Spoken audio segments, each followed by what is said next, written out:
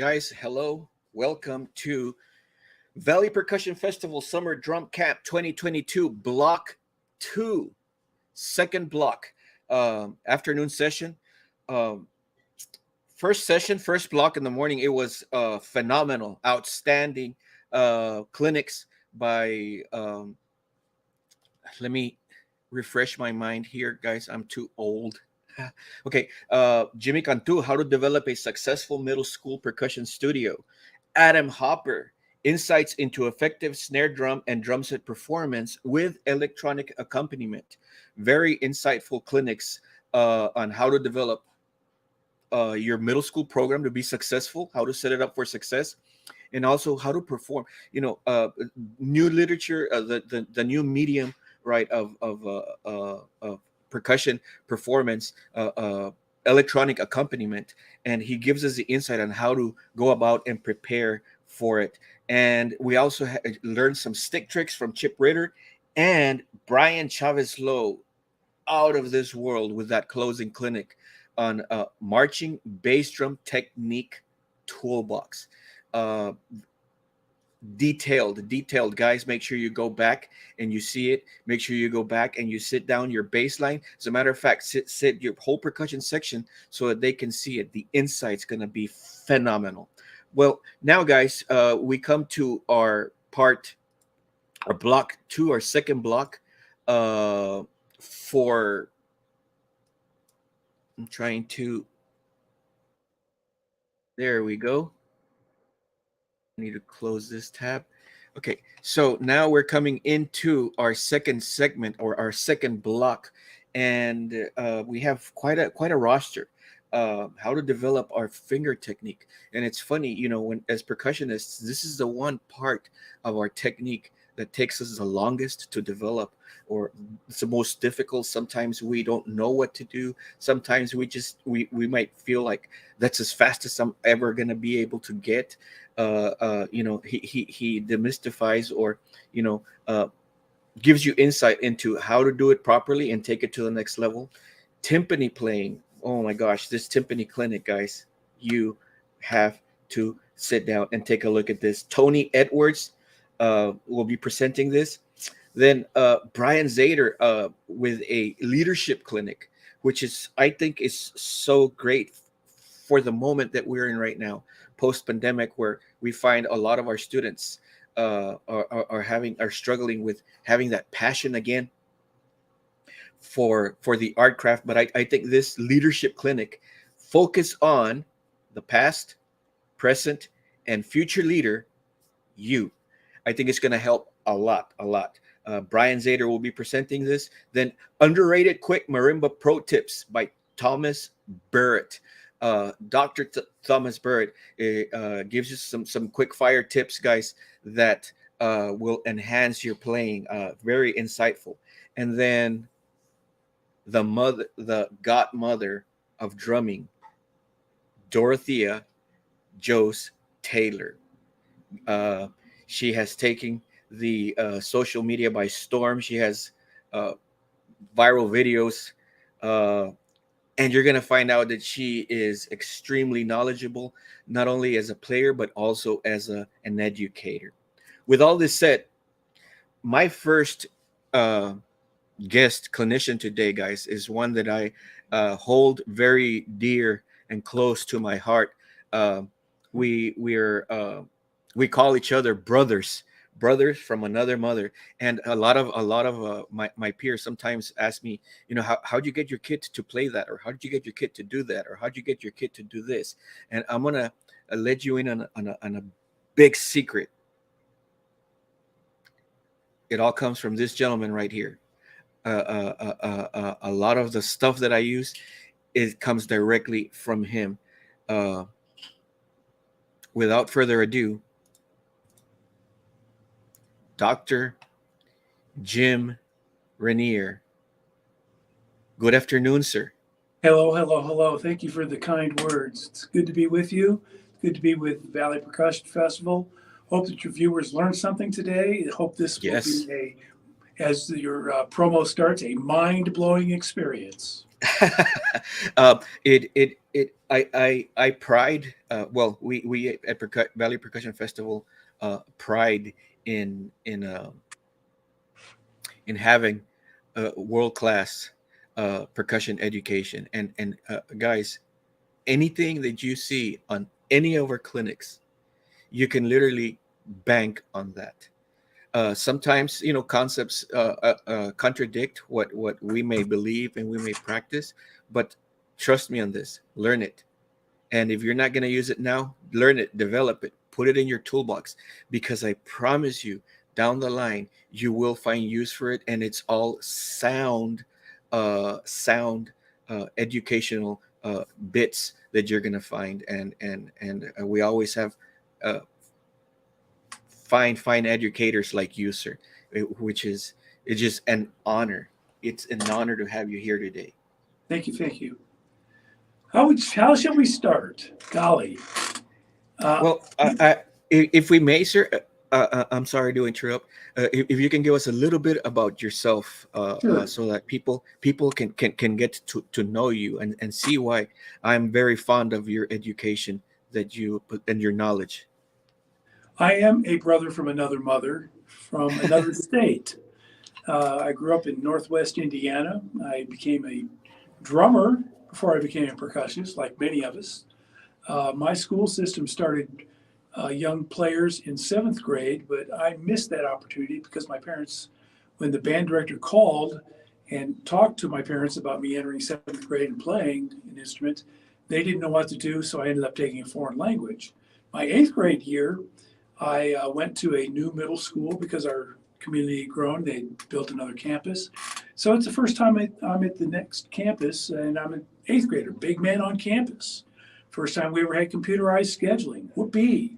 Yeah. So I'm going through my schedule that day, and the last period of the day is PE class. So I go in like all the other kids, sit down on the bleachers, and out comes coach. Spandex pants, striped shirt, whistle, stopwatch, and the clipboard. The coach. And he calls names. And as he finished, he said, "Did I miss anyone?" I raised my hand. He asked to see my schedule card, noticed, "Oh, you're an eighth grader. This is a seventh grade PE class. Maybe you're supposed to be my assistant." Well, I didn't really want to be a PE assistant, so I asked to go down to the office to have my schedule changed. I met with the secretary. We didn't have counselors, and I explained the situation to her, and I asked, could I take another class? She said, sure. She had forgotten that it was state law in Indiana that I had to have PE as an eighth grader. And I asked, does beginning drums meet at this time? And yes, it does. So by the grace of God and computer error, that one day changed the rest of my life. I went in to meet with the band director and explained the situation to him and offered to pay him my lunch money every day for my drumsticks, my pad, and my books. Didn't even ask my parents. Oh, And so, wow. yeah, and that's an unusual thing. Very. I say it's divine intervention because it truly opened up so many avenues to me that I would not have known of otherwise. And I became an all-stater my last 3 years in high school, started taking lessons as a junior in high school. The teacher that I learned from happened to learn about finger technique from his teacher at the University of Iowa, who himself had learned it through Joe Morello, the great jazz drummer. So Oh, that's kind of the wow. lineage. And from my teacher, who's just recently passed, Herb Hedstrom, God bless him in his teaching, I learned how to play, and it relies a lot on being relaxed. Too many players play with a grip versus a hand position. And so, Yes. the stick has to do its thing. And there's a lot of fascination through the internet on molar technique. Well, that is all based on the rebound of the stick, allowing the stick to do what the stick does naturally. Once you throw it down, it wants to bounce. And the whole thing with finger technique is continuing the bounce. Okay? So I'm going to demonstrate from a traditional hand position and not matched, even though as a professional player, I played matched hand position all my years. But a couple years ago, I injured my middle finger in a cooking accident with a mixer. The mixer one I lost. and it crushed my finger, and I now have arthritis and things. So I'm not able to do quite the alternating finger technique in the left hand from the matched hand position that I'm able to do from the traditional hand position. So I'll be demonstrating that. And it is a slanted drum Technique. hand position. And so we need to remember that. You can try this on a flat drum, but on a flat drum, you're going to be playing at a very acute angle to the head that you're going to lose some of the rebound that you would catch if the head were more parallel to the stick. And that's important. So let's start perhaps with the left hand, which is the most misunderstood hand. Yes. I think. And I'm going to show you how I was instructed first to, quote, find a natural hand position.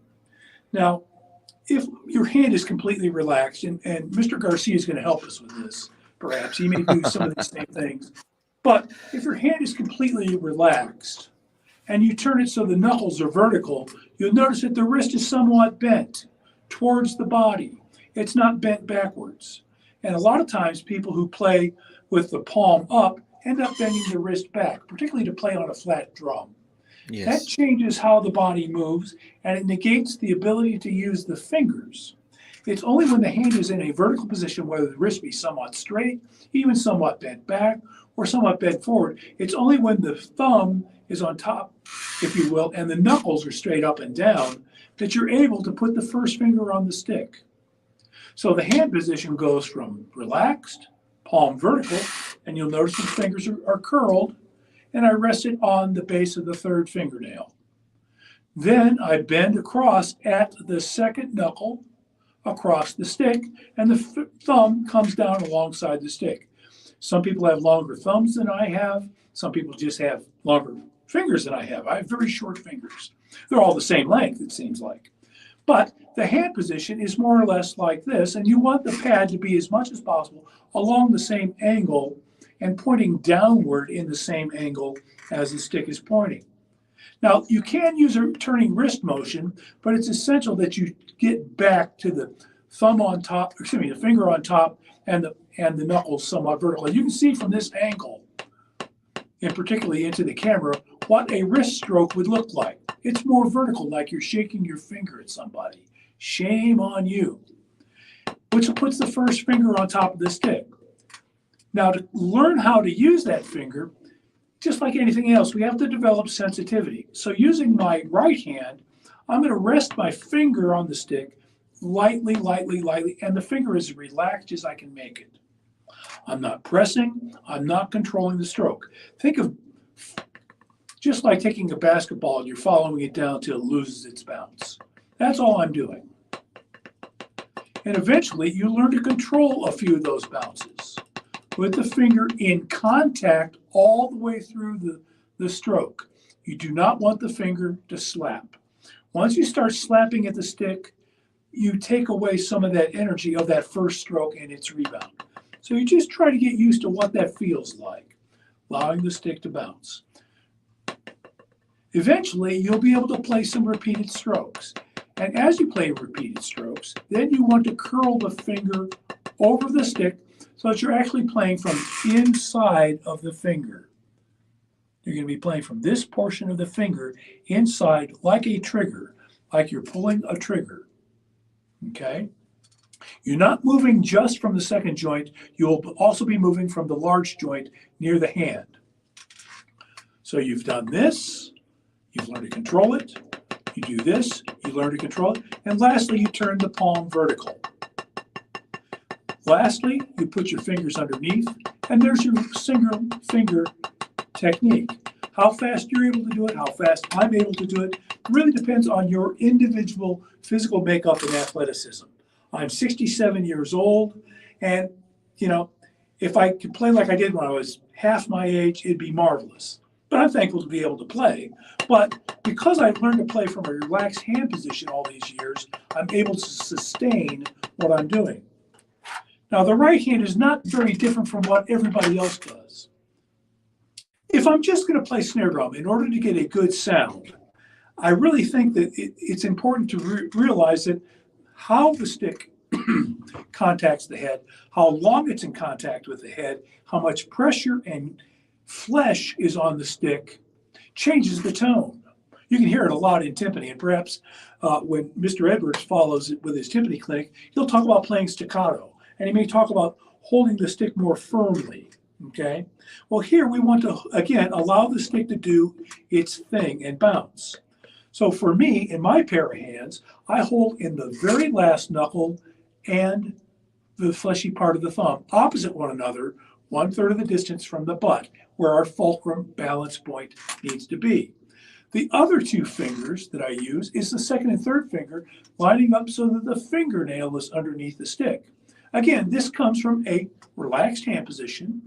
I turn my hand over, it's completely dead and relaxed. And you notice my fingers are curled in a certain posture.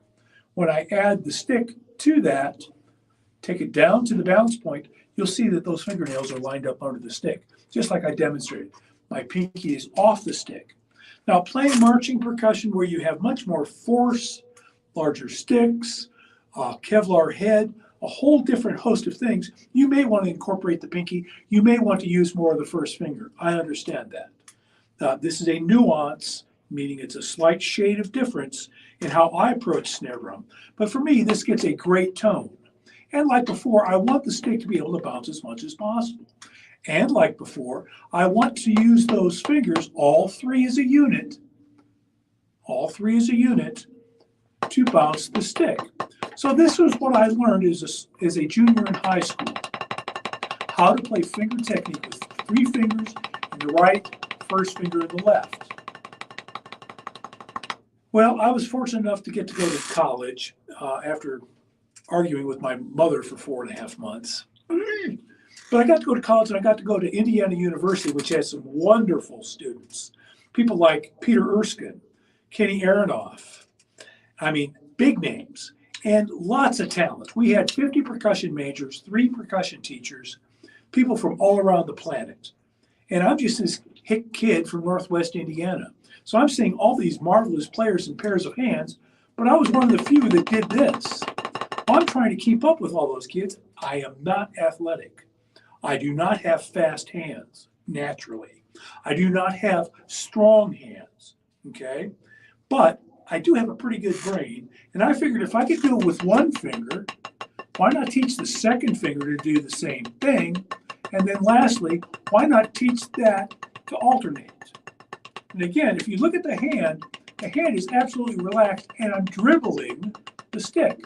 That's pretty quick. Well, my left hand was the smarter of the 2 hands, and it taught my right hand how to do the same thing. Now I'm alternating first finger, then second and third. I had to change the hand position. I had to go from first knuckle into that second knuckle to get underneath the stick. So I could go first finger, second and third as a unit, first finger, second, third as a unit. Then I was able to dribble the right hand as I did the left hand. Then I learned how to play first fingers only, then second and third in the right hand, second in the left hand. Then I learned how to alternate all 4, and that was a fairly quick single stroke roll. The nice thing about it is it's relaxed as all get out. Will I fatigue and slow down, or perhaps lose the bounce? Yes, because just like you're trying to dribble a basketball real fast, if you're slightly out of sync with that movement, you slap the stick at the wrong point, or contact the stick at the wrong point, or dribble the basketball at the wrong point at its apex, you lose the dribble. I also have a challenge because when my finger was crushed, I now have a bony process here instead of flesh like I do on my index finger. So that bony process is a little harder as it contacts the stick, and sometimes it causes a false bounce to be interrupted by too much energy of bone contact to the stick. That's it in a nutshell. Mr. Garcia.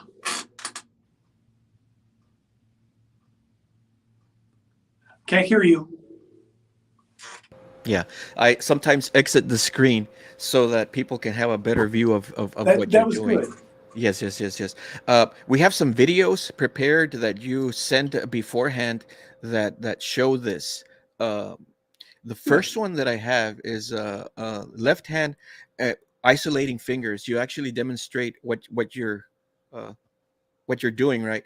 On your left hand. So do you want for us to go ahead and play Sure. that one? Okay, Let's have a awesome. look. Yes. Let me. And while we're queuing that up, if you have any viewers who have comments, how can they contact Yes. you? They all they have to do is put your comments, guys, on add a comment. I'll see it and we will address it. So Same thing for just write in your questions. comments. Yes, any Comments and questions that you might questions. have. Exactly. Good. Exactly.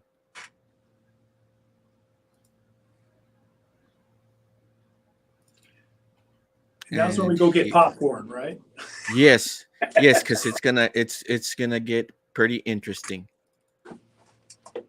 So here we go with the first video. Thank you.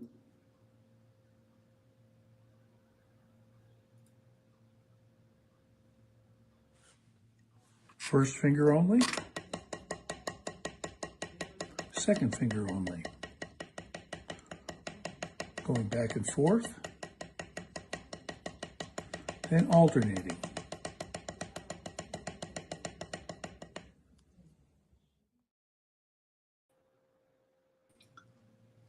Okay. So there's the first one. Any words on that, sir? Yeah. Give yourself time to learn how to do that. And let me also say this. Finger strength and dexterity are two different things. People who work constantly on their grip, maybe use a grip exerciser, that's good for developing overall strength in the hand, but that's not the same thing as dexterity. Yes. Okay. And so really playing piano is one of the things in college that really helped me develop my finger dexterity, and also something called cowling exercise, COWLING, cowling exercises, which are kind of like isometrics or yoga for the hands. It was developed many years ago for string players like violinists or guitarists and also pianists. But I've used a few of those exercises to learn how to develop the independence in my fingers over time. And it really, really helped strengthen and improve my dexterity. So just a little plug for cowling exercises as well. So we can find this on YouTube, I can imagine, right? I'm not so certain about YouTube, but there is a cowling institute. I think it's in the UK, but you can just Google cowling exercises. And it may be mostly print material. There may be things for purchase, but it is helpful. Okay. Awesome. In developing our strength on our hands. We have another one. I'm wondering if I should play it again, the same one, so they can get a second view of it, and then we'll go to the second one. We're gonna play the same video, guys, so you can get a refresher, get a second view. First finger only. Second finger only. Going back and forth. Then alternating.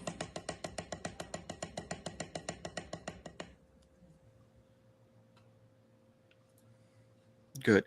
Now the second one, the second video, hands together, and in this case, sir, what you did in this second video is you're not using the alternating technique.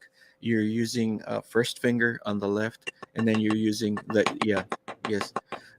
what was the purpose before I play it? What was the purpose of you sharing that with us? This is basically what most people think of when they think of finger technique.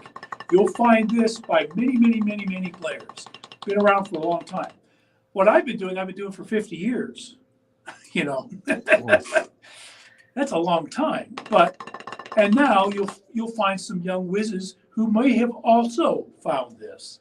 But 50 years ago, we didn't have the internet. We didn't have cameras. We didn't have none of this stuff. This is just me in a practice room saying, I want to play as fast as that person who could do it, you know, with their toes. Yes. So playing the drum and developing ourselves, a lot of it is a discovery and trial and error. Wow. And that's what this was. I was taught this, I thought about this. I also thought about another thing that I worked with for a while, was kind of a push-pull with the first finger. And it didn't work out for me. I don't have much finger to push. But I was trying to catch it on the forward stroke and backward stroke, up and down as the stick is bouncing. It was kind of weird. I tried that for a long time. I haven't done it in years, but I was not very good at it. I see. But yeah, it was. But I mean, that's again one of those experimental things. Yeah, I tried thumb finger, you know, but I found the stick was wanting to wobble. Yeah. The axis. Because the thumb is coming in a different angle from the finger, and so that's when I went back to just this, which keeps the axis pretty true. Yes. Okay, so here goes the second video. Hands together, and again, not using the alternating technique. This is traditional finger, if you will.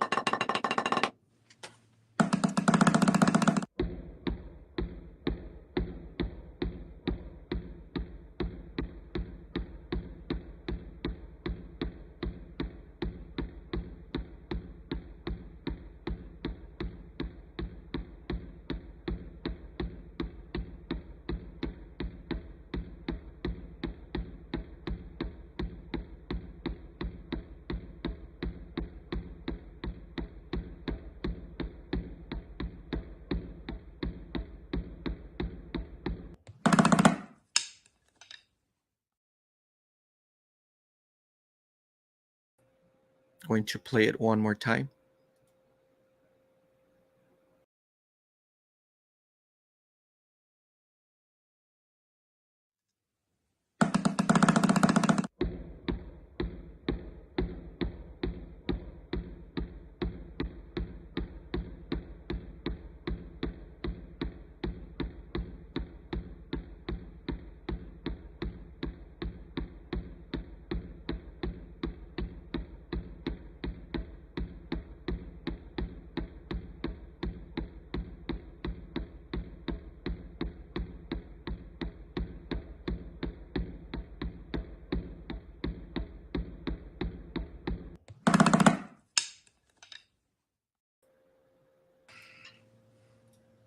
There we go. So that's the second one, and compare. We're using it, just I guess the traditional way of playing, like you mentioned, where there's no alternating going on.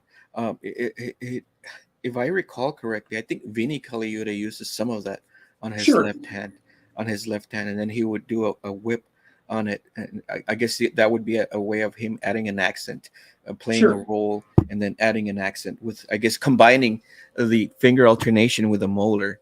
Yeah, and the molar thing, I mean, if you look at Jim Chapin, who's probably the best known molar component or proponent, who going way back, you know, who had contact with molar, great fast hands, but it all relies on having continuous throw down and act. You know, it's not smooth. Yes. This is smooth, and that's the difference. I don't have to keep adding energy, relying on a whip, whip and two bounces, whip and two bounces, whip and two bounces. This is start it and keep it going. Very different technique. They both rely, however, on rebound. Yes, the control of the rebound, and it makes for a nice sustained tone, which is what our role is. It's our long tone, right? Yep. Our long notes. Yes. And the next video, if you want to add something before I play the next one, just go ahead and interrupt me, sir. Feel free to interrupt me. Which one do we have queued up, please? It has hands together. Oh, this one is with different views where you move around. Yeah. You'll see that my home video production is not real sophisticated. It's the best. You know,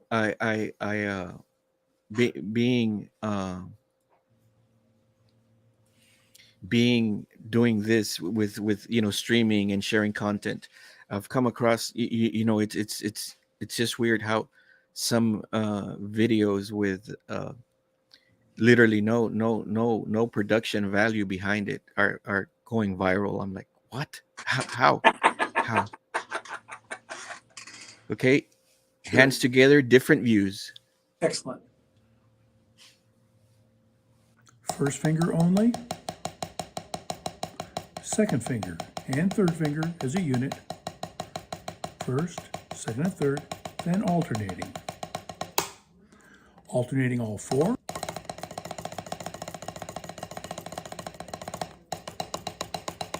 Wrist strokes, first finger and all three in the right hand.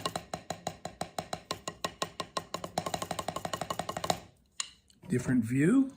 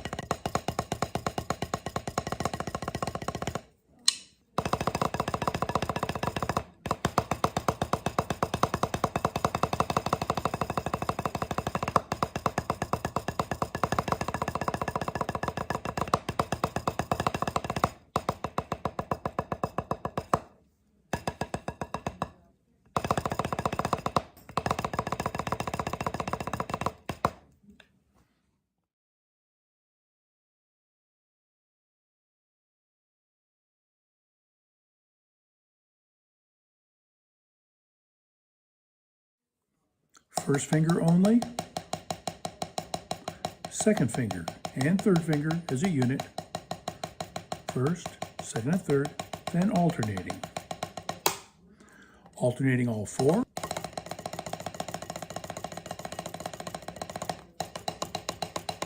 Wrist strokes, first finger and all three in the right hand.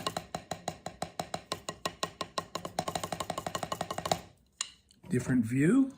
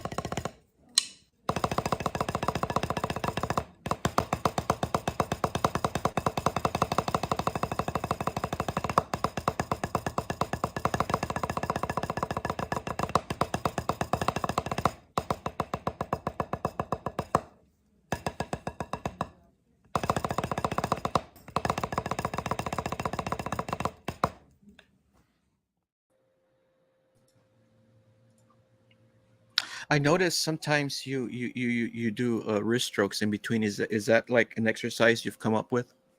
Not necessarily, but again, like I said, if something happens in the sequencing, or if I hit my bony process and it changes when I'm contacting the stick, sometimes I lose the energy of the stick that I want, so I have to reestablish it with another fresh stroke.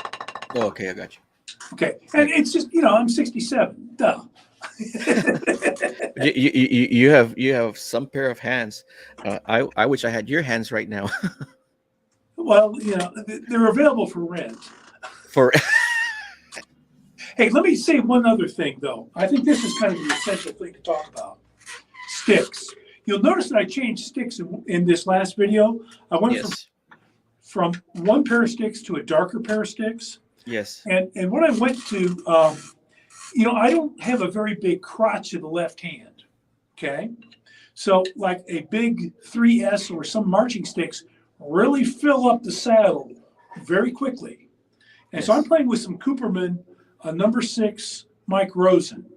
And that was another pair of Cooperman that I had at home that I used that with a darker pair. The thing that I really, really, really like about Cooperman and some other models, and I can't tell you what they are, is that they have a long taper. This long taper increases the springiness of the stick. yes. It increases that rebound. The problem with things like, I'll take the SD2 Bolero here. Very short taper, very squatty, not much mass. It is not designed for what I'm using it for. You know, yes, I can still do this, but the amount of mass up here and the taper ratio doesn't work in my favor for what I'm doing. Okay. Yes. So what I was using beforehand is not this stick, but it's very similar to this. I was using a Vic Firth Peter Erskine ride stick. This is yes. okay, because that fits my hand. Yes. Okay, that fits my hand. That fits the crotch of my hand nicely, and it has a nice taper. Wish there was a little bit more meat down here. Yes. Sounds great on cymbals, but because it doesn't have quite the mass, it loses inertia. Yeah. Okay, and so that sometimes that was also part of it, that you lose the inertia of that stick because it just doesn't have enough to keep it wanting to continue on with the momentum or the inertia of the action that you've given it. Yes. Okay? So that's one of the things. But the longer taper, the better it is, and it generally sounds better on cymbals and on heads. Yes. Okay, that's just a little something there that I find in my hands works better for me. Yes. And then the fourth video that I have is a top view, hands together, top view. So I guess you were just trying to give us a different view, because this will be the view that you're looking at when you're trying to do it. Yes, exactly.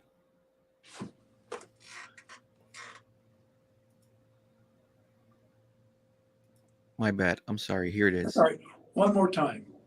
There it is.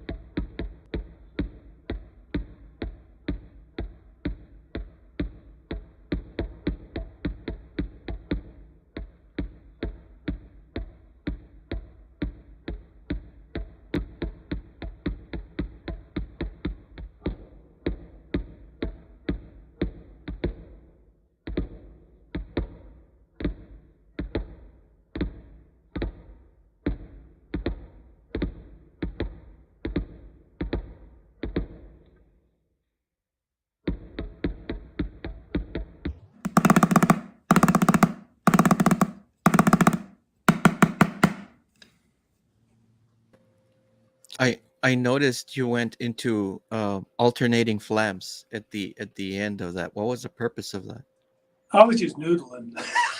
Oh, Oh, okay. but it shows also that fingers are also part of that stroke. Yes. You might be able to see it better on here. I was just noodling there.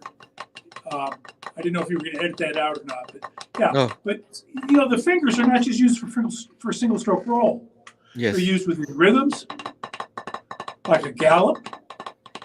Its right hand is just playing finger strokes.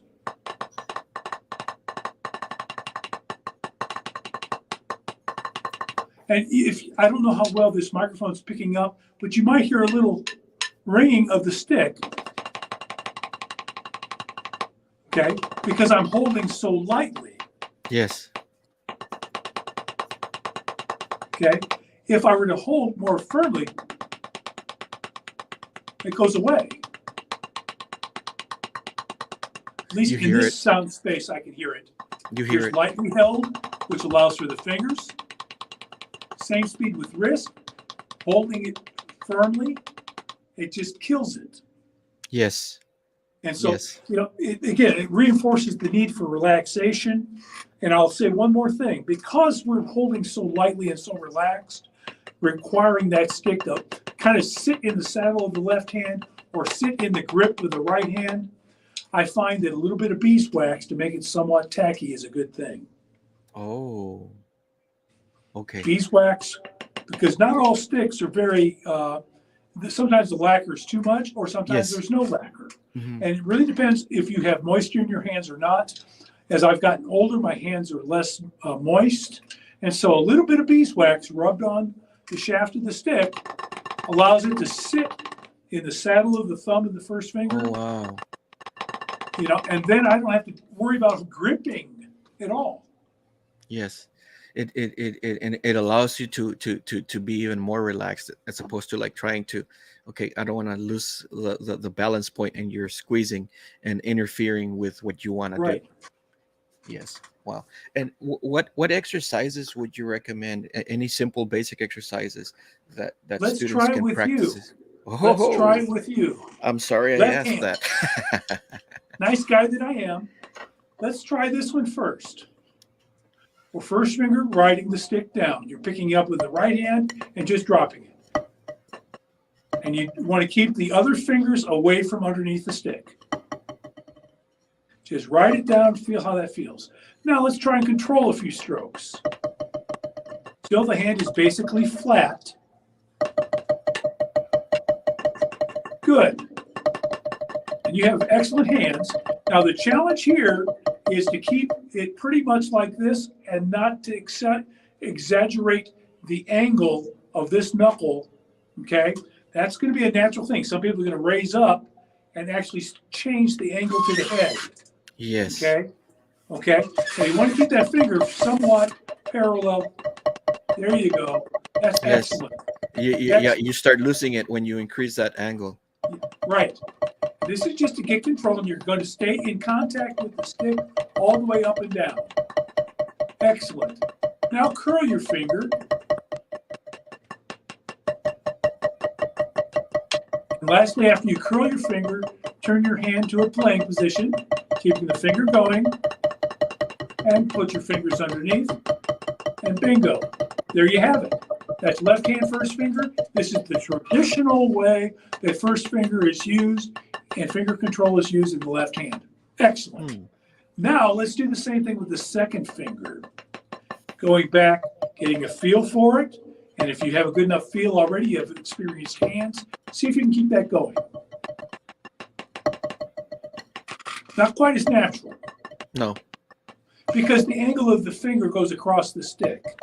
Yes. Okay, you're not alongside the stick, or you go across it. So as soon as you need to curl a little bit, go ahead and curl. There you go. That's easier, isn't it? Yes. Now bring it up to a playing position. Good. Now first finger. Now second. First. Second. First.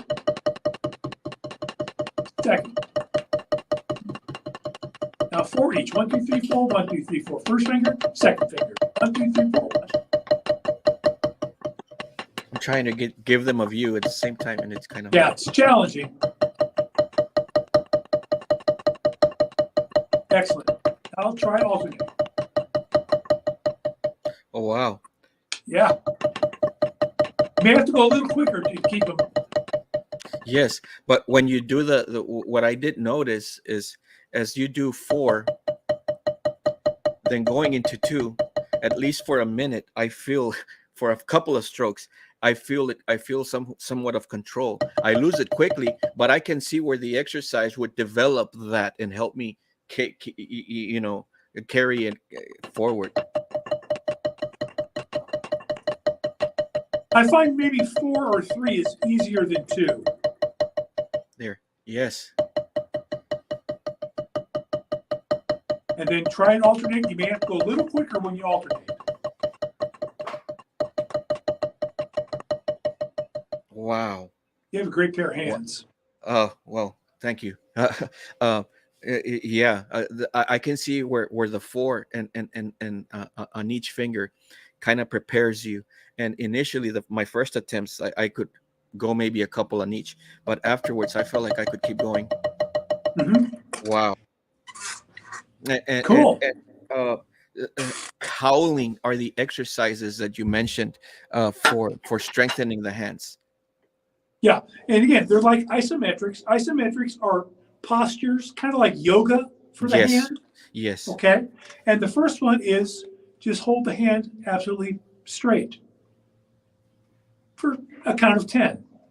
Second one is to stretch outward, don't hurt yourself, for a count of 10. Just those 2. That's the first 2. Then you bend from the second joint, and if you have to, use the other hand to hold it while keeping things straight. And you'll do that for a count of 10, and you'll go through all 4 fingers. Try not to split off fingers. See how you split off your pinky? Yes. And you need to keep it absolutely straight. Okay? Then ring finger, count of 10, pinky. Then you do all the combinations that you can do for a count of 10. Okay? Oh, wow. Two fingers at a time? Oh, yeah. 2 and 4. 2 and 4. The pinky and the middle finger is the hardest because your ring fingers really want to curl. That's why you use the other hand to hold it. Yes. Because you're getting the posture first. These can hurt. They look simple, but they are simple, but they can cause a little stress. Then you do the same thing from the second joint. Okay, same series, then the same thing. Then you split off a finger and do it. Okay, then you start with gaps. Okay, like this. Okay. You know, so you're doing all sorts of, and so it really works things from here on down. Yes. Unlike curls or grip things, which work up here. Yes. And you should probably already feel something different in your fingers. You do. You do. Is that weird? Yes. Yes. It kind of sets you up. I mean, obviously, you know, cold turkey, you know, an hour from now, I won't feel it. I would have to do it again. But you can feel how it sets you up for it. Yeah, and all of a sudden, my hand feels better. Yes, the same thing, because I've whatever exercised, you know, warmed up those particular joints. Oh, I actually was able to go a bit faster. Isn't that nuts? This is the first time I attempt this alternating, and from one. Yes, this is beautiful. So, wow, you know, talk about demystifying all this about finger technique, because it's the one thing that everybody wants. Everybody wants speed, but you know, how do we do it? How do we get there? And how do we work at it? Is it possible? You know, sometimes we start to question ourselves. Is it possible that I can go faster, or did I just hit my ceiling? But no, you know, knowing is half the battle. Yes. And there is a caveat. The looser the head, you're not going to get as much rebound. So even though you can do this on a tom-tom, like from the kit, okay, from the drum kit, you're not going to get quite as fast. So you have to go to wrist. And going Yes. between instruments, you got to use wrist. Yes, yes. Thomas Lang talks about that in one of his clinics, where you have to use wrist to get power, or Yep. else the second the some notes will not speak clearly. Yes. Yep. He's absolutely Wow. right. Dr. Rennier, my brother, it is always beautiful. It is always beautiful to be in your presence, and I always walk away more knowledgeable. I feel like I always walk a better person when I'm around you, sir. Thank you so much, It and was an thank you honor. for doing this. Thank you. Now it's there for posterity, so that people can come and check it out and see it time and time again. Thank you. It was an honor and a privilege to be with you and with your viewers. Thank you. Sir, thank you. And this is not the last time. I hope it's the first of many. It would be an honor, sir. And Thank you. anything you need, the channel is at your service. Thank you. Keep those sticks moving. Yes. I have how about, sir, if you help me introduce the next Tony Edwards. Sure. Love to. What an artist. Yeah, Tony's wonderful.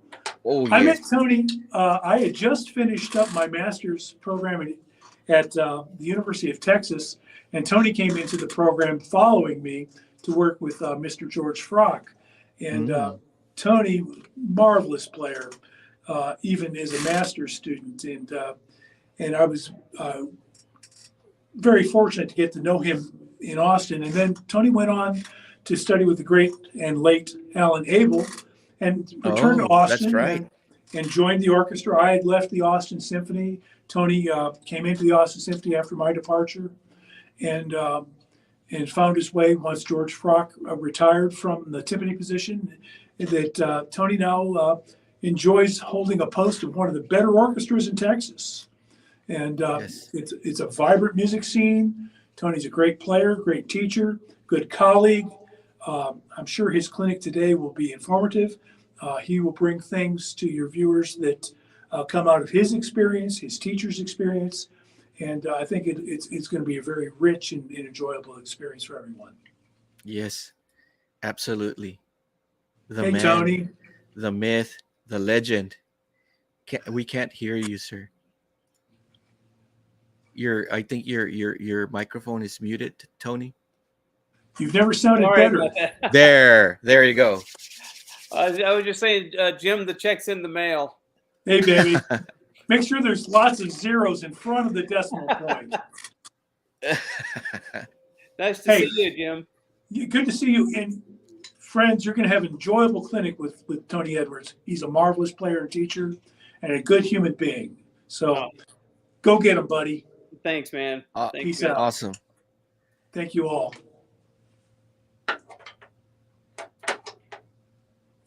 Gilbert, nice to be here.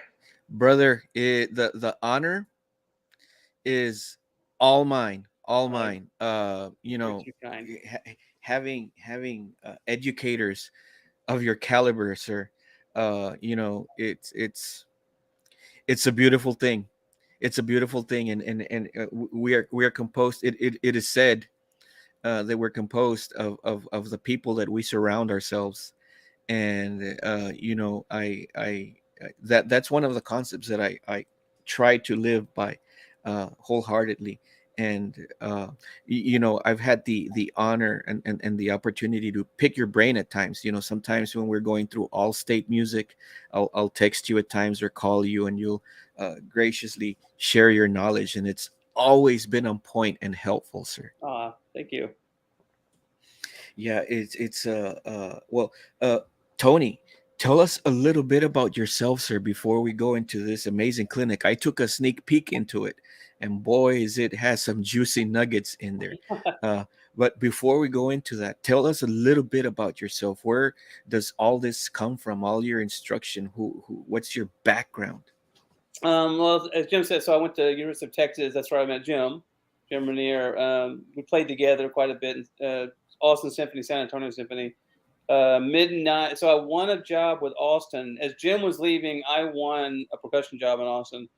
And then I decided to expand my skills and knowledge. So I went to take a lesson from the late great Ellen Abel, mid 90s. And then after hearing me play, he was nice enough to offer me a position at Temple. So then I went to Temple and got a postmaster's degree there. And so went to school with Trey Wyatt, who plays in San Francisco. Some of the great Matt Strauss was right after me when I left Temple. Wow. Yeah, and so then after I left Temple, then I did the audition circuit really seriously for a couple of years. Made the finals of a lot of great orchestras, but ended up staying in Austin, which has been great. And in I guess 2001, 2002, somewhere around in there, George Frock, amazing George Frock, retired from the orchestra. So I was just kind of in the mood for a change.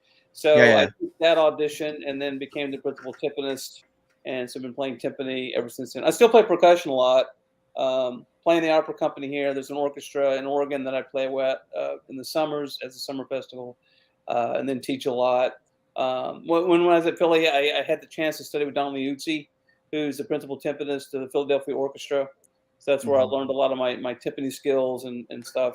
And then a lot of the stuff is a conglomeration of people giving me information and then taking that and working from it and little discoveries that I've discovered along the way to kind of help my playing. Yes. Wow. And how about if you give us a little bit of insight, maybe some highlights or special points that you feel more about that we're going to see in your clinic? So I tried to put something for everybody. So there may be stuff like for the beginner that may be boring for, maybe the more advanced players. And then there may be things for the advanced players that they never thought about or no one ever told them.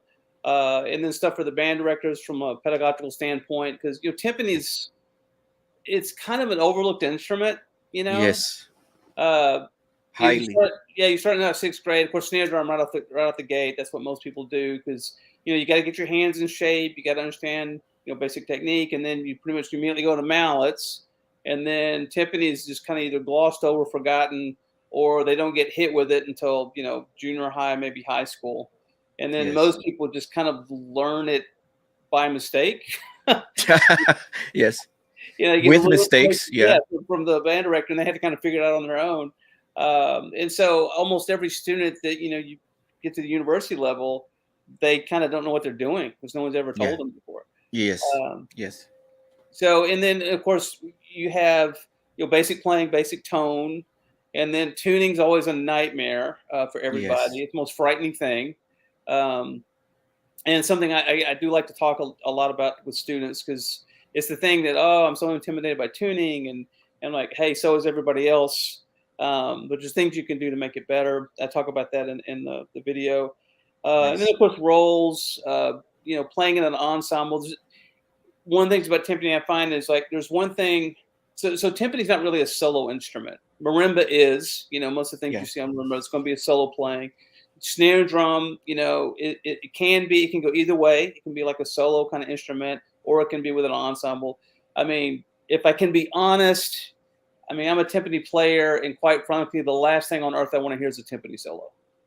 It's just, everybody's kind of that way, So timpani is really an ensemble instrument, and so most of the stuff you do in a high school situation, it's from a solo standpoint, like URL, it's like your solo, But then you take that approach, and then you play in an ensemble, and you find it really doesn't work.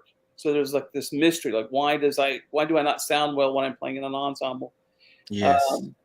And that just goes into a whole topic. Mallet choice plays into it. Beating spot plays a lot into it. What you're listening for, where you tune the drum is a big one. That's something no one ever thinks about. Like you can any drum that you take. And I talk about this in the video. So, for example, the most common pitches you're going to find on timpani is C and G. If you ever do, most gigs you play with an ensemble, you get into C, G, A, D. And so your bottom two drums will hit those pitches. Your middle two drums will hit those pitches. So where do you put them? Middle two, bottom two. And so in the timpani world, for example, this is something I learned from Don Liuzzi. You kind of have two schools of thought. One school of thought is you tune them in the mid-range of the drum. Another school of thought, you tune them way up high in the upper range of the drum. So your orchestra's like Philly, London does this, some other, Cleveland, Boston, those timpanists tend to tune mid-range. Other orchestras tune way up in the high range. When you tune high in the range, your pitch is much more clear. So you'll find that when you're playing with an ensemble, you can hear like, oh, wow, that blends so well because the pitch is much more focused when you play in the upper range. So anyway, it's little things like that. I don't want to. Wow. I'll get talking too much and take all the time. So, well, Tony, what do you say if we take a look at your clinic, man? Absolutely. You just definitely talk about an appetizer. You just made me want some more, brother. It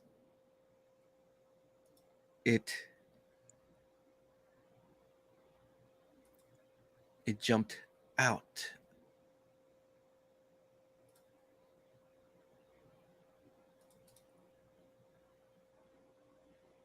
Here we go. All right. Hey, everybody. My name is Tony Edwards. I'm the timpanist for the Austin Symphony Orchestra here in Austin, Texas.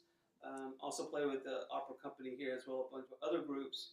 And I've been invited to give this online clinic on timpani for the Valley Percussion Festival 2022.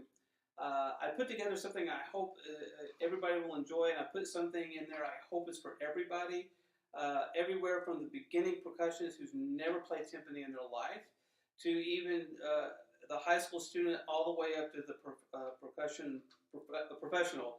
And I hope you might find all these things helpful. Hope you enjoy it.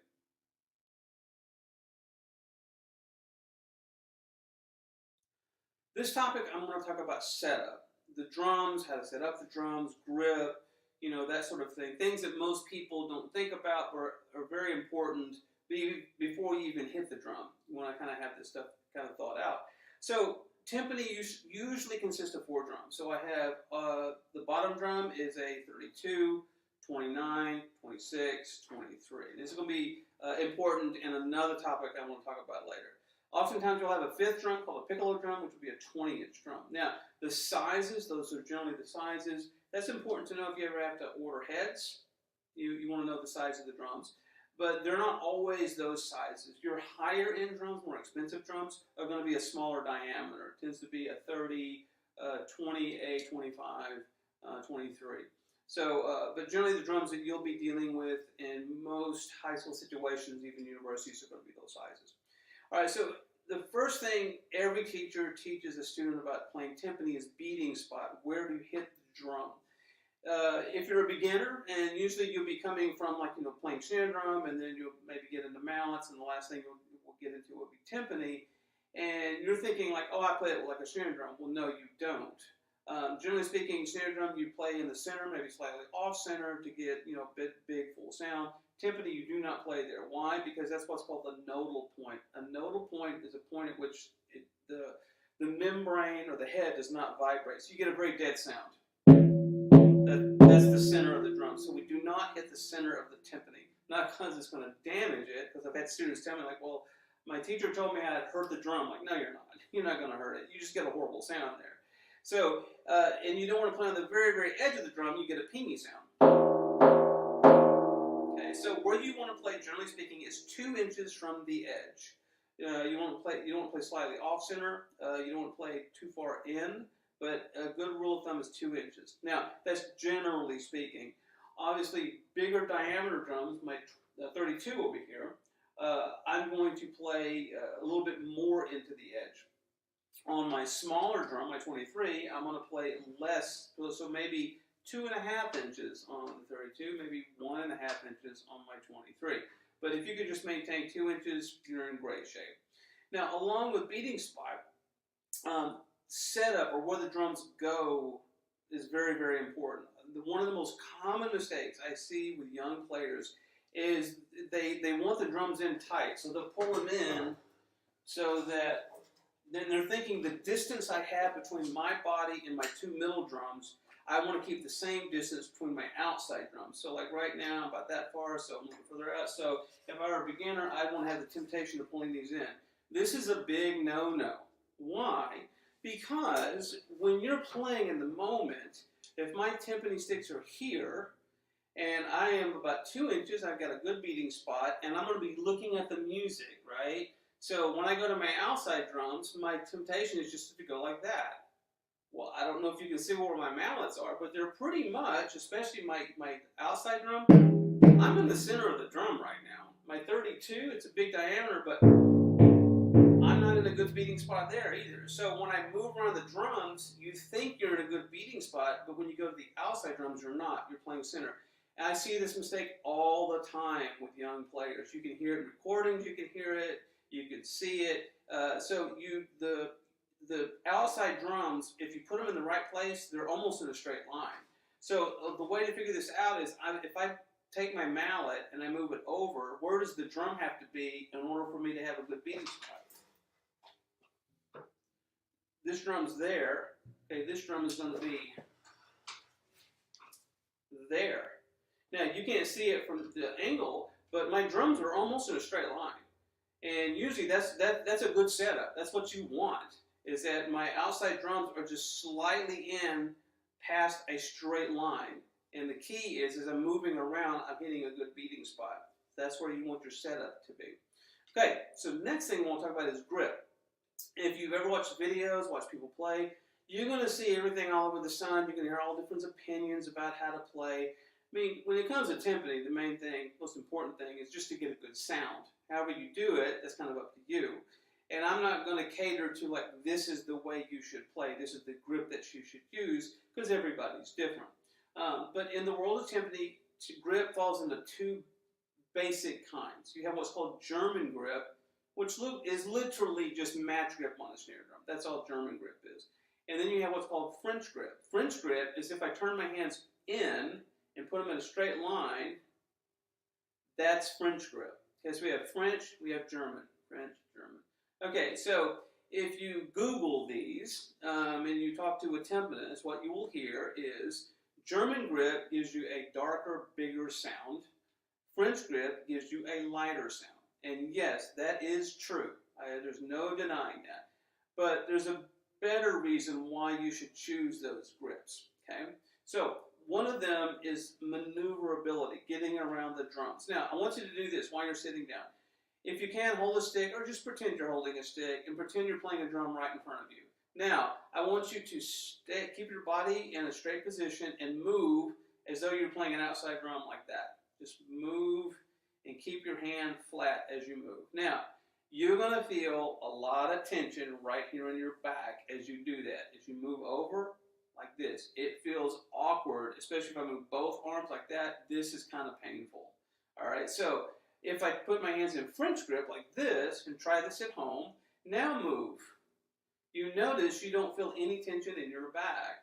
Because you have to move around timpani, most professional timpanists, more advanced timpanists, will tend to cater to a French-style grip because you can move around the drums a lot easier to do that. German grip is a lot more difficult to do that. Okay. Now, advantage of German for you band directors out there that are trying to move your beginners up to timpani.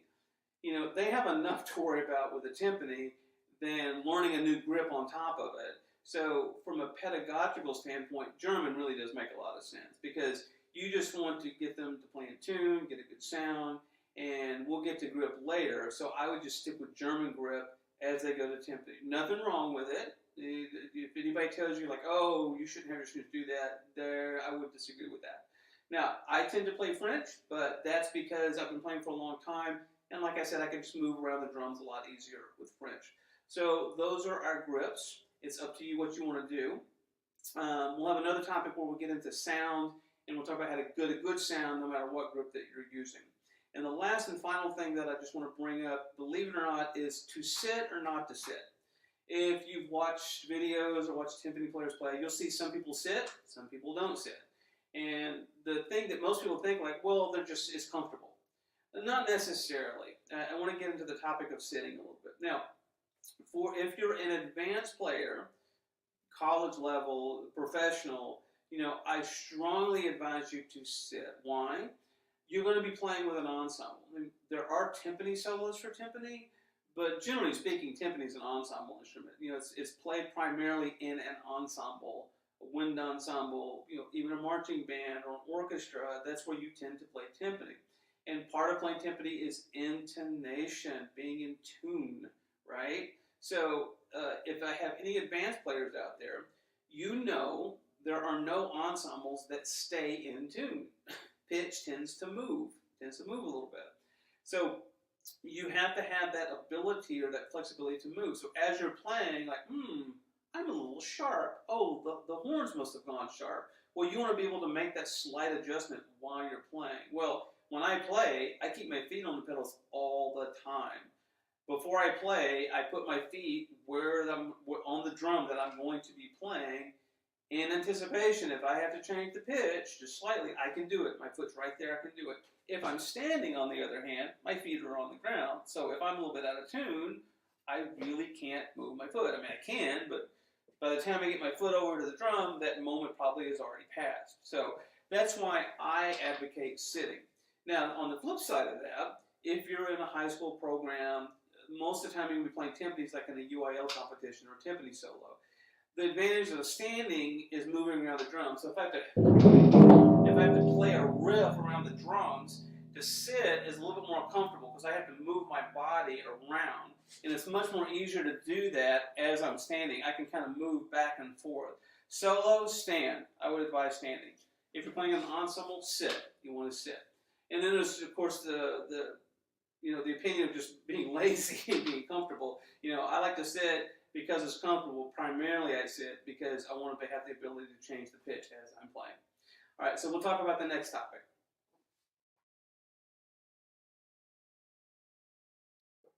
So for this topic, I'm going to talk about tone a little bit. So when playing timpani, it's really easy to get a bad sound, okay? So I want to talk about, first of all, let's discuss good sound, bad sound.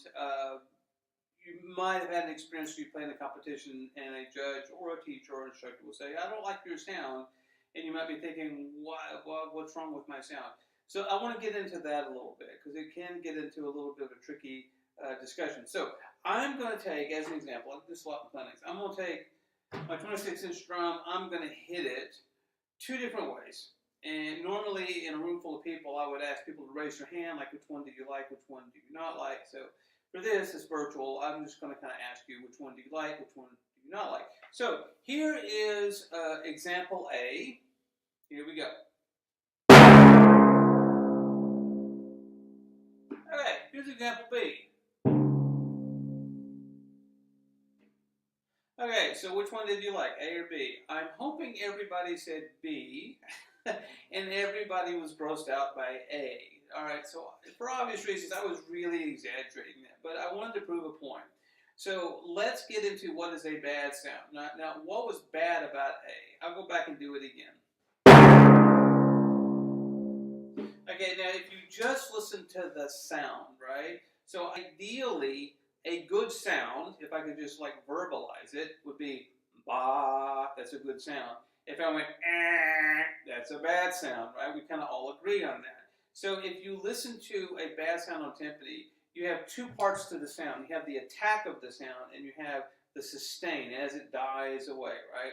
So when people use this term, I don't like the sound, usually referring to two issues. One is the attack to sustain ratio. Like the attack sounds so different than the decay, or the sustain. So we get this kind of effect. Like the attack sounds gross and it kind of levels out. Another thing that you can get into sound is about pitch bend. So you can hit the drum in such a way that you get you get a bend in sound. There are two phenomenons that are, actually one phenomenon that's creating the two scenarios, right? Let's talk about the acoustics of a head, how a head actually works. So head, you got a timpani head. It's large, it vibrates, and it oscillates relatively slow when you compare it to, say, a snare drum. when you hit a snare drum, if you actually look at the head, you can't see it vibrate. It's vibrating like 10 times per millisecond. I mean, it's like blazingly fast. And we're gonna get into rolls on another topic. This is gonna play into that as well. But a timpani head oscillates relatively slow. For example, I can hit this drum, and we're gonna count how many seconds the head oscillates, right?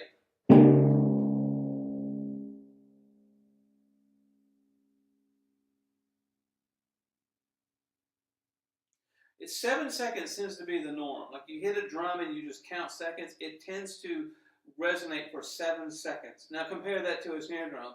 A snare drum is tick, that's it, right? It's really short on a snare drum. So because of that, the head is moving, it's doing this, right? All right, so when you hit a drum, ideally the head wants to move like this. This is my visual aid. Imagine this is the head. If I hit it and I force the head to move in a way it doesn't want to, okay, you're going to get a bizarre effect. You're going to get a horrible attack. You're going to get pitch bend. That's where all those factors come into play. So that's ideally what we want to do, hit the head so it oscillates the way it wants to. All right, now let's go back to A and B. When I hit it the first time, what did I do? I really downstroked the drum, and I struck it really hard. Basically what I'm doing is all the force of that hit is going right into the head. So let's say I'm moving at 20 miles an hour, that head is absorbing 20 miles an hour of a hit, right? Because I'm not lifting at all. And therein lies the common thing about a stroke, lift. I don't care what technique we're talking about, French, German, hybrids, whatever. The common denominator you'll see with all techniques is lift. When I hit the drum, I need to lift off of it. If I drive the stroke into the head, I'm going to get a bad sound. So let's go back to our examples again. On my A, my B. I lifted. That's what I did. So I can even move. I'll try to play the exact same speed. Like I lifted. I'm still moving fast, but see, I lifted. And you can hear the difference in that. That's the key. Even if you do kind of a hybrid lift, like I'm not abruptly picking it up, but I'm letting the stick rebound off the head. The key is don't let the head absorb all the impact. Okay, that's the key to a good sound. Now, you can also, I talked about that attack to sustain ratio, right? So we can make a round sound, or we can make what's called a pointed sound, or articulate sound. I like to use the syllables da and ta, da, ta, da, ta. They both end the same, ah, but the syllable at the beginning, the consonant's what's different.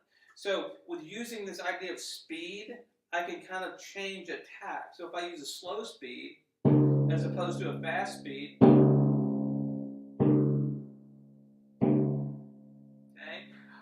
I'm trying very hard to get the same volume, and you'll notice what I'm doing is I'm changing my height. If I lift really high and I play slow as opposed to half that height and use really quick, I get the same volume because I'm over, one is canceling out the other.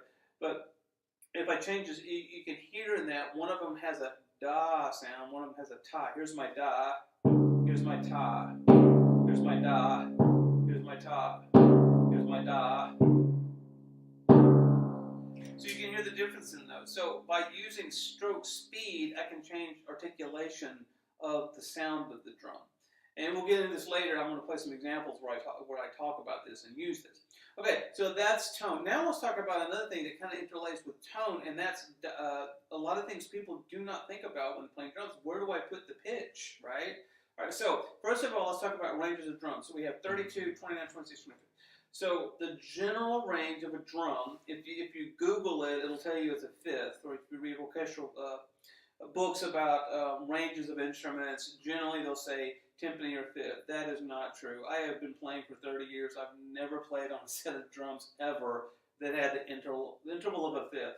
Generally speaking, it's a minor six. It can be a minor six to a major six. Some of them will give you bigger ranges depending on manufacturer and the drum, but generally it's a minor six. So another important thing is maintenance of drums. We're going to get into another topic. But if you go to bottom pitches, it's a D minor 7 triad. That's the best way to think about it. 32 is a D. 29 is an F.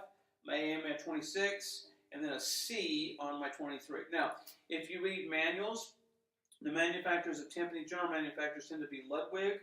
Yamaha's another big one. Then you have Adams. Majestic is another really good one, which, by the way, I endorse Majestic, just for the record. So we have Ludwig. If you read a manual, it's a little bit different. It'll say D, F, B flat, D.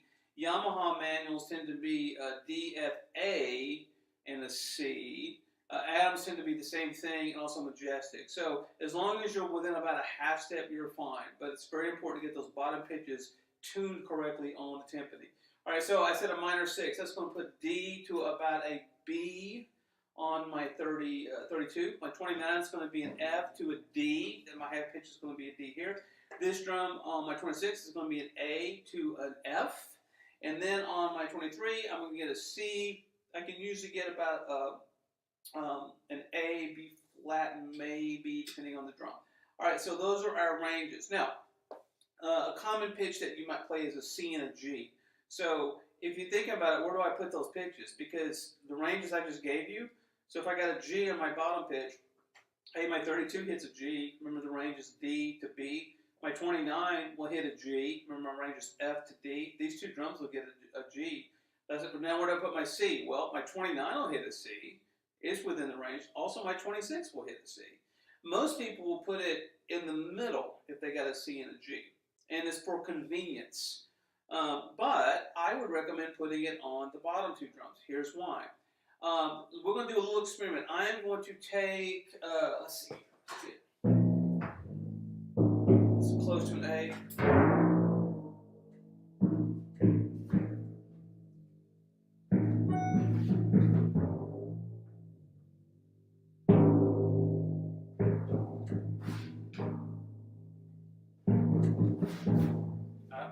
Sorry about that. Okay, so I've got the same pitch, generally an A on all these drums. I've got an A on my 26, an A on my 29, A on my 32. So we're going to do an experiment. I am going to hit each drum. Now remember, I talked about tone. Right? What do we want when we get good tone? We want the attack, the sustain ratio to sound the same, and also pitch. We want the pitch to be, I call it laser beam pitch, like ba. We want that. We don't want to go ba. We don't want that. The pitch bend, which sometimes timpani will get. Those are the two things I want you to listen to. Now, I know this is virtual. I'm not using the greatest mic in the world, but I hope this will still come across in the recording. So here it goes. I listen very closely to each drum as I hit it. Here we go.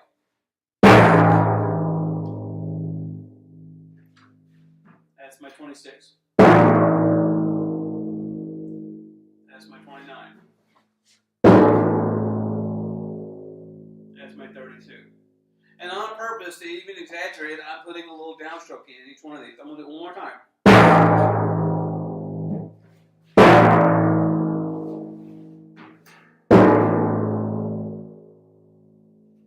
Now, I hope it's coming across. If so, think in your mind, which one did you like the least? Which one did you like the best? And the two criteria I want you to, again, I'm talking about is attack to sustain and pitch bend. You'll notice that this one, the 26, the smallest drum, had the worst, like, had a bad pitch bend. 29 was a little bit better, also had a little bit difference. 32, on the other hand, actually went, da, it sounded like that.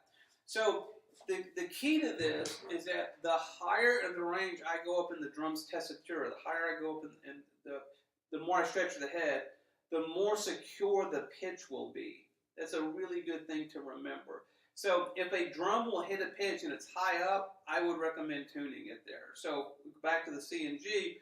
My G is not the highest pitch on a 32, but it's kind of like mid-range. C is kind of getting up there, but a C on the 26 is like low in the range. A G is really low. That's just like a whole step above the bottom pitch. So these pitches are going to get really wonky if I put them here. Sound a lot better here.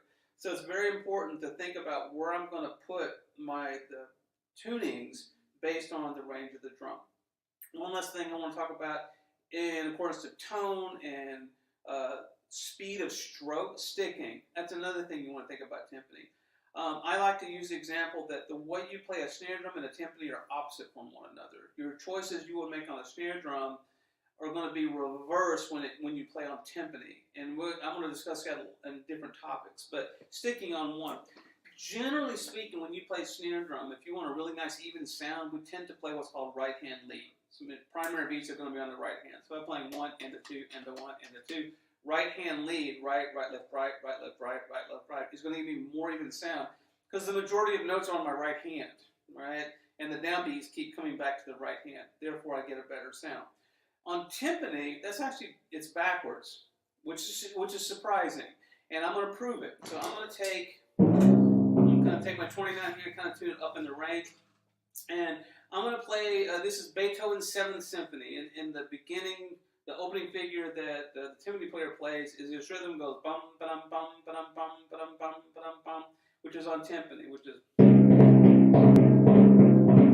that rhythm right there. So if I would think like a snare drum player, and I'm going to go right hand lead, I'm going to go right, right, left, right, right, left, right, right, left, right, right, right, left, right, right, left, right, right, left, right, right. That's it. Right, left, right, right, left, right, right, left, right, right.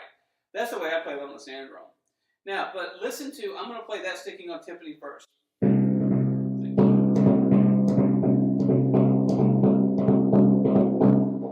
going to alternate it. Listen to the difference. I'm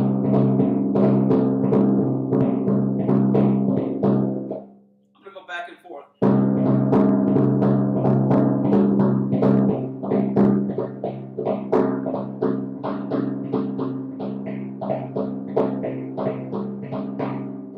If you listen very closely, when I'm playing right hand lead, you can hear this ta do ta ta do ta ta, I call it.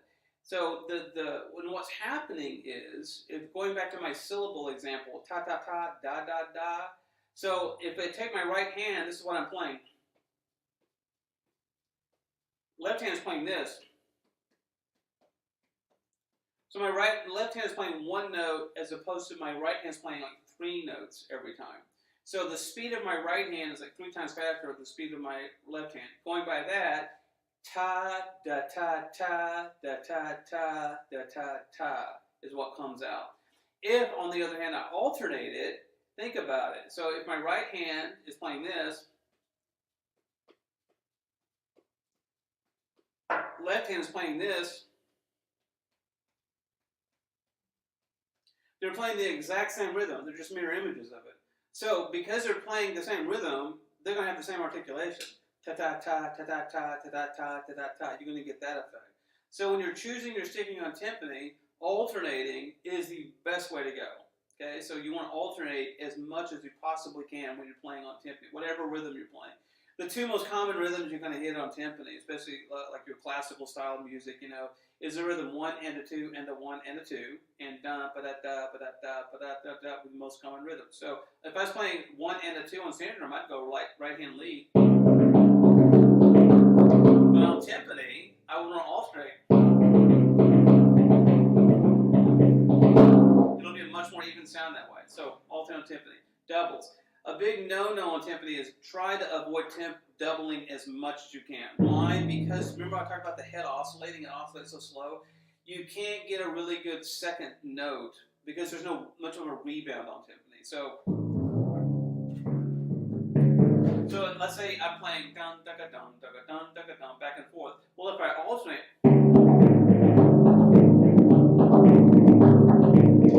which would be kind of a go-to, right? But listen to when I play singles.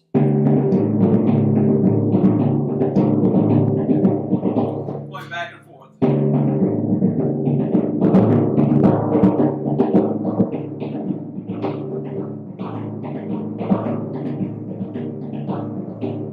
can hear when I alternate it, you can hear each note. Da da dum, da da dum, da da dum. But when I double it, da da do da do da, I lose the second note. Now, you have to really concentrate on stroking it out. Now, if the tempo is slower, it doesn't matter. Matter of fact, I probably would use that sticking because I'm going to get more of an even sound. But the faster you go, once it starts achieving where the second note's affecting it, go to alternating. Try to alternate when you're going back and forth between drums. It's a little bit more work, but it's going to have a much more even sound that way. Exceptions to that. when you want to get from one drum to the next. Let's say I'm playing a pattern where I have to go, and I end on the bottom drum. I'll play some sort of a riff. Now, obviously, if I alternated that, I mean, if I go right, left, how do I get back to that bottom drum? Well, yeah, in that case, I just want to use a double. So use doubles sparingly, only when there's a good reason to. Otherwise, just use the general rule, alternate as much as you can. Okay, so that's tone and sticking. On to the next topic.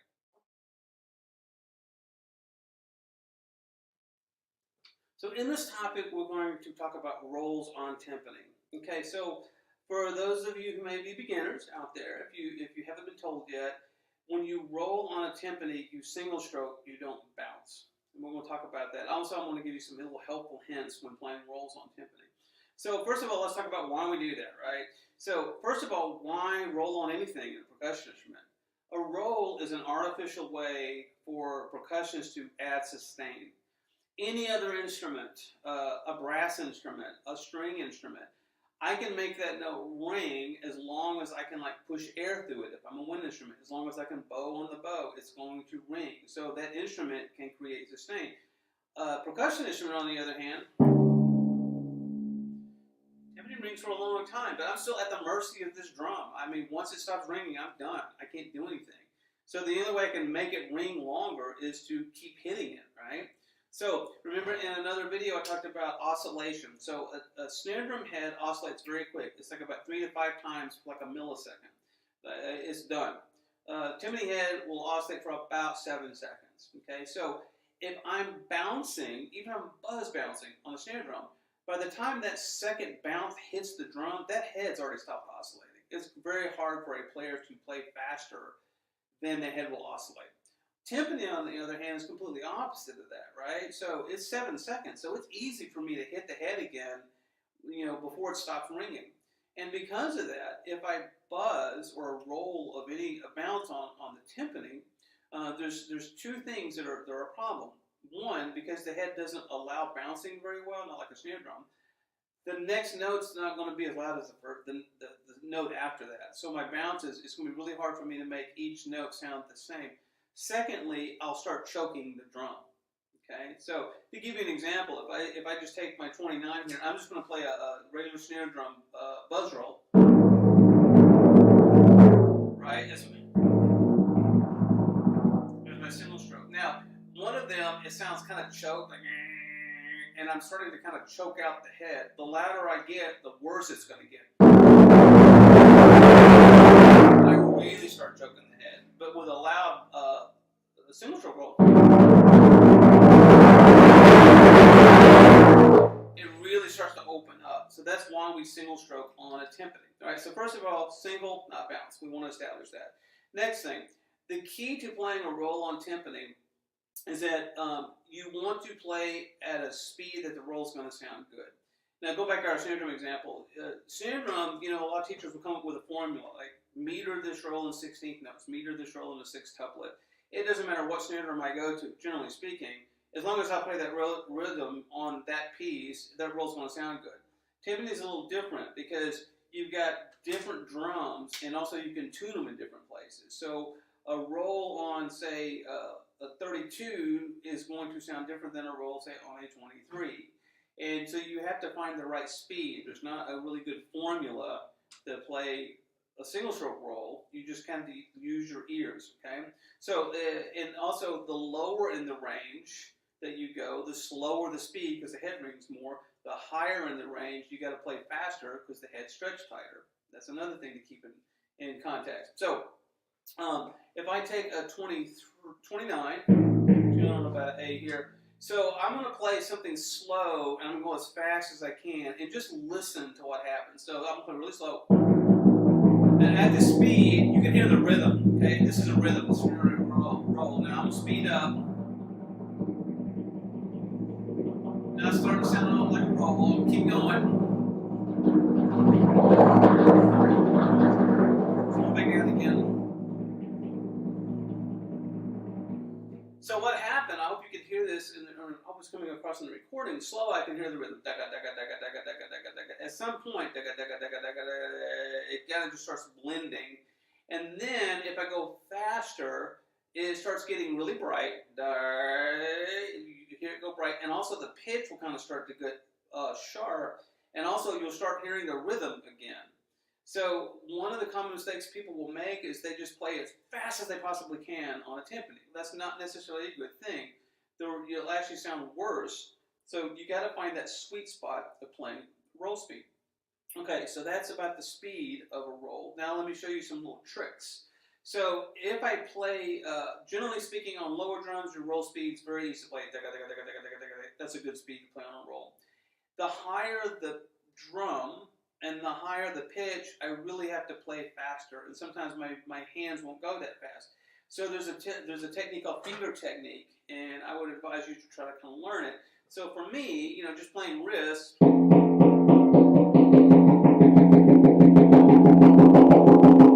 That's a good wrist speed for me. Now, if I want to go faster, I really can't do that. So what I'm going to do is I'm going to start pulling in my fingers. And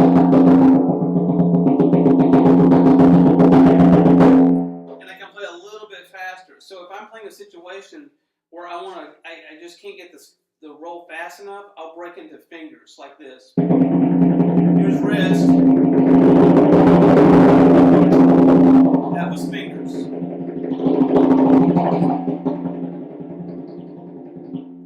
Okay, so the way you work on this is, because it is a little tricky, it takes some practice, is that just allow the stick to rebound off the drum and let it pop up.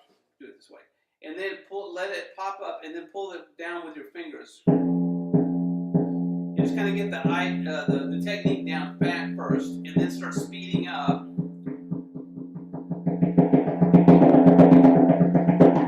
It'll take some practice. Okay, so that's how you want to get your speed a little bit faster, is using finger technique. Another really cool trick, and now this is a giveaway, is that if you really want the roll to get ringy, the position of your roll makes a big difference. And you've probably never seen this before, and there might even be some teachers out there who say, don't do this, but you have my permission to do it, because I do it all the time, and I think it sounds great. So if you play a roll at 3 and 9 o'clock here, the sound will get really ringy on you, because what's happening is I'm playing here, the sound wave is going across the drum this way. If I go over here, this hit moves the sound wave this way, and this hit moves the sound back. So what happened is the drum gets really open sounding. It goes from da, you'll hear that kind of effect. I'm going to demonstrate that. So you'll hear this. I hope this comes across in the recording. So.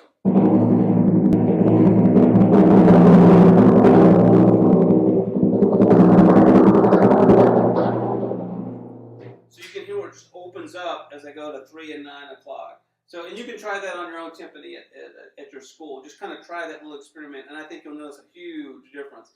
So that's a really good idea to play, like mezzo forte or forte rolls, just to go out. Or if you have a crescendo and you want a little oomph in the crescendo, go from there, then right before you end it, go out like that.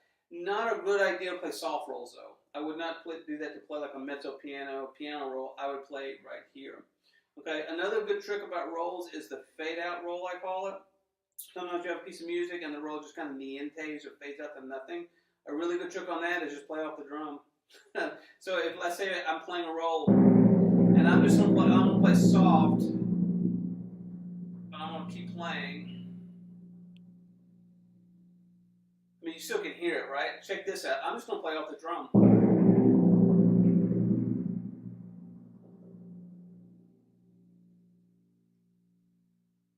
It just fades out. You don't even hear the endings. That's a really cool trick. Is like when you do diminuendos, just play all the way to the edge, and then just keep rolling and just play right off the drum.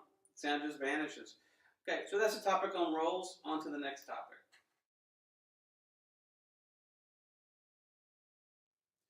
For this topic, we're going to talk about muffling. Okay, another important skill that you need to do when you play timpani. All right, so muffling is basically stopping the ring of the drum. And the most common way of doing it is when you're holding the stick, I take the back 3 fingers and pull them out like that. So I'm only holding the stick with my thumb and my index finger. And I take those 3 fingers, so I play, pull pull out the 3 fingers and I place them on the drum like that. And that's how you muffle, basic way of muffling. Okay, so I've seen some students like, take and like put their hand on it, like don't do that. Just take 3 fingers and place them on the drum. Now, that's usually where the conversation starts. If you've ever had a teacher, they'll teach you that and they go on to the next topic. I want to take it a little bit farther in saying there's different kinds of muffling. Okay, so first of all, there's what's called opposite hand muffling and same hand muffling. Opposite hand muffling is like, I say I hit this drum, and then I play this drum next. So I said opposite hand, right? So I'm gonna go, So as I'm playing, same hand muffling would be I muffle with the same hand. So I hit with the left, I muffle with the left. Opposite hand would be I hit with the left, I muffle with the right. So why would that be important? Let's say I'm going back and forth. So this would be same hand muffling. So as I'm playing, I'm muffling with that same hand. Now this is a really good idea when I want to clean things up. So if I just go, so the drums are kind of leaning over top of one another. But if I want to clean that up, I muffle as I'm hitting the opposite drum. And it kind of cleans it up a little bit. So it takes a little bit of coordination. There's a way you can kind of clean things up. Okay, so we have opposite hand, same hand muffling. Now let's talk about ways of muffling. Okay, and this is kind of a Tony thing I've developed. So I have all variations of muffling. So let's talk about common muffling first. Common muffling is I muffle in my beating spot. So if I hit the drum, I'm going to muffle where the beating spot is.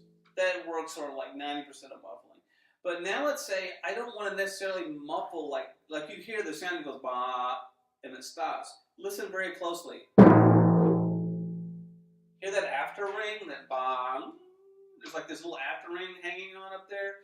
All right, so let's say I don't want the sound to always stop. I just want it to kind of decay a little bit. Like instead of going bong, I want to go bong, like that. This is where I call the pinky muffle. Instead of pulling all 3 fingers out, I'm just going to pull my pinky out. You can go bong. It does that. So that's like a musical effect. That's really good when I'm playing in an ensemble. And let's say I'm playing with the trumpets, which is very common. And the trumpets go bong. They play the note like that. And look, I don't want to go bong or like ba, ring forever. I want to mimic what they're doing. Pinky muffle is the best thing to do for that. So it's like a musical muffle. That's a really good trick to do the pinky muffle. So we have regular muffle, pinky muffle. Now let's say I want no sound whatsoever. The best way to do that is go from beating spot closer in. So if I go to beating spot a little bit closer in, and also I want to put more fingers on the drum. So I'm going to incorporate my thumb as well. So I'm going to hold the stick on my index finger. And notice I got my thumb now. So now I can use my thumb and 3 fingers to muffle the drum. And it shuts the drum down. You can hear that bop. It's like there's no sound. This is really good for like the end of a piece where I don't want to be embarrassed because the whole orchestra stops and there's a little bit of hear that after ring in the timpani. So I want to make sure that ring is not going on in the hall. So that's the kill muffle, I call it. So I'm going to do this and I'm going to go a little bit further in and it just shuts the drum down. Okay. Now another thing is like when you're finger noise. That'll be another thing that pops up. The way to get rid of finger noise is to swipe. Instead of placing fingers on, kind of swipe a little bit. If you can swipe from the edge, if you have time to do that, it'll be great. If you just place the fingers on the drum, you'll get the instead of doing that, I kind of slightly swipe it, I won't get as much finger noise. So here's a regular muffle. Now generally, I don't get a lot of finger noise because also it's based on body chemistry. Like how much oils you have in your finger or how dry your finger are, you'll get more. Also, it does play into lower in the range. If it's lower in the range, you'll get more of a tick because the head's vibrating. Higher in the range, you won't get as much. But if I don't want to get any, you can hear go boom like that because I'm swiping. That's the key, to kind of swipe it a little bit. Okay, so those we have all the kinds of different muffles. We have pinky muffle, subtle muffle, regular muffle, the kill muffle, no finger noise, we kind of swipe it a little bit. Then you want to kind of practice your mufflings to see if you can hide it between hits.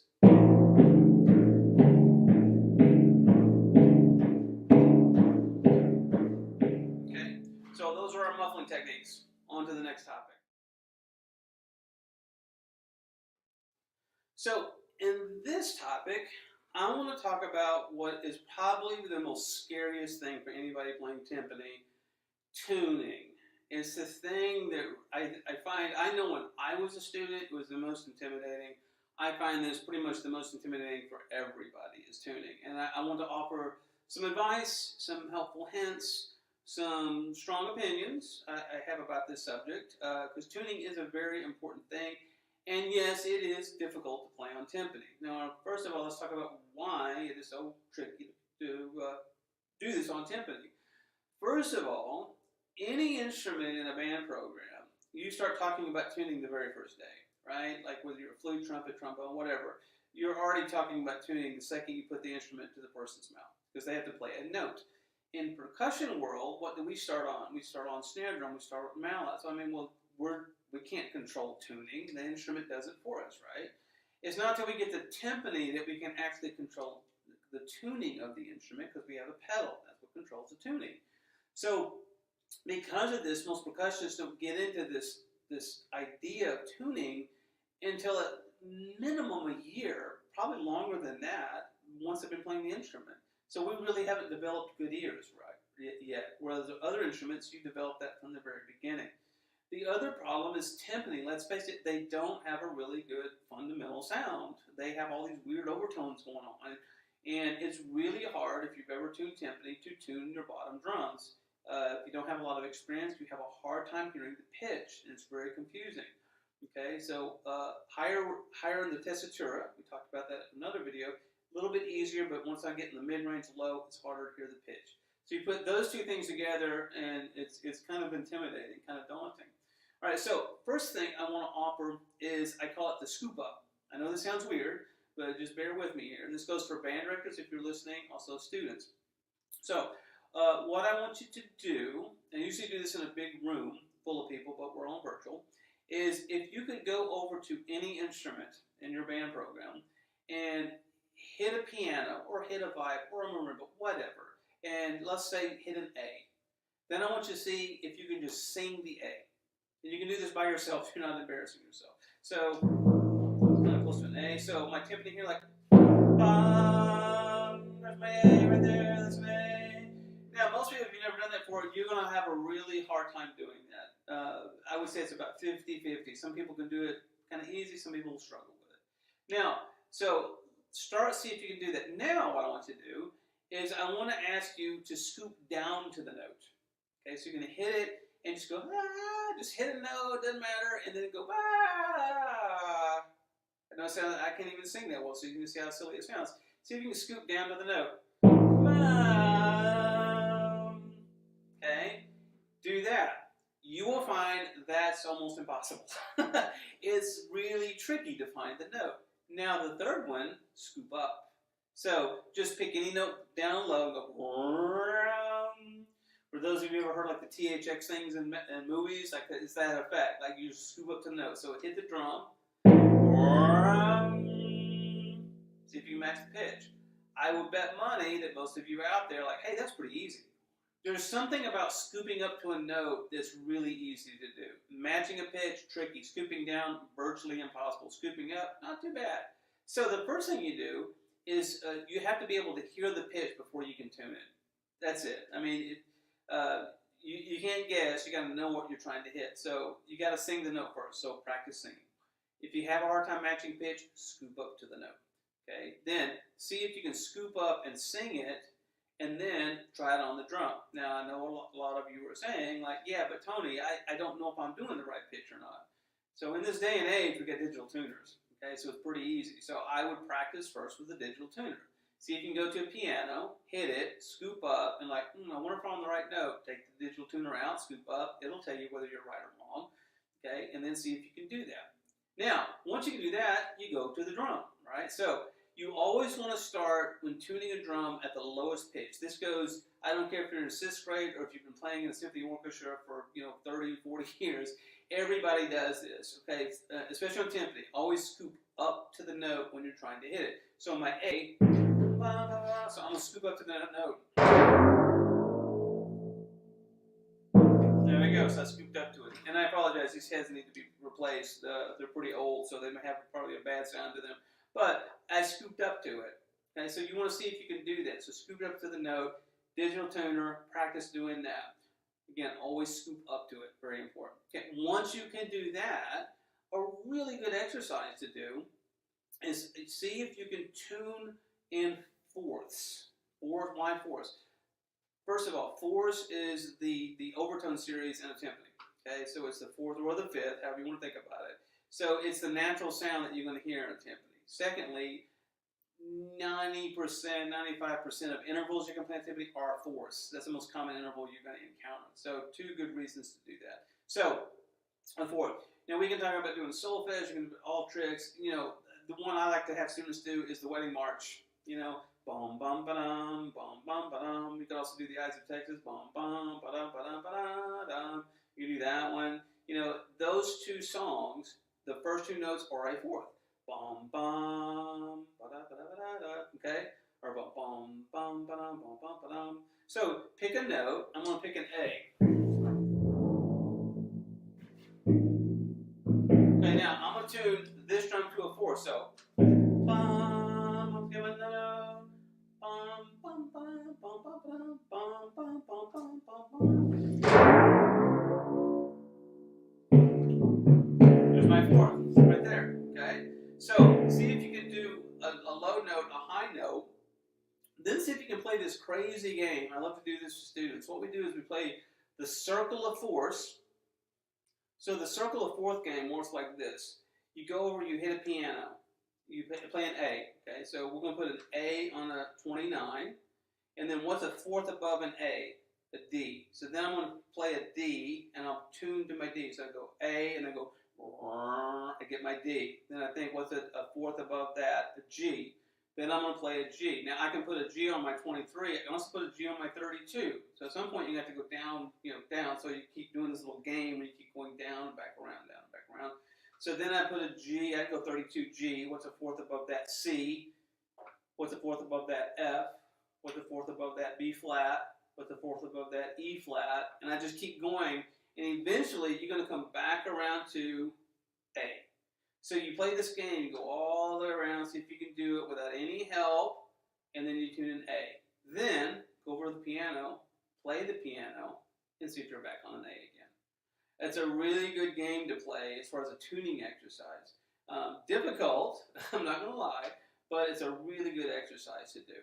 Okay, so last thing I want to talk about with timpani and tuning, gauges, digital tuners. Okay, this is where I'm going to get on a little bit of a rant here. I know when I was coming through the system, I had teachers tell me, you should never use a digital tuner, should never use gauges, and I would like to offer my opinion. I think that's wrong, and here's why. Because band directors out there, in your band program, do you use a digital tuner to tune your band? Yes. Do you tell your flute player when they're out of tune, like, just get it in tune, don't use a digital tuner? Then why tell a timpanist to do that? Somehow we got into this idea in the educational system that using a digital tuner playing timpani is cheating. They'll develop a better ear if they don't use that. And I just say that's ludicrous. That's my opinion. If you want to improve your tuning, use a digital tuner, just like everybody else does, right? Guessing at the pitch does not improve your ear. Getting the pitches correctly over time and hearing what it sounds like correctly will improve your ear. So by all means, my opinion, the timpanists out there use digital tuners. Also use gauges. That's what they are there for. That's why they were put on the instrument. I would make sure to check the gauges all the time, but I would advocate using gauges and digital tuners. That's my opinion about that subject. On to the next topic. All right, so for this topic, I want to talk about timpani mallets. I think it's a very good discussion to have. especially if you're a young player or band director and you're trying to figure out, which mallets I want to buy. The first thing you're going to discover is the price is really all over the map. You can get them for as little as, 15, 20 bucks a pair to as high as, $180 a pair. So I want to offer some what I think will be some helpful information. The first thing in choosing mallets, you got to figure out like what am I trying to accomplish when I play timpani. And so the ultimate thing is going to be two things you're playing on timpani. Something that's a roll, something that's not a roll. That's the best way to think about it. Roll, not a roll. Let's just divide it up into that simple component right off the bat. So for rolls, obviously you want as little articulation as possible. So you want the drums just to have a ringy sound. Something that's not a roll, obviously you don't want it to sound like a roll. So you want articulation. Then for things that are not a roll, there's a little bit of articulation and there's a lot of articulation. So the general categories that we tend to break them up in are articulate, or I like to call it ultra articulate. That can be like an ultra hard mallet, even as a wood mallet, that's as hard as you can get, a wooden mallet, or a really hard felt. Then you have what's called your general purpose. General purpose is what it says it is. It kind of fits a little bit into both categories. If I'm playing a piece where I got to play rolls and non-rolls, you want to go to kind of like an all general purpose mallet. And then you have your just basic roll mallets. If you're playing a piece where you can make a mallet change, if that's possible, I've got my rolls, so I go to a set of roll mallets, and then I have something where I don't have any rolls, I can flip it and go to a non-roll mallet. That's ideal as well. So for roll mallets, you'll find that they tend to have big heads on them, big round heads on them with a lot of felt. That gives you a lot of less articulation. Then your general purpose mallet will tend to have, and this is a little bit of an overstatement, but they tend to have white felt. Not all the time, but most of the time they'll have white felt on them. And then your harder mallets will tend to be like a colored felt. Sometimes red, sometimes green. That's kind of the most common colors you'll see. Having said that, they can be white as well. You can have ultra staccato mallets that are white felt, but generally they color the mallets. And then you have your wooden mallets. So that's your basic classifications of mallets. And you can get them, again, all over the map as far as price ranges go. Now, there's another way I like to categorize mallets beyond that. And this is something that I find students will kind of make a mistake in trying to choose their mallets. So I like to put them in the category of light and heavy. Okay, now what I mean by that, basically what they say is it's a mallet that's on the lighter side, a mallet that's on the heavier side. Now let me explain a little bit of that. An example of a light mallet, I just go through my selection here. So this is an example of what I would call a light mallet. Even though you do see a big ball on this, this is a bamboo shaft. Okay, so bamboo shafts or graphite shafts, I tend to put them in a light category. Usually the core of the mallet, which is also very important, tends to be cork or felt on the inside of this mallet. So if I was to take this off, you'd find it have like a cork core inside of this. Whereas your heavy mallets, I like to put them in that category. Like for example, this mallet, even though you can't tell by looking at it, I put it into the heavy category. Why? Because I know that the core of this mallet is actually wood. So a wooden core is a heavier mallet. I put it in that category. And also the shaft of the mallet tends to be wood, mostly maple, or they can also be a different hardwood. Sometimes you'll get rosewood mallets. I've seen mallets made out of rosewood or oak, but they tend to be maple. So those kind of mallets are a little bit on the heavier side. Another thing that you can categorize them into is length of mallet. So this mallet is a 15-inch length mallet. And then like a shorter mallet, even though this is not quite, what is this, 52? Yeah, this would fall into a little bit shorter category, just a little bit. Sometimes they can be as short as that, depending on the brand that you might buy. So why is this important? I like to put it into categories of, am I playing with an ensemble or am I playing a solo? And this is something I tend to find band directors will make a mistake in. Because students will like to go to, bamboo shafts are really popular. They feel great and they sound great when you're by yourself. But once you get into an ensemble situation, a lighter mallet doesn't project as well as a lighter mallet. And so what will happen is the timpani doesn't blend as well with the ensemble. The timpanist has to play a little bit louder to balance with the ensemble. And so if the purpose of what you're doing is to play in an ensemble situation, I would go with a heavier mallet. Okay, so that means, what I mean by heavier, wood core, wooden shaft, maple is the ideal choice, and the longer the better. Okay, so that's going to give you, what the longer does, it gives you more torque. So it gives you a little bit more, and what you'll notice in the sound of the drum itself is it has a more fundamental sound to it. Lighter mallets are going to sound really good in solos, whereas heavier mallets do not sound good in a solo situation. So if the student's playing like a UL competition solo, lighter mallet, that's going to be cork core, that's going to be a bamboo shaft, shorter length, graphite bamboo, those fall into the lighter. If you're playing in an ensemble, especially like in a drum corps where you got to produce a lot of volume, or you're playing in a wind ensemble, then you want to go with a heavier kind of mallet. So those are my views on mallets. I hope that helps in this topic. On to the next one.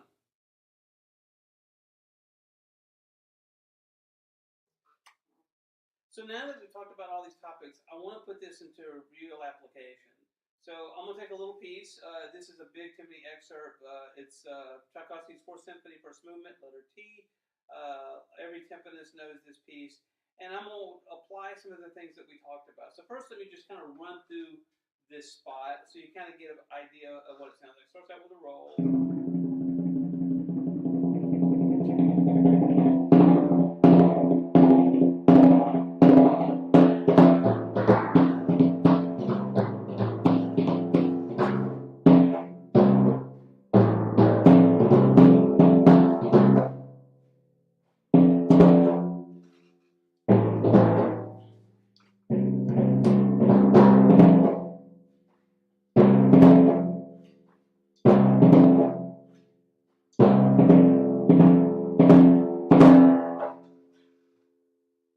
So that's basically the piece. So you can see it has rolls, has articulation. I got to move around the drums. I got to muffle in some spots. I got all these things that we can kind of talk about. So the first thing we want to talk about is like we talked. One of the topics was where to put the pitches. So the pitches are A on the bottom, C, F. Okay, so let's now if you just pull this piece, didn't think about it. You go, where do I put the pitches? So my 23 will get an F. This will get a C. This will get an A. So let me just change the. All right, so I'm going to put the pitches on my top three drums. All right, so the big lick is.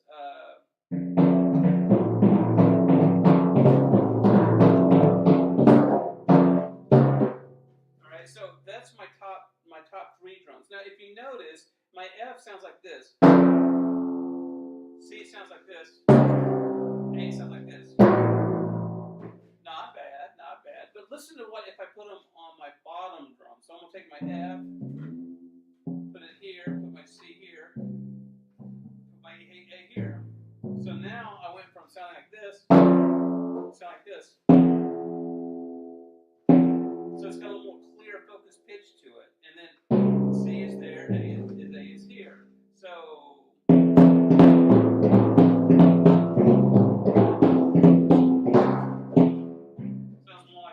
So I get a clearer pitch if I put it on my bottom three rather than on my top three like we talked about. Now, just to play through this excerpt, I'm using some kind of soft mallets. The main reason I'm doing that is because I've got my computer and my mic kind of close to the drums, and I don't want to overpower the mic. But if I were playing this in real life situation, I would want to rethink my mallets, because this is a great piece to talk about mallet choice, because we have rolls and we have articulated notes.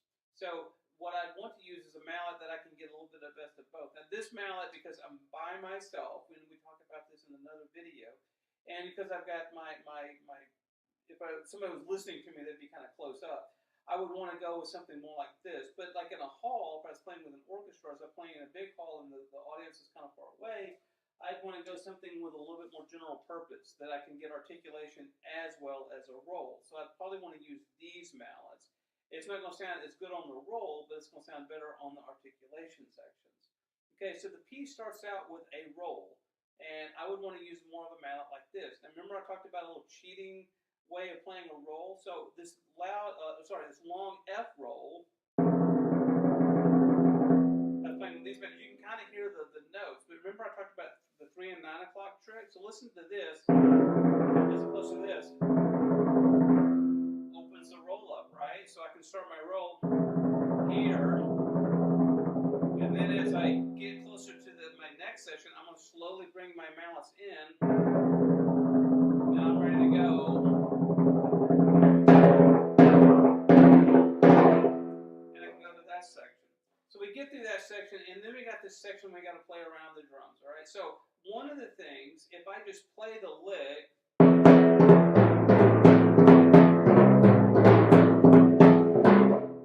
kind of sounds like that. Not bad, but it's a little on the muddy side. Now, what I like to do is I like to, in a lick like this, if I'm able, I will take out a bottom drum, because that's the ringiest drum. So in this case, I've got, and I go down to here, and I go back up to here, and that drum, you can't really notice it, but it's still ringing, so it kind of makes things sound muddy. But what if I could do this?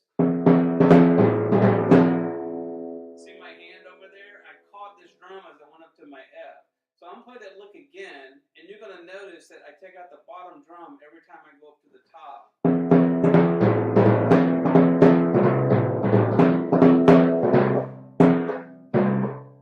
And you can hear a difference. It cleans it up. It takes out the ringiness of this. So if you can muffle to clean things up, it's really nice. And you want to practice it, because what I'm trying to do is, as I hit the F, I take out this drum, so you don't hear me doing it. You just hear cleanliness is all you hear. Now we come to the spot where you have to go, and you muffle those. Now, depending on what situation I was in, if the brass are playing that a little bit on the longer side, I wouldn't want to use such an abrupt muffle. We talked about the peaky muffle, right? So I'd go.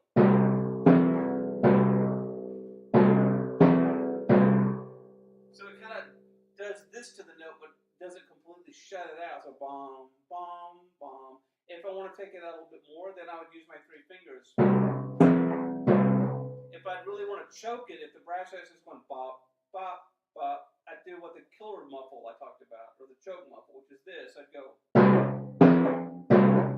So I'm using my thumb and my 3 fingers, so I get even more of an abrupt muffle. So that's a situation where I want to change my muffling depending on the musical situation. Then there's a lick in here where I have to play bum, ba-dum, bum, ba-dum, bum, ba-dum. I talked about that in another topic, remember? So that goes that right there. Now, if I just use the normal right hand lead, listen to this. If I alternate it, hear the difference? So this sounds more even than this. You can hear that left hand has a different timbre because it's only playing one time in that rhythm. Bom, bom, bom, bom, bom, bom. You get that effect. If I alternate it, because my hands are playing mirror images of each other, therefore they're playing the same speed. Da da da da da da da da. I get a nice even sound out of that. So we play that lick. So there's an example of sticking. How I want to change my sticking to make it sound more even. We get to the end of this whole lick, and at letter U, I have a big, huge roll that I got to play. Now, this is where, and before I play the roll, I have 2 bars of rest. So I could actually make a mallet change and change to some roller mallets to play that note. And also, I play on an F, and if you have the part in front of you, it starts out 3 Fs, so it's really loud. And then it does a diminuendo down to 1 F, then it does a diminuendo down to P, and the idea is that it just disappears. So the normal way that most people would play this is they would just play beating spot, and they would just play the terrace dynamics. Now, I'm going to kind of shorten it up. I'm not going to actually play in the part because it kind of goes a long time. But I'll just kind of shorten it up a little bit. So my loud, softer, and I'm going to get, and just die away. Okay, now how can we make that better in what I talked about in other topics or other videos? Okay, we got the 3 and 9 o'clock. Okay, that's going to be my loud spot. Then I'm going to diminuendo. I'm going to come to here. And then, remember I talked about how to disappear? You just roll off the drum. So now listen to that change. I'm going to go to 3, 9 o'clock. I'm going to come into my normal beating spot. And then the final diminuendo, I'm just going to roll off the drum.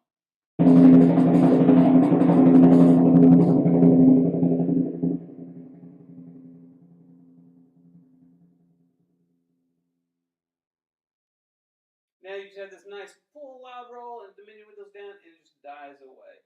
So there's a spot where I can use some of those roll tricks we talked about.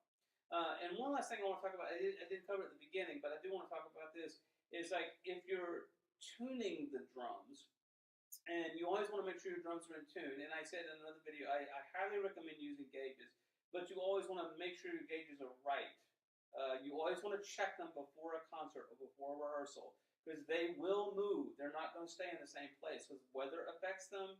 The fact that you played on them is going to affect them, so you want to constantly check them all the time.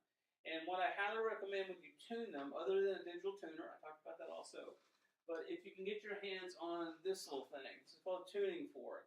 Okay, and I keep two of them in my stick case. I keep an A and I keep a C. The A, most orchestras are going to tune to an A, and then C, because C is kind of a little bit far away from A.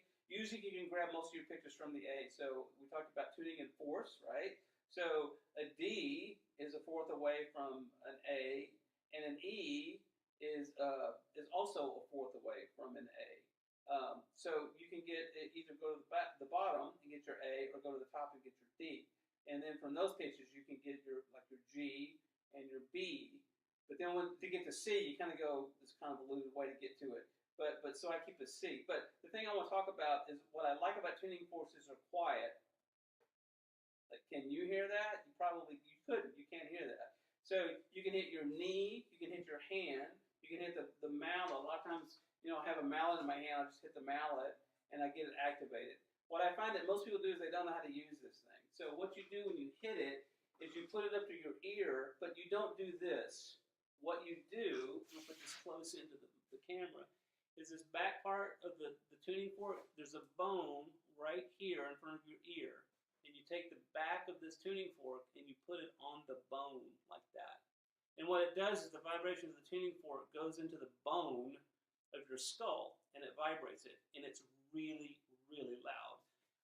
And every time I show this to students, they can't believe how loud it is when they do this. You can hear it over everything. And that's what's great about it, because if I'm playing in an orchestra and I want to check and see where the A is, I can pull this out and do that. And I don't care how loud the orchestra's playing, I can hear this over it. So it's better than a pitch pipe. It's better than a tone generator. So I highly recommend a tuning fork. Last thing I want to bring up. So I hope that helps with everything. I hope you've enjoyed this clinic. I know I have. If you have any questions, feel free to reach out to me. I love to answer percussion questions, and I've really enjoyed doing this festival. Thank you so much.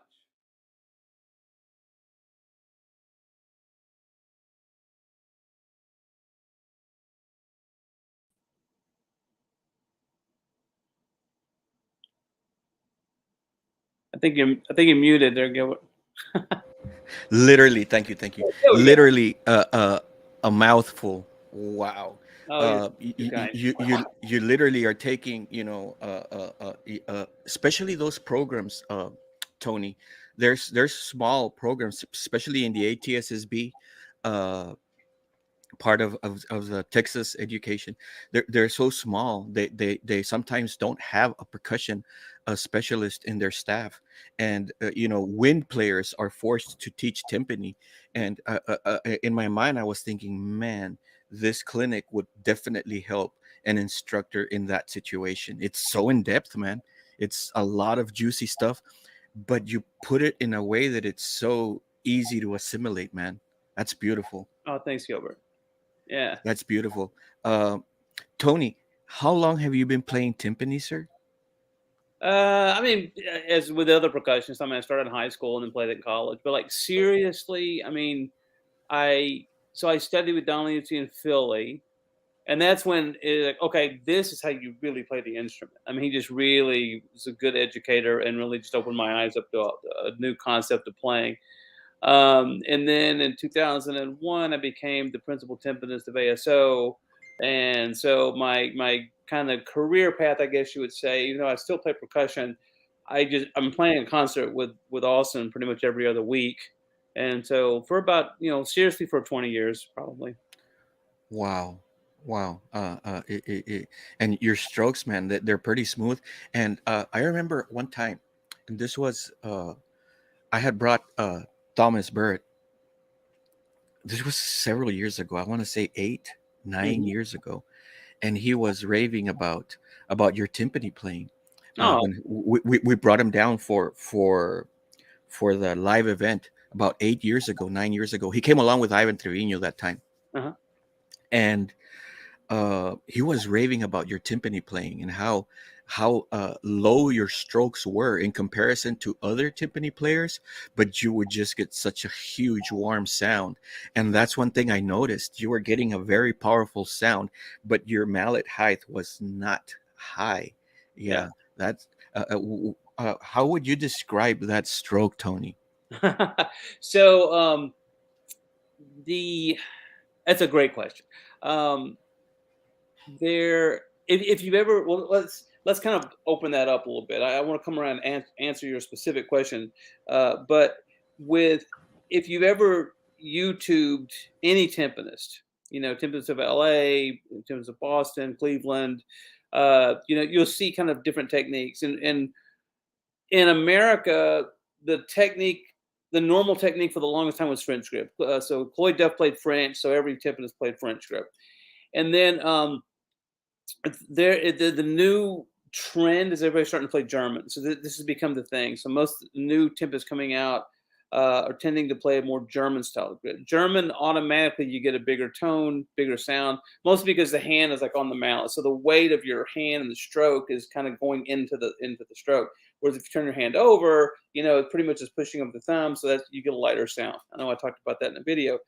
And so I do make a slight change in my technique, and I had this thing, I call it the surface penetration. So whether you're playing a snare drum, mallet instrument, it doesn't matter.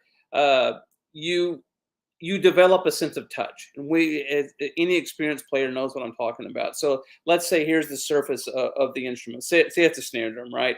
So I can play, as I hit, and I feel the stick making contact with that.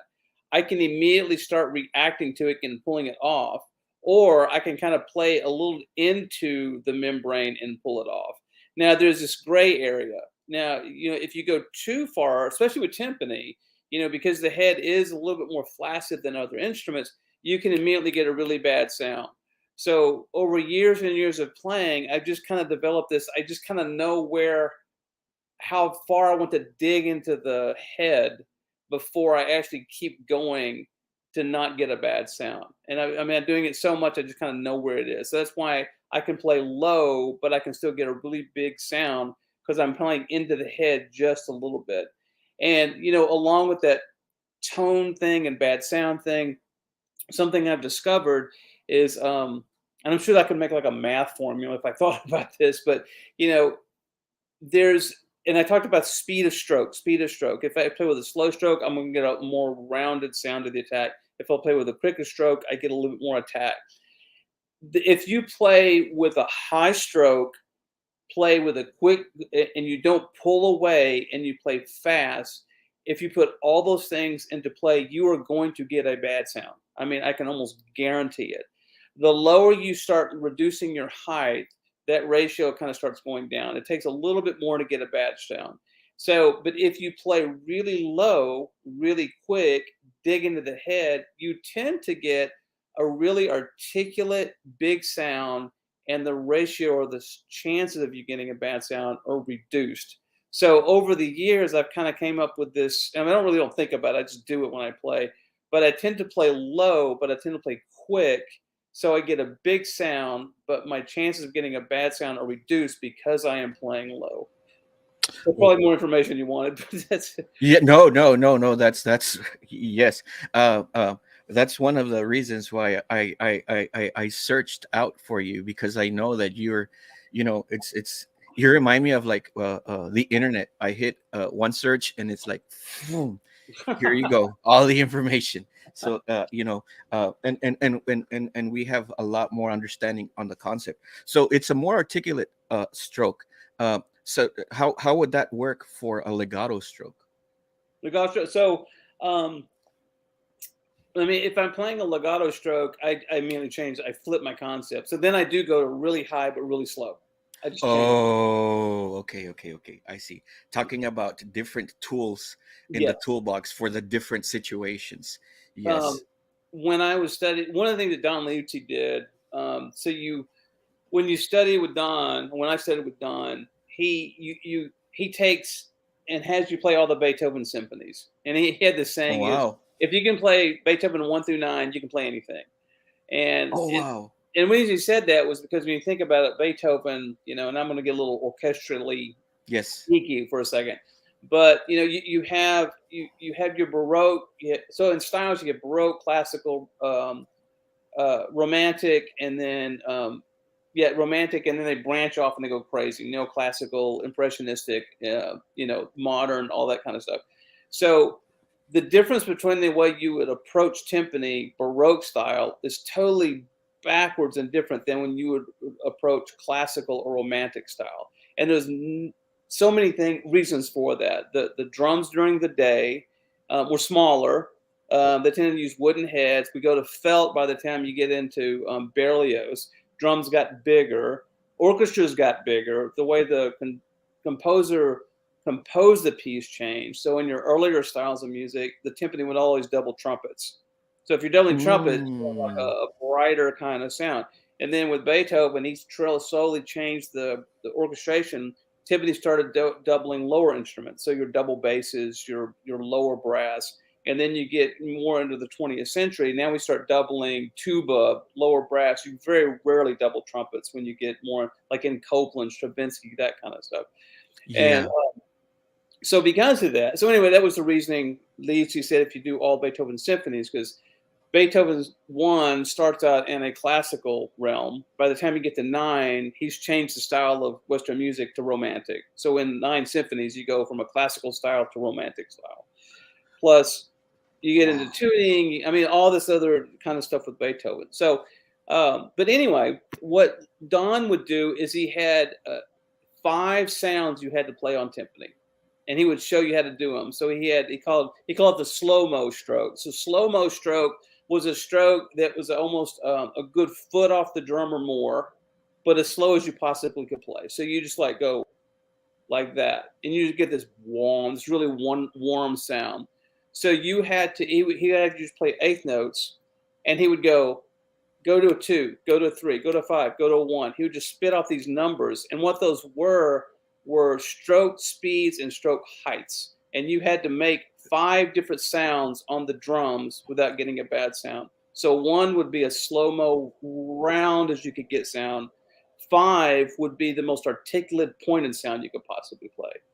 So you'd play a simple rhythm like 1 and a 2 and a 1 and a 2, and like you'd have to go ba da da da da da da da da da, and then da da da da da da da, and then da da da da da da da, d da da da da da, t da da da da da da. You have to change your articulations. So by going through that with him, when I'm playing, I can just like, well, I need to make that sound more round. Oh, I need to make that sound more articulate. Oh, I need to make it like this. And so I could just make those switches while I'm playing. So it's not that I have like one way of playing. I have like 5 different ways of playing, and I just like pick from my toolbox the situation that I want to use. So pretty much all the concepts that you were sharing with us in the clinic, you were going through all of them, through the full range of them by doing this exercise. Yeah. Wow, that's very insightful. Very, very insightful. Wow. Well, Tony, man, every single time I speak to you, sir, every single time I speak to you, my jaw hits the floor, and I'm like, I realize how little I know personally, and it's I always walk away with many tools in my toolbox, sir, and I'm forever grateful for that. Thank you so much. Any Tony, I want to ask you this question particularly. Yeah. In closing, right now, we're coming back from COVID, and a lot of programs lost a lot of students, right?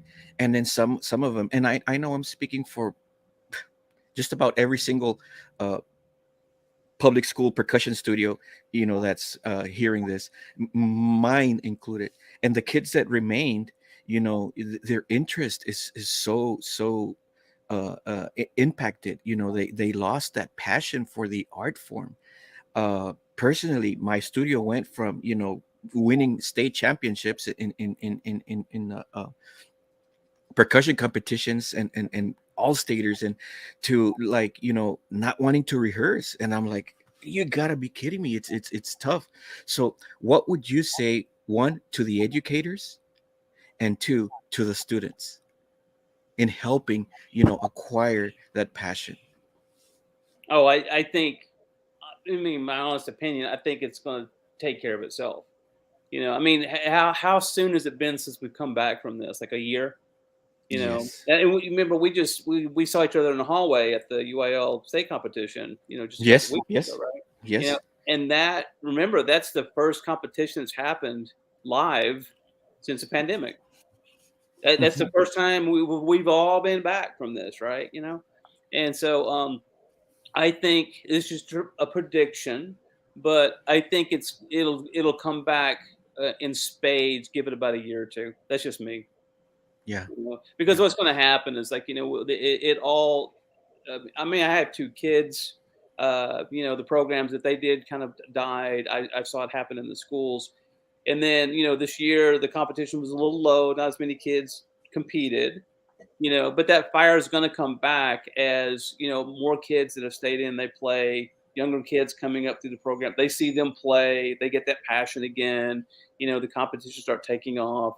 I think it's going to take care of itself Yes. over time. That's what I think.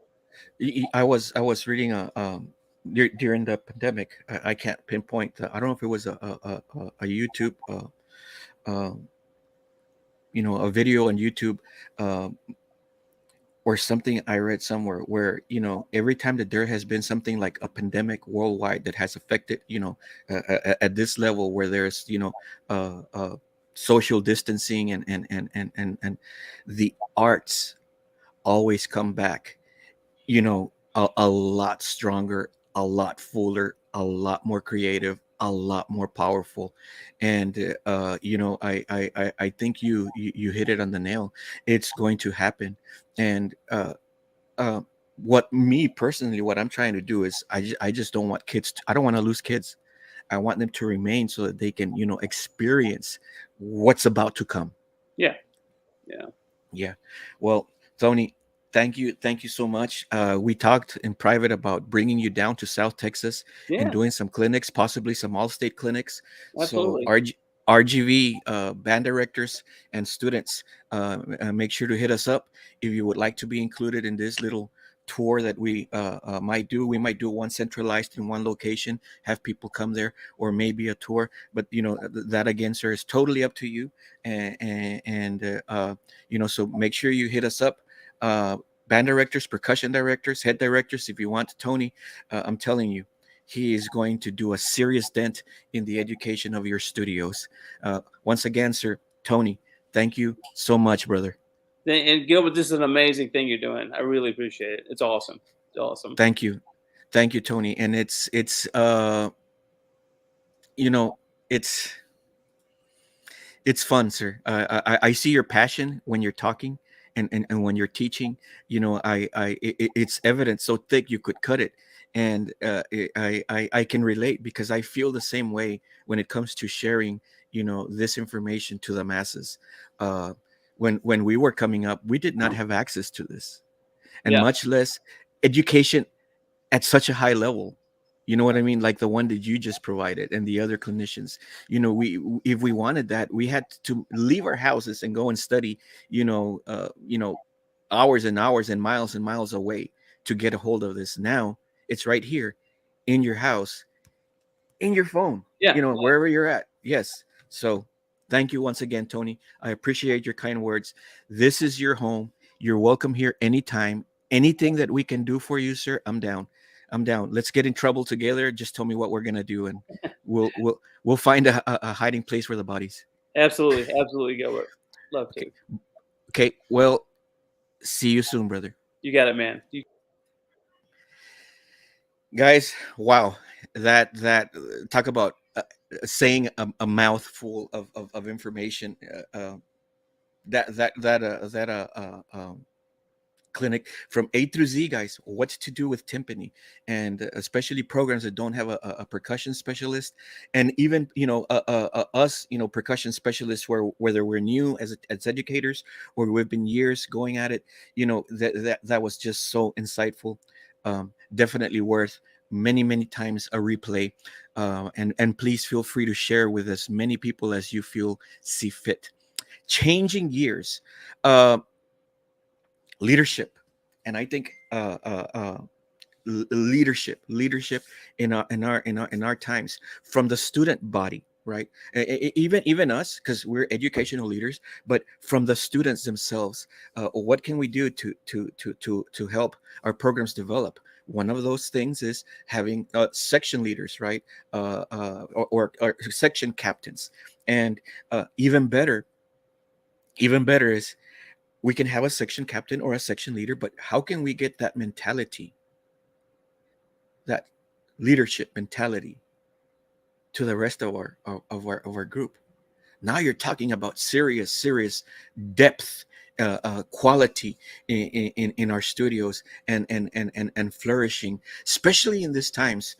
You're gonna see Thomas Burritt's clinic later on today. He talks about there was never a time when this was more necessary than now. And I'm sure you're noticing that we started off big the day today, with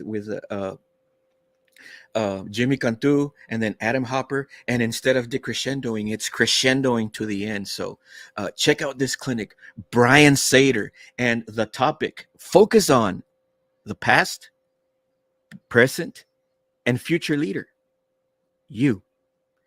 Here we go. Leadership is influence. Nothing more, nothing less. This is a quote by John Maxwell. He is a world famous leader, and he's written so many books, has a podcast, and has had so many resources out there. But that quote, I'm going to say it again. Leadership is influence. Nothing more, nothing less. Hello, my name is Dr. Brian Zator. I'm the Director of Percussion at Texas A&M University Commerce. I'm also a past president of the Percussive Art Society. And I'm so excited to give this presentation to you. And I title this, Focus on the Past, Present, and Future Leader, You. So I've been very fortunate to be in quite a few different situations where I've been a leader or in charge of something, or the director of the percussion for the past 21 years at A&M Commerce. And what I've learned throughout all of this process, whether I'm in a position of leadership or I'm just within a group, that influence piece is so important. It doesn't matter what title you have. It's about who you are. And so this session is going to talk about focusing on who you've been, what you've done, finding gratitude in those things that you've done, finding the highlights and how you can use those things that you've done in the past to help you in the present. So the present you, and what kind of things that you're doing right now to influence others. And then how do we grow the future you? And we'll talk about some ways that you can grow in your leadership journey. I know many of us, so many of us that are watching are working on some of our skills of playing an instrument, playing marimba, playing snare drum, doing something that we're developing our hands and our chops. And I think that's so incredibly important, and we spend so many hours doing that. But then how much time do we spend working on some of these soft skills, some of these skills that can create change and can create an environment and an atmosphere and a culture in whatever situation that you are in? So again, we're going to focus on the past and learn of ways of reflecting gratitude so we can see the good things that we've done to help us, help us make us feel good.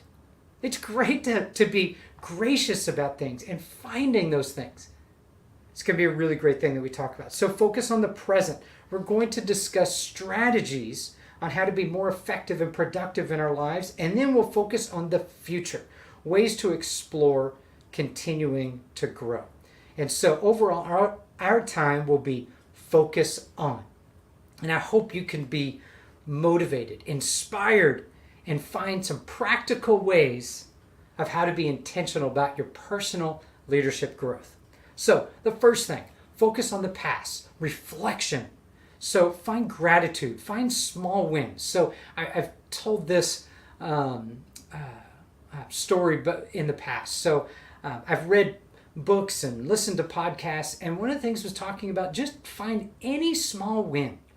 And so one day I was driving and I got to Walmart, and I drove up. It was super crowded, super packed, and I drove up, and the first spot open right next to the door. It was there, and you know what? I took that. And later on that day, someone was asking me, man, how are you doing today? You know what? I was like, it's actually a really good day. And in a silly way, I found the front parking spot at Walmart. And that was such an amazing time. I know it sounds silly, but that was a small win. And that's okay. It doesn't have to be, wow, I finished this huge project that I've been working on for 8 months. That's a big win. That's great. But what are some of the small wins that you have to finish that 8-month project? So finding those small wins is a really great thing, just to help keep that intrinsic motivation and help you just to keep going. As you know, there's so many things that are happening. Maybe crossing something off on your to-do list. Man, yes. You could quick reflection. Yes, I did it. And you're going to keep going. Okay? So one of the things that I do at the end of the day to celebrate these successes, whether they're small or big, is I do write them down. I am not a journal person. I don't take 20, 30 minutes and write in a journal. I do have, or write my story of the day. I do 3 wins of the day and 1 gratitude. And I've tried several different books and I found one. I know this one's called Journal, but it's called The Best Journal Ever. So again, I don't write a very long thing. So some of the things in here, so there's one day here, boom, 3 things. I wrote 3 sentences of small wins, and then right here, saying something that I was grateful about for the day. This one, I had a good meeting. I had a practical timpani etude that I was working on. I got some good things done with that. And then, you know what? This was one day that I had a good day of golf with 1 hole that was kind of rough. Hey, that's a good thing. And then it was one of my gratitude aspects of the day was staying positive about returning to a role that I was returning to a part of my job that I was then going back into. So those are some of the things that help me continue to move on. It helps me to stay motivated in what I'm doing. If I can reflect on the past, even if it's just that one day, it's an amazing thing. And that doesn't matter if you are a high school student, a college student, a teacher that's been teaching for 20 or 30 years. This is something that helps us all stay motivated in working hard so we can then positively influence others. Okay, so let's go to the next thing. I wanted to take a moment before we talk about your present self. I wanted to define leadership real quick, okay? Because I just talked about with high school students and college students and teachers. So leadership is not the position that you have. It's not your title. You don't have to be the section leader of the snare line or the drumline section leader or the wind ensemble section leader or the director of anything to be a leader. To be a leader, you need to you need to provide positive influence to people. That's what John Maxwell says. Leadership is influence. It's not about that title. And so no matter what age you are, I want you to really think about that. And when you go into something that's a challenging situation, how are you going to be that positive influence to others? So one of the things also that we talk about, all of the practicing that we do. And I really want you to think about this next step when we talk about our present self and our future growth, that we spend hours and hours practicing our instruments, that we don't spend as much time working on our personal leadership abilities. So this is a great time to be re-energized and inspired to work on those skill sets. So there are a couple things that kind of this attitude and action and the result of those attitudes and actions. So your step one, you put in hard work, you put in a lot of practice, and that allows you to have the result of winning a job, getting into college, or getting a graduate school interview, or getting that next promotion. Step two, once we have the job, we're dedicated and we're committed to what we're doing. And that allows us to keep the job or keep in that situation that we're in. So then step three, our attitude and our action is learning, adapting, and improving. Again, learning, adapting, and improving. And that helps us to thrive in our job or as a student. So do we want to just kind of just go about things and just kind of be average? I don't think so. You wouldn't be watching this video right now if you wanted to just remain average. You want to thrive.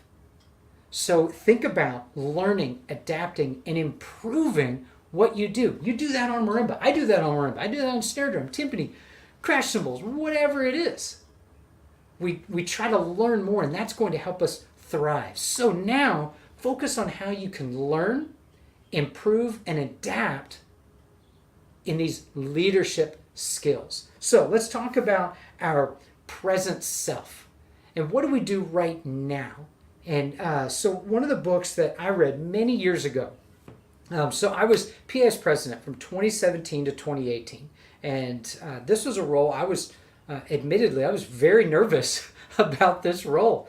And so I wanted to make sure that I set myself up to be the best leader that I could once I stepped into that position. So I think it was about 4 years before that. I think it was 2013 is when I was elected onto the PAS Executive Committee. And so I started as my position was secretary. And once you get onto the Executive Committee, if you're doing great work and you're really starting to understand PAS, there's a natural progression going up into secretary, second vice president, president-elect, president, and then past president, immediate past president. And so this was something that I started to really enjoy, that commitment and that leadership and that servant aspect of being a part of PAS. And so, but I wanted to be better. I knew there were some pieces missing. So I picked up this book, John C. Maxwell, Developing the Leader Within You. And this is the first, there's two versions. There's a Developing the Leader Within You 2.0.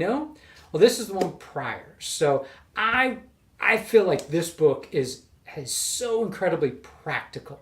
The 2.0, he wrote it about 25 years after this book. And he had experienced so much more. But this book has so much practical information that I still use so much out of this book that I read probably over 10 years ago that I still use today. And so I'm going to talk about some of these chapters and how this book has affected my life and how I think you can utilize some of this information to help you and your present self. So in John Maxwell's book, The Developing the Leader Within You, Chapter 1 is all about influence, and I've talked a lot about that already. So he talks about rank or position does not define being a leader. It's influence. Leadership is influence. It's gaining people that want to listen to you. Not that you force them to listen to you, but they want to listen to you. So we'll talk about some other ways of how you can attract people to you that want to be a part of your culture and the environment that you create. And again, leaders can have a bad influence or a good influence, and really which way do you want to go? And it all comes down to you. You have the choice.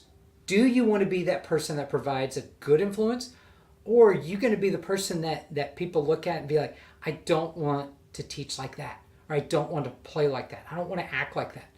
So we all have people in our lives that we know that, man, that is the influence, that's the type of leader that I want to be. And then unfortunately, we all have some people in our lives that are like, that's not the type of leader that I want to be. So think about that and be intentional about how you present yourself with the type of influence you create. So chapter 2 is actually my favorite part of the book, and it's the priorities. And so some great quotes from the book. He says, the reason most major goals are not achieved is that we spend our time doing second things first. Oh, I mean, I read that, it just blew my mind. The reason we don't achieve our goals is because we do the second things first. We have to set our priorities. And we have to, once we set our priorities, we got to stick to our guns. And so it's really the art of knowing what to overlook. Many of us write a to-do list, and I used to do this. And you look at the to-do list, and there's like 38 things on there. It's like overwhelming. And really, the way to prioritize is knowing what are those things that I need to do? What are those things that I don't need to do right now? So really, setting priorities is actually one of the most important factors of being a successful and effective leader. Okay, a little bit aside from the influence, once you do get into that position, whether it's a section leader of your snare line or the drum line, or of the wind ensemble, or you're the percussion director, or music or band director, or whatever it is, setting those priorities is so incredibly important. Setting the priorities for rehearsal. Again, small wins. Setting priorities for the rehearsal schedule over 2 months.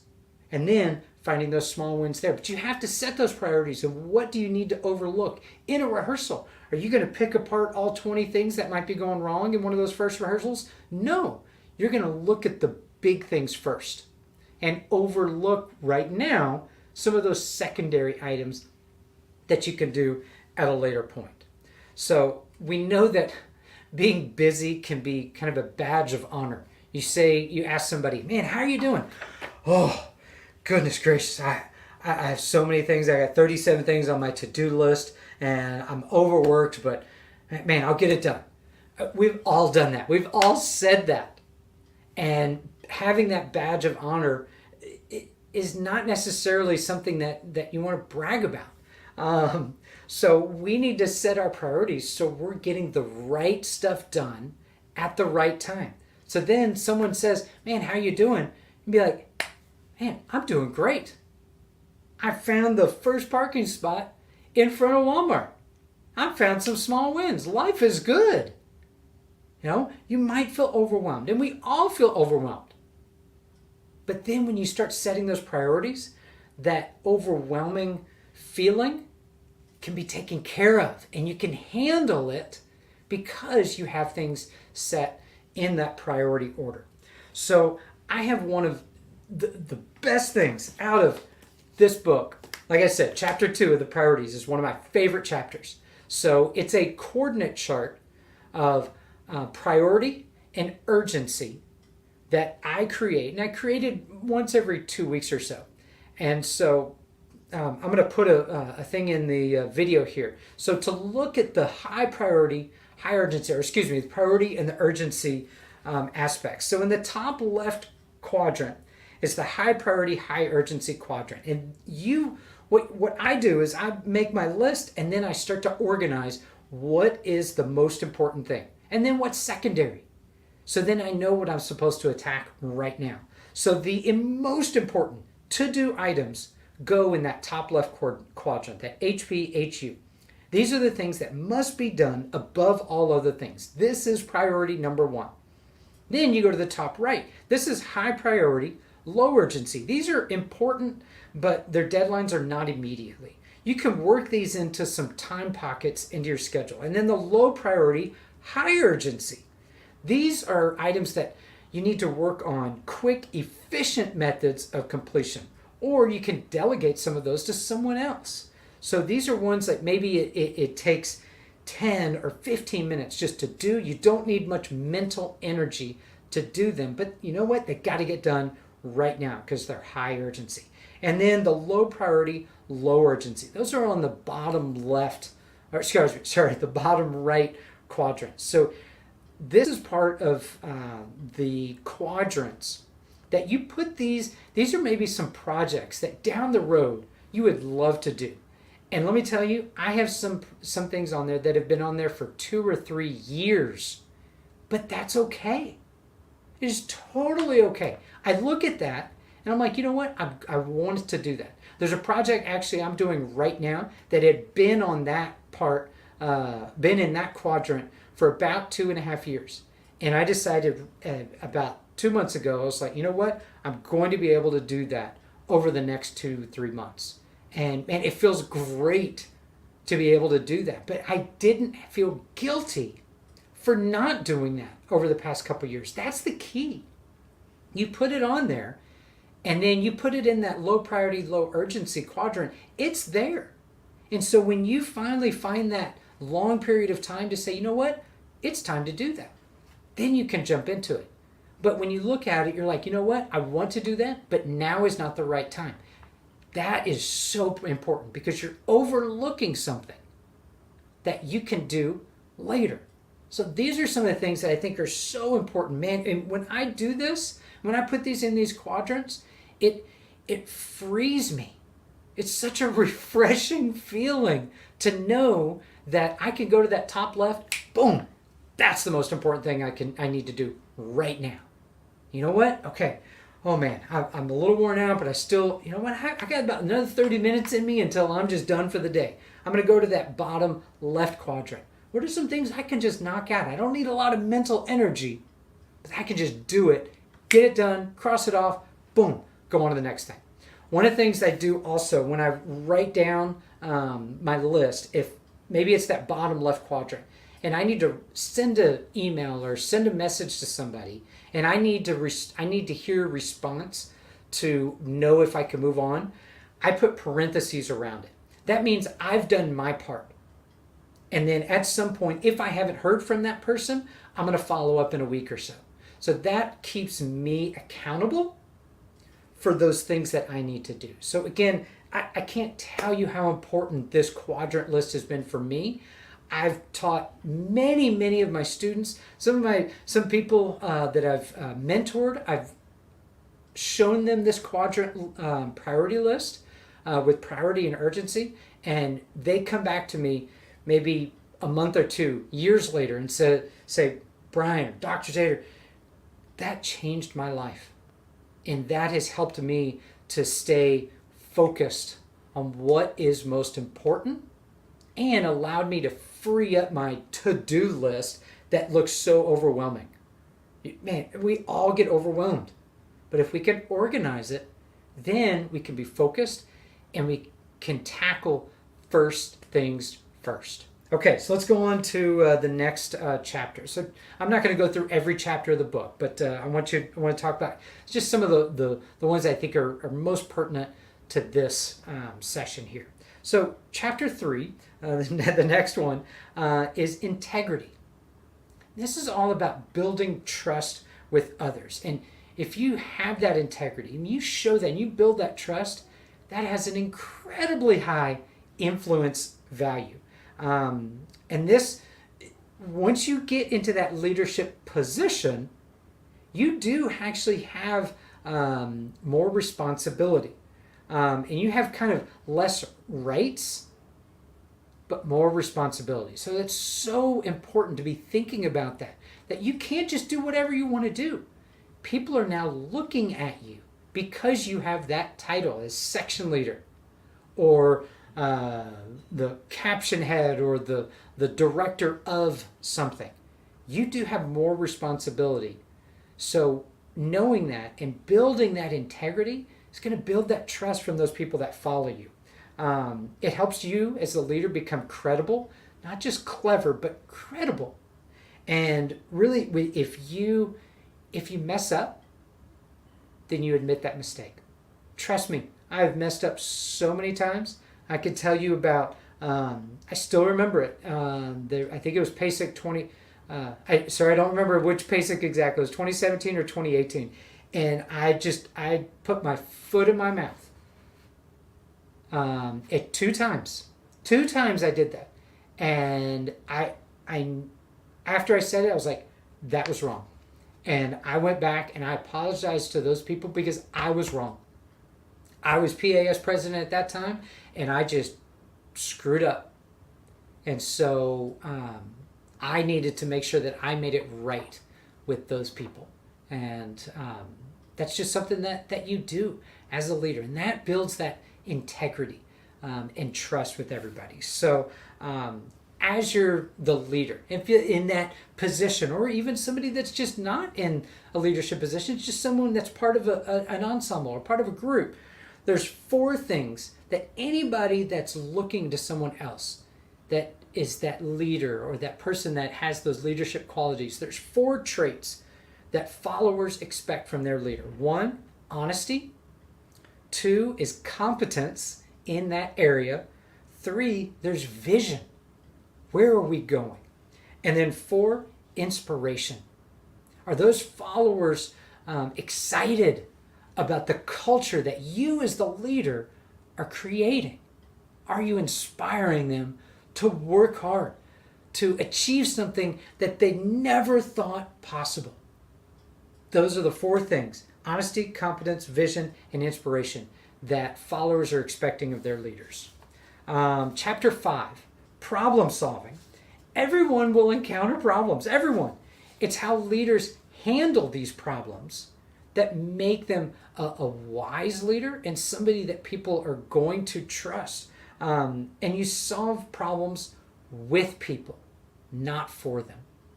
You might be sitting there and you might be like, I've done this 14 times. I know how to solve the problem. Just give me all the information, or just give it over to me. I'll do it all. Well, a leader is going to be somebody that brings people in so we solve the problems or the issues as a group. And what that does, that creates connection, that creates culture.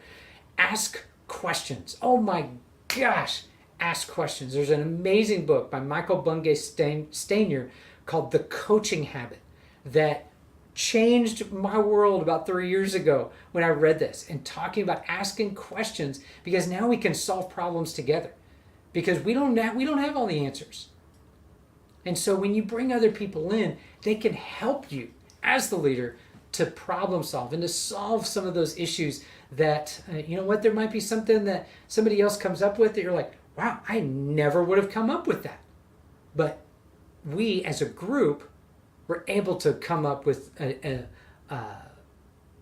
way to solve whatever problems that you might have. So Kevin Worthy is our superintendent at Royce City ISD, and I'm on the school board with them, and so we work really hard together, and we work as a group.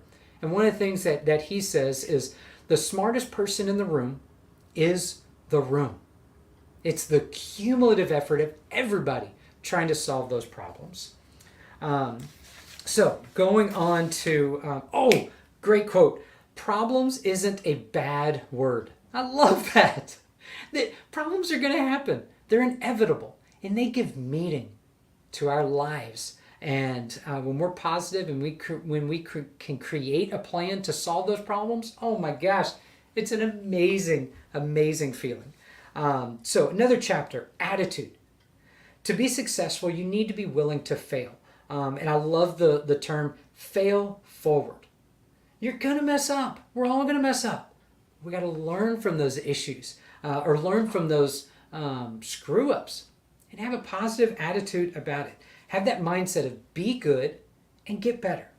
So another chapter, develop your most, what he calls your most appreciable asset, which are people.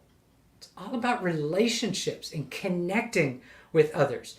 Also, be a servant leader in your actions and words. And what being a servant leader is you listen without judgment. You build a community and you share that, quote, power with others.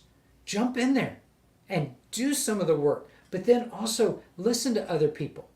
How can you, as one of those people that provides influence, bring people together, building that community, culture? I talk about culture all the time at A&M Commerce. And you know what? At A&M Commerce in the percussion studio, we have highs and we have lows. It isn't all just roses and rainbows and butterflies and unicorns all the time. So we have our issues, but we continue to talk about building that culture, and we continue to talk about building that trust that come talk to me, come talk to others. And sometimes that works, sometimes it doesn't, but that you have to continue to talk about it and to work on that and work on those relationships to build that trust, to build that inspiration that you work on, that you can provide that environment of encouragement with each other. Okay, and then one of the last chapters to talk about the price tag of leadership. That's what he calls it, the price tag of leadership, which is self-discipline. I talked before that that leaders are held to a little bit higher standard. And you as a leader, if you have that title, is having that self-discipline. You must win the battle over yourself. If you're always beating yourself down, then you're going to go into a situation, you're going to have a negative attitude. So how can you create that positive attitude? I think it goes back to the small wins and noticing that, man, this went really well. You know what? There's a problem here, but that's not a bad thing. That's going to help us grow stronger. It's about that attitude and having that self-discipline to have that control over yourself. So self-discipline makes the difference between temporary and sustained success. Wow, that's awesome. And knowing that you're not the only person going through some of these issues. Yes, you have to make that sacrifice. Yes, it's a lot of work. And yes, you might feel overwhelmed. You're not the only one. So reach out to other people. Allow others to help you. As much as what you are doing to help others, allow them to give you some of that inspiration and motivation. And then that self-discipline about being organized, that personalized organization. 1, set your priorities. Go back to that quadrant list. 2, allow time for the unexpected. Things are going to happen. They just are. Do projects one at a time. I have a tough time with that. I will absolutely admit.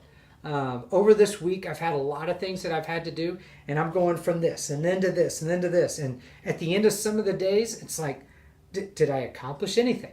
So allowing yourself to be a little bit more focused on one project at a time is, and there's definitely some books out there. Some of my friends I just talked to a couple days ago that they are really focusing on allotting an hour and a half to just focus on that one project. And they've been feeling so incredibly productive with that type of mindset. I know I need to work on that. There's definitely some resources out there that can help you with that. Work according to your temperament. You know what? I am not a morning person. Oh my gosh, my wife and I, neither. We would sleep till 9, 10 o'clock every day if we could. So I am not one that's going to wake up at 6 a.m. and jump on email and get 2 hours of email done, and then I can just do things. That's not me. I work better a little bit later at night. And you know what? There were times I felt really guilty that I saw these other people getting all these things done right in the morning, and I feel guilty that I wasn't one of them. But then I started to think about, how do I work? And when do I get my productive work done? And once I figured that out, oh my gosh, it was just this weight off my shoulders. I'm going to do what works best for me. And that is such a great thing. So work according to your temperament. So, and then develop some of these priority systems that work for you, because we're all different. And so understand you and have that self-discipline and learn about you and yourself and how you can then organize your time, setting your priorities and the time you start to, the times you work on those priorities. So think about that so you have that self-discipline. You can grow and learn and adapt so much better personally. So those are some of the really great aspects about, again, this book that Maxwell, the first version of it, the Developing the Leader Within You. So the last thing I want to talk about is focus on your future. How do you grow as a leader? So I use the word intentional a lot. And being intentional about your personal leadership journey or your personal leadership growth, it might take a little bit of time, and that's okay. Man, when I was learning 4 mallets or a drum set or a soca pattern or something like that, I had to start somewhere. And I knew I wasn't going to be great right off the bat. And I felt like that as in my leadership journey. I wasn't great at the beginning. I didn't know really where to start. I started with one book.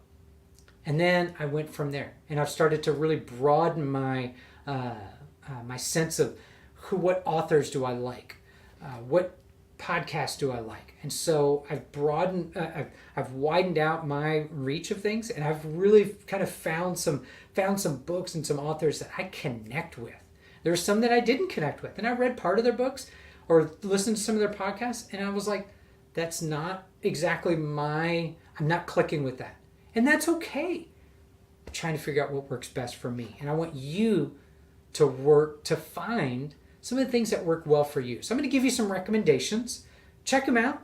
And then see there's some other resources that you can check out too, and some of the links to at pas.org. If you search for the PAS Leadership Academy, we have an amazing list of books and podcasts that you can explore. Check some of them out. So here's some of the ones that worked for me. Again, The Developing Leader Within You. Another John Maxwell, The 21 Irrefutable Laws of Leadership. This is not one that you're going to start at the beginning and just go through. Each law just kind of sits within itself. And so really, really great place to start. That there might be a few skills that you're like, you know what, I need to work on that. Man, go to this one and really dig into a few of those skills. Another one, this is a classic. The 7 Habits of Highly Effective People. I listened to books on tape driving to and from A&M Commerce where I work. It's about a 35-minute drive. And so this one was on a book on tape. I listened to it twice. It was just such a great book, great resource. Kind of a newer one, for me at least. He has 2 books out now, but Greg McKeown called Essentialism. One of the quotes that he has in there, and I was reading it and then kind of fell off of it for a little bit. I got busy. I'm going to go back and read it again. But one of the quotes that he had was such a great quote. A lot of times we hear less is more, but he says less is better. And he really talks about finding the 1 or 2 things that's going to drive you. So Simon Sinek has a book called Start With Why. And finding your why. What is the one thing that you are just striving to achieve in life? And essentialism kind of goes in just a little bit farther to say, what is that one thing, and what are these 1 or 2 things, and how do you get rid of some of the other things? What's essential in your life? Love this one. Kristen Hadid. I read this one. I think I read it over COVID and just connected with her. I've worked with her several times. She has a great leadership development 2-day seminar I attended. We've had some PAS members attend, and she does these throughout the year. But her book, Permission to Screw Up, and she's just so honest and sincere in the way she talks about her life and creating a cleaning company at the University of Florida when she was a student. And she screwed up so many times, but she kept going. And she kept building and kept failing failing forward is what she did. So really, just a really great book. Just the sincerity that she has. She's really big on social media as well. So I definitely recommend following Kristen. And then one of the books that just again blew my mind, Cracking the Leadership Code by Elaine Hunkins. And I've done some sessions with him as well. He has a 30-day leadership challenge. Oh my gosh. Some of the 3 small wins and the gratitude I got from him as well. So he talks about connection, communication, collaboration. Those 3 things, connection, communication, collaboration. That's the code. That's the leadership code. So really great practical information in this book as well. So there's other podcasts and daily encouragement emails that you can get. And definitely the PAS Leadership Academy has some really great resources on that website that you can go to. So overall, I encourage you. I hope that you will find a way to connect to yourself, create that drive to develop yourself along your leadership journey. Continue playing marimba, snare drum, timpani, drum set, whatever it is that fuels your passion. But then also, how are you going to create your own pathway of influence? Because leadership is influence. I know that you can develop that sense of being a leader no matter what position you have, or even if you don't have. Whether you're a high school student, college student, college teacher, high school teacher, whatever it is, or in music business, whatever it is, I hope that you can create that sense of influence and that positive influence for people. So I saw a quote. I have a picture on the my wall, and it says, "The goal of leadership is not to eradicate uncertainty, but rather to navigate it." So I hope you can navigate your leadership journey and learn and grow and thrive in whatever career, whatever passion you pursue. So thank you so much. Again, my name is Brian Zator, and I wish you all the best on your leadership journey. Thank you.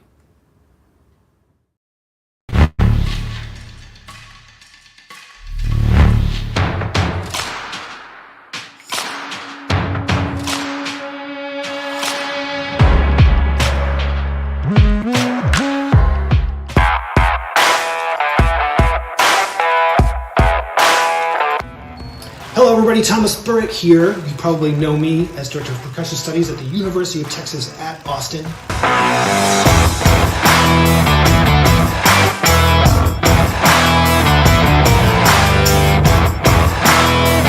I couldn't be more excited to be a part of the Valley Percussion Festival, where I'll be presenting a clinic of quick-fire tips that are super important to the way that I play, and I also think are super underrated and overlooked. Lastly, if you watch to the very end, there'll be a public premiere, a world premiere, of a super relevant, important new marimba solo. So we encourage you, check it out. I will see you there.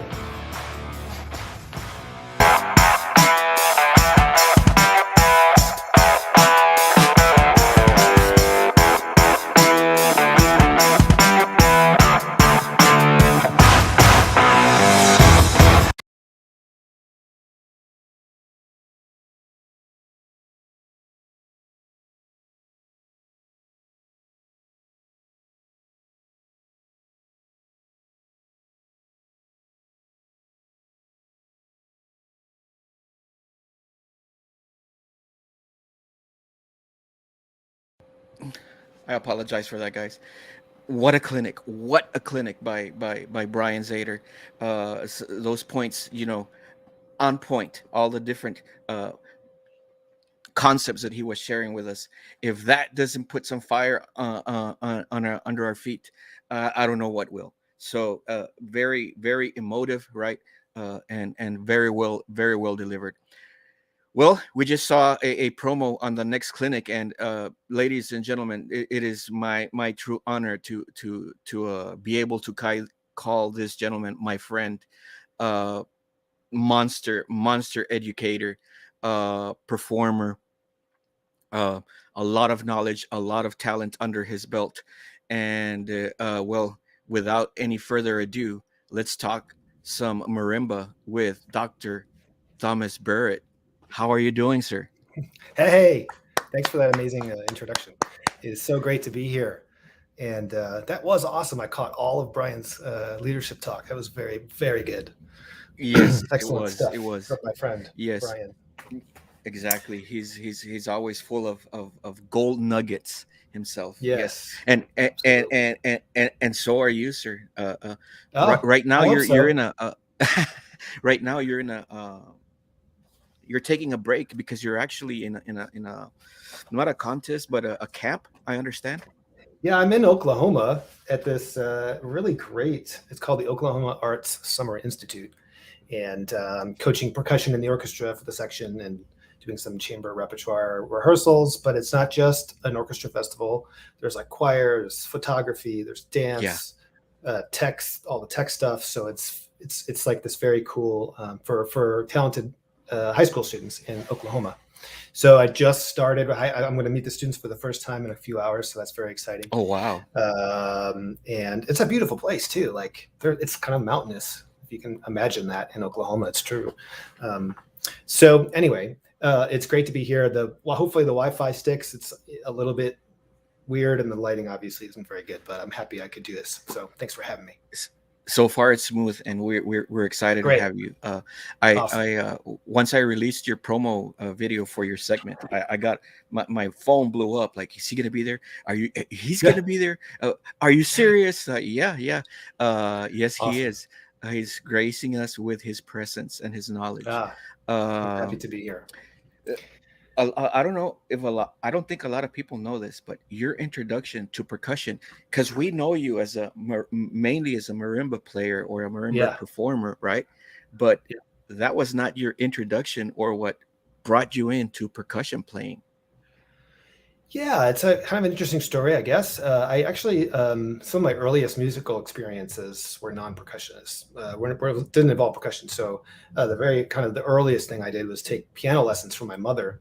And she was a very well-known kind of teacher in the area for, mostly elementary kids, high school kids.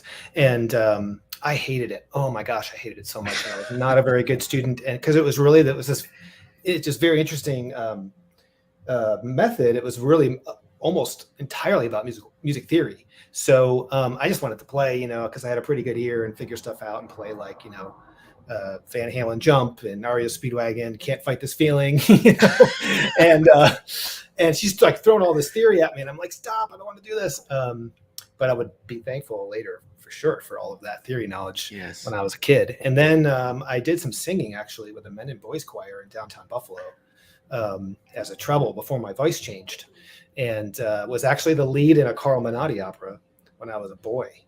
And I think all of that really sort of cemented this love of music and helped me I didn't know it at the time, that helped me really figure out that I wanted to do that. But when it came time to choose the instrument, I wanted to be a trombonist because that's what my dad did. I really looked up to him, but they said, no, you should do percussion. And so I did. And there you have it. Although I started really with drum set because everyone in the 80s, as you remember, was playing in a garage band, and I was doing the same thing with my high school friends, So that was really, I really didn't get into marimba until I figured out, oh my gosh, I have to play marimba on an audition for Gordon Stout like next year. And so I crammed it, and Gordon, it was good enough, so Gordon let me in. So I'm thankful for that for sure. Wow. Yeah, I remember you sharing that with me a couple of years ago, that it was as far as percussion is concerned, it was drum set. Exactly. Now it's just how it's not like that anymore, but that's just how most of us, I think, got in into it back then. Yes, I know it was mine. It was mine too. Yes. But now it's like I enjoy playing marimba as much as I enjoy playing timpani, as much as I enjoy playing tambourine or woodblock on a part. My kids go like, "Sir, you make everything look cool." I mean, and I'm asking, no, you gotta understand. It's fun to play these things, and that's where it comes from. Yeah. Yeah, I really think that background for me really helps solidify this never-ending thirst I have for like just making being expressive, right? And Yes. working with singers so much as I have, and I've continued to work with singers more so than I ever thought I would. Their ability to express the musical line, for example, and their ability as artists to really leave you sort of speechless or in your tracks, like really thinking about something, you know. And I think that really is the bigger, broader point of my clinic today, even though we'll get into a ton of like small little quick fire tips. Yes. You know, all of those are sort of centered around this idea that we need to be, especially now in these times, we need to be the most expressive musician Yes. we can be. Doesn't matter if we're playing solo marimba or if we're playing triangle.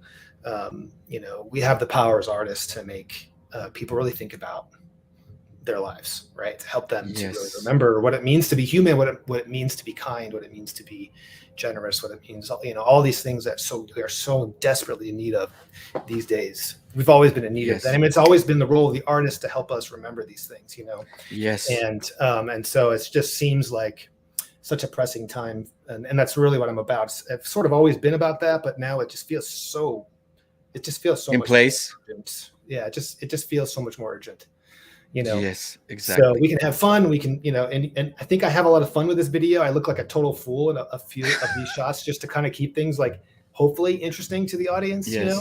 And we have fun with a lot of it, but make no mistake, you know, we have this power as artists to really change people's lives, you know? Yes. And I think it's really our responsibility to acknowledge that and not forget that. Yes. Right? Yeah. And you have a huge surprise for us at the end of your clinic. Yes. You have a world premiere. Yes. And this is something that I hope demonstrates what we were just talking about.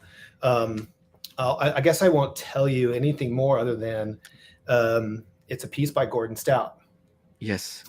And it's relevant to what's going on in the world right now. And so Absolutely. I hope you'll stick with me all the way through to the end of it. And if you do, you'll hear it. It's the first time that anyone's heard this piece. And I hope it hits you in the heart a little bit, because we could all use that these days. When I was scanning through it, I got to that section, and it's like I watched it all, and it was like, wow, yeah. You're in for some very emotive playing. Well, what do you say we check it out? Yeah, let's do it. I'm excited. Awesome. Today's session focuses on marimba concepts that I've overlooked, underrated, unsung, and maybe even unbeknownst.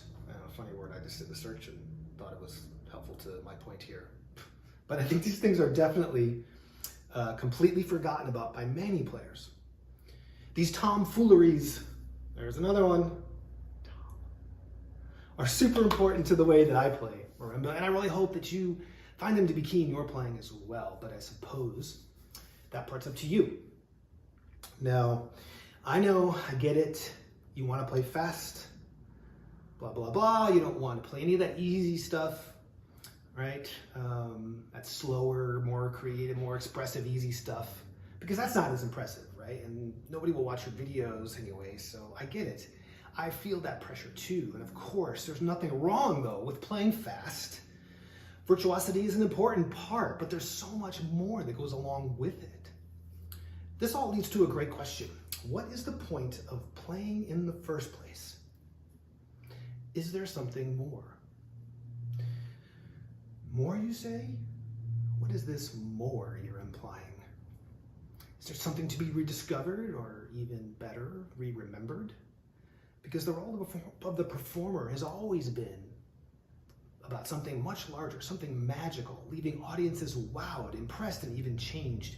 You might remember a performance that impacted you so deeply it changed your focus, maybe even is the reason that you showed up today to watch this. Yes, now we are getting somewhere, maybe even to the heart of the matter, that performers can communicate every possible emotion through their playing, and I can't think of a time since I've been alive where as a country we've needed that more from our artists than right now in this very moment. I mean, we've lost over 1 million lives to COVID. There was a shooting in my hometown in Buffalo, New York recently, and another so close to our homes here in Texas. And I almost forgot, there's a war in Europe. This communication that musicians have through their playing is so powerful. I believe it can change lives, help us all remember what it means to be human, that we are all connected, and that we all feel the same need to be accepted no matter who we are or what we believe.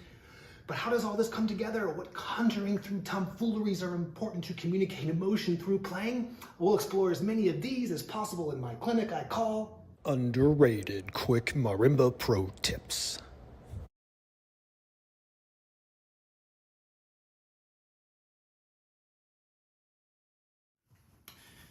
When holding the mallets, allow about this much space on the outer mallet. Place the inner mallet in the center of the palm.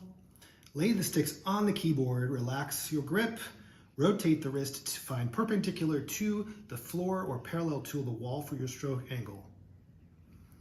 Rotate this way to make sound, and rotate this way to make sound. And always keep a low stroke angle. Only using the wrist, only the wrist. When moving behind the instrument, avoid the marimba shuffle.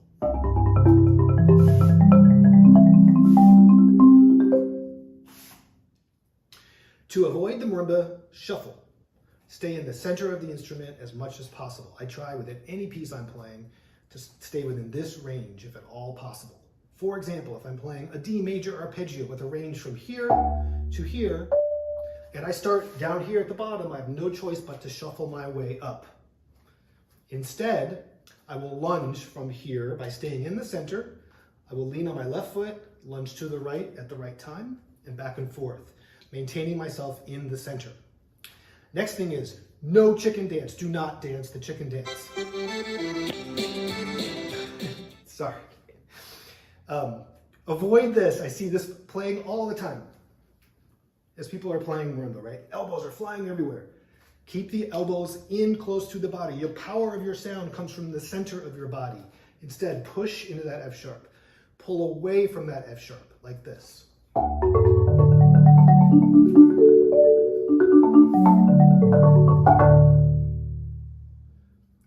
Okay, very important question. What's the shortest distance between 2 points? A straight line. Well then, why do I see this and that and this when we play? I don't want to see the top of your head. No. Instead of reaching and bending over, crouch down. The shortest distance is a straight line, and I can get the full 5-octave reach.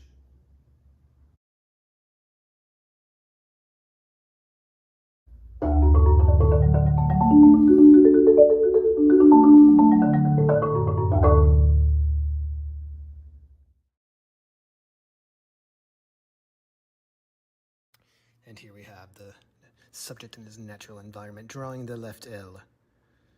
And now the right. What will he do next? He likes it. Oh, he could be getting ready for it. The full crouch. There it is. There it is. Oh, and I have no idea what that is.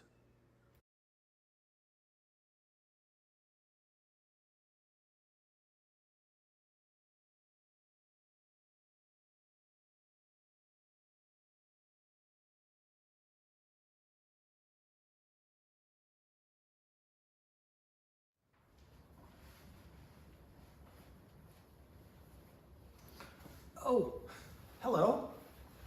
Sorry, I'm a little late here. Welcome to the Fireside Chat with Dr. Burritt. I know it's really cheesy and stupid, but I'm just trying to have fun here, and hopefully it helps change things up a little bit on your end and to keep you interested. So thank you for indulging me in all of this. Because why else would I have a fire in the middle of Texas on June 1st, dressed up like this with the AC off in the house? Anyway. It's because we are doing something serious here, right? While we're having fun doing it, we're doing something serious. Today we're going to get into sound, some details of sound, specifically with mallets primarily. So I'm going to start with a story. About 10 years ago, I went to a well-known music school with a wonderful, very excellent, super highly rated percussion program. I was so happy to be there to do a master class, and so I listened to 6 or 7 maybe of their players there, and the playing was outstanding.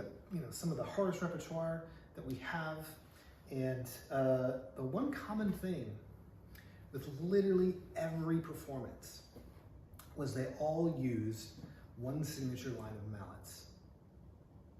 And I'm sorry, I'm not going to tell you whose mallets they were. I'm not going to tell you what school this was, because that would kind of be unprofessional. But anyway, it sort of struck me as I was making comments to everybody, why, of course there's nothing wrong with that same person's signature line of mallets that all of them use. There's nothing wrong with that. But I really wondered, I really challenged the students there, is that what they want to sound like? Do they want to sound like their teacher? Good question, right? And so I find in my teaching experience that not a lot of students have really thought about their mallet choice. They just use kind of what's out in the market, right? And let's face it, there's lots of sticks out there, right? And so while there's nothing wrong with, there's a lot of great mallets, it's really up to you as a performer and player to decide, like, what do I want to sound like? Do I like the way my teacher sounds if he's my teacher or she's my teacher? Do I like that? Is that how I want to sound? And there's nothing wrong with that, of course, but have you tried all of the other mallets? Have you learned about mallet construction to see what features the mallet has that might be useful to the way that you want to sound? Because in the end, it's really only you and the way that you sound that matters, right? We know what Nancy Zeltzman sounds like. We know what Michael Burritt sounds like. We know what Lee Stevens sounds like. We know what Gordon Stout sounds like. If you know marimba at all, you listen to those people play blind, you could tell probably in the moment who it is just on their sound. So what do you want to sound like? That's what we're gonna get into.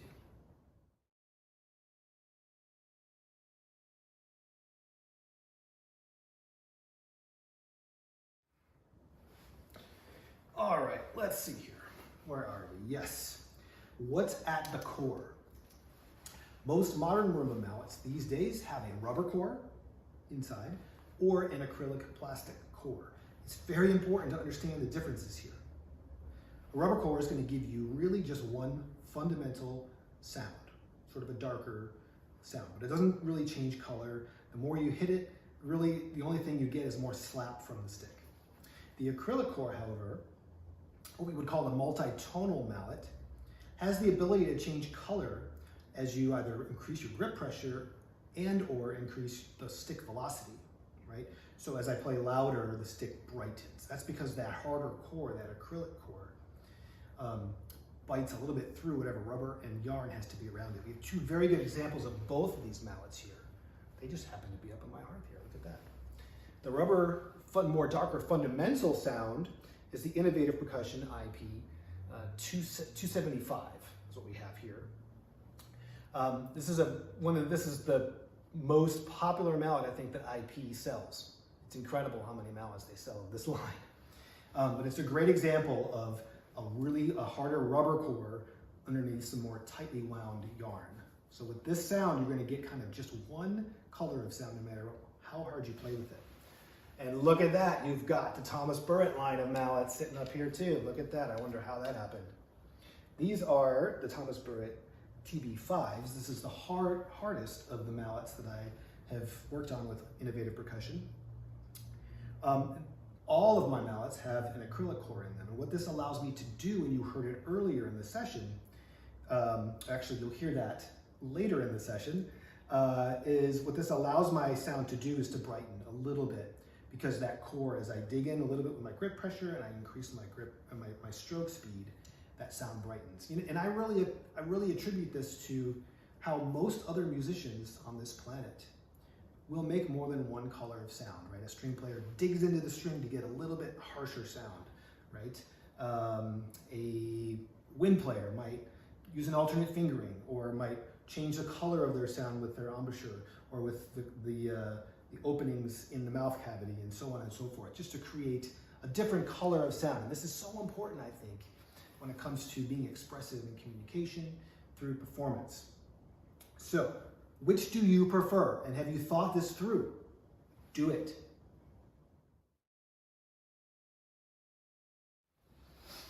And to close our fireside chat time together,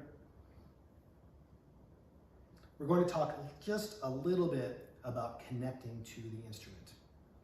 And I have another question. What other instrument that you can name, of all the instruments you can think of, where you don't physically touch it to play it?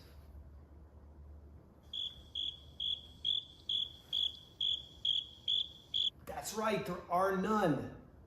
We don't physically touch the instrument. And I know that's like kind of, what do you mean? That's duh. Yeah, of course we don't. But we need a connection point. And who talks about the stick part of the mallet? Not enough people, I don't think.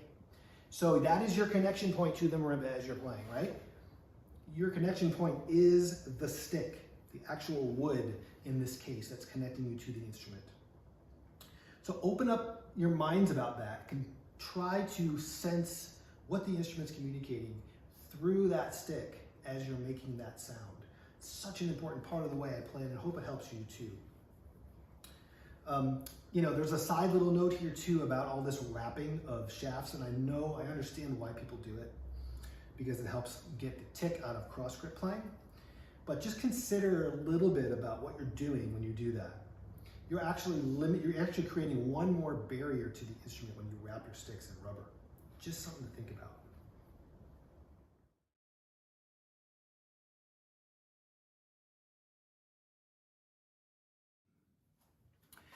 When rolling with any kind of mallet, hard or soft, loosely wound or tightly wound, avoid overstimulating the bar. The bar here is saying, stop overstimulating me. Every bar has a ring time, all to its own. That's quite long. Consider just supporting that kind of the sound. Vary your roll speed, relax the grip, react to the instrument. It's telling you how fast you need to go.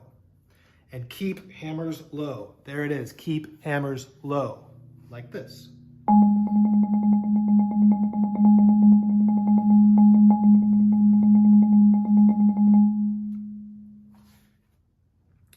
Varying the roll speed allows us, the artist, to conjure up and manipulate the listener's ear to focus less on the attack of the note and more on the full resonation of the sound. With 4 mallets, vary roll speed in a traditional roll. From very fast to very slow. I can also utilize other roll types like the ripple roll. Work on this one so it's very clear.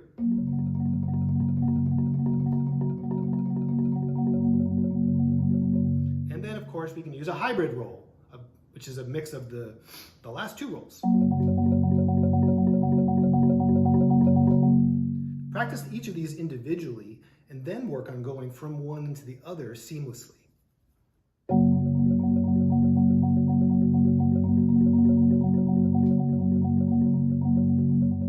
By utilizing all 3 and keeping hammers low, I'm able to really never allow the listener to ever latch onto any kind of pattern.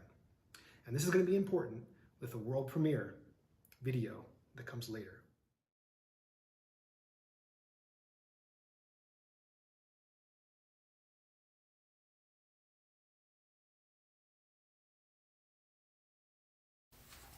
Playing well with any instrument, when you really think about it, is a partnership between you, the performer, and the instrument. Listen to what it's doing. Take in its vibrations, and you'll learn so much from that experience. For example, use the weight of your body to get a little more depth and fullness of sound from the instrument. For example, here's just a normal piston stroke without any weight from the body. Notice that sound? It's a nice sound, right? It does one of these. The peak of the volume is at the very beginning of the attack. If I utilize weight, we get a different sound.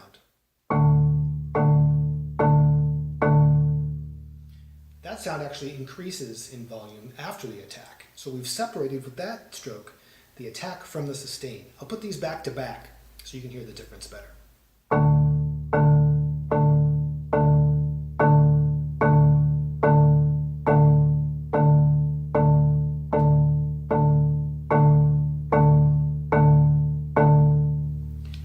Interesting that these aren't really different volumes, they're just different characters.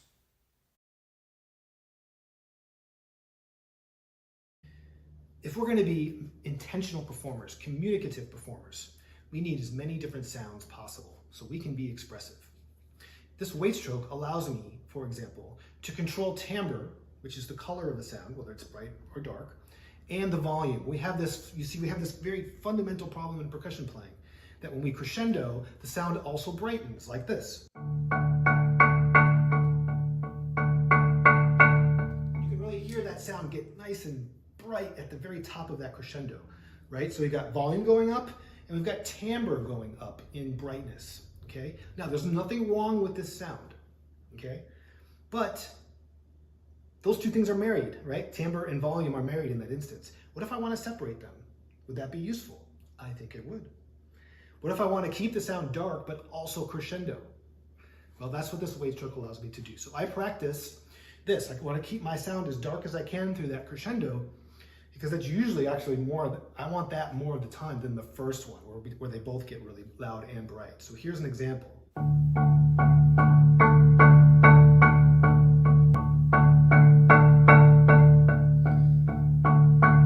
you can hear that that sound is getting louder. It's going to get a little bit brighter. There's nothing we can do about that, especially with harder mallets in my hand. But now I put those back to back so you can hear the differences.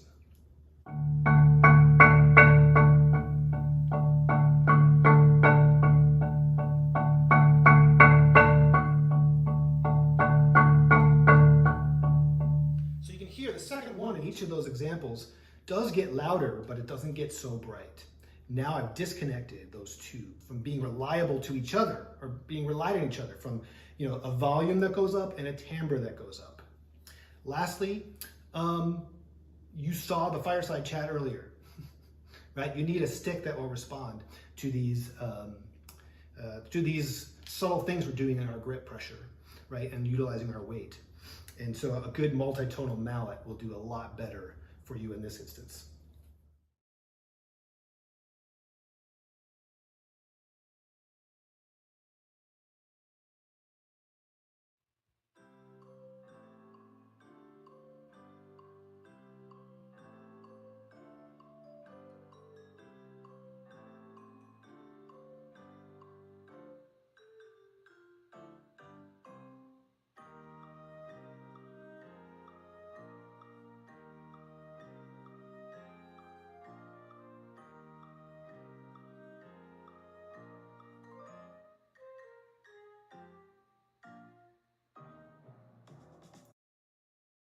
Okay, my friends, thanks for hanging in there with me this entire time. We're going to do one last super big, massive marimba geekery.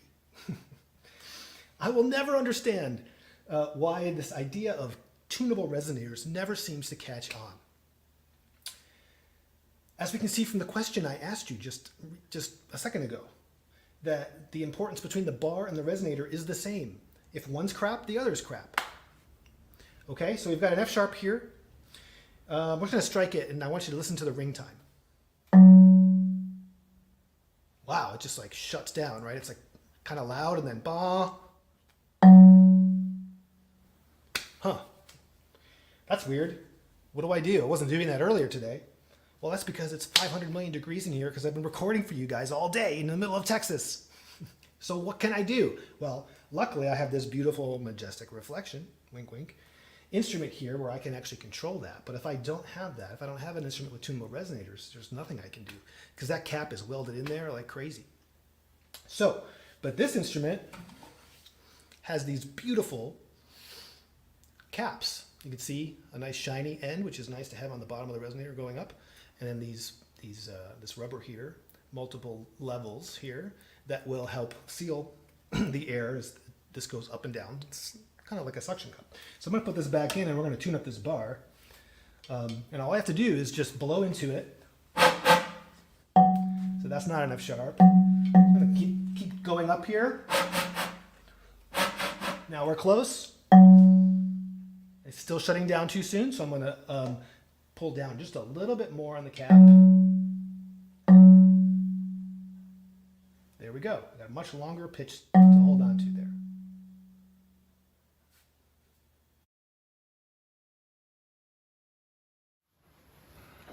Well, Our time for today has come to an end, almost, with one very important thing left. We've tried to have a lot of fun, kind of messing around a little bit, trying not to take ourselves too seriously. So thank you for indulging me in all of these fun things. I've had a really fun time putting it all together for you. I would like to say just very quickly some thank yous. Gilbert Garcia for inviting me to do this. Thank you for including me, especially over the last couple of years. Your organization of this festival has been so good and important to all those out there who needed it so poorly when we couldn't really connect. Thank you. I'm so fortunate to work with some amazing companies, all of whom are committed to education big time. KHS America and Majestic Percussion, who literally say that they believe everybody should play an instrument and that music has the power to change the world. Just appreciate that so much. And of course, Innovative Percussion for making incredible tools, sticks that I love so much. I'm so happy to be able to trust my sound using those sticks. So thank you to everyone at Innovative Percussion.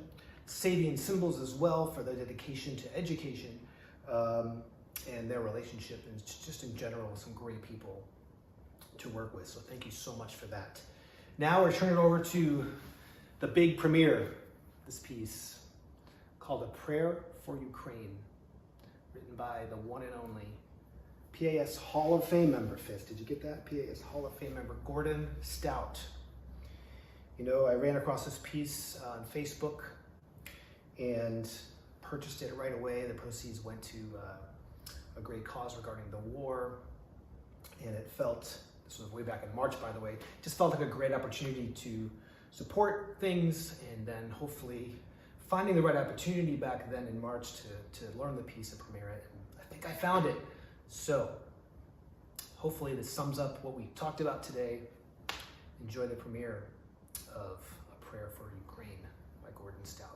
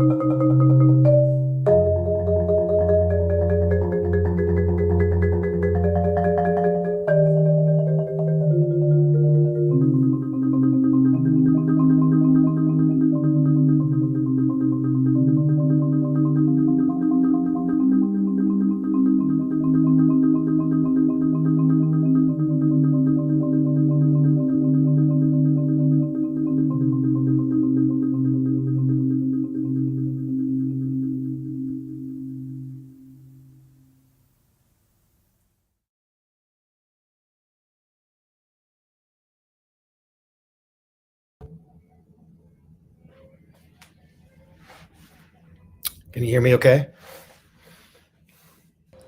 Yes, I can. What a performance there at the end. Wow. Thank you. Uh, I'm curious. How long did it take you to prepare that?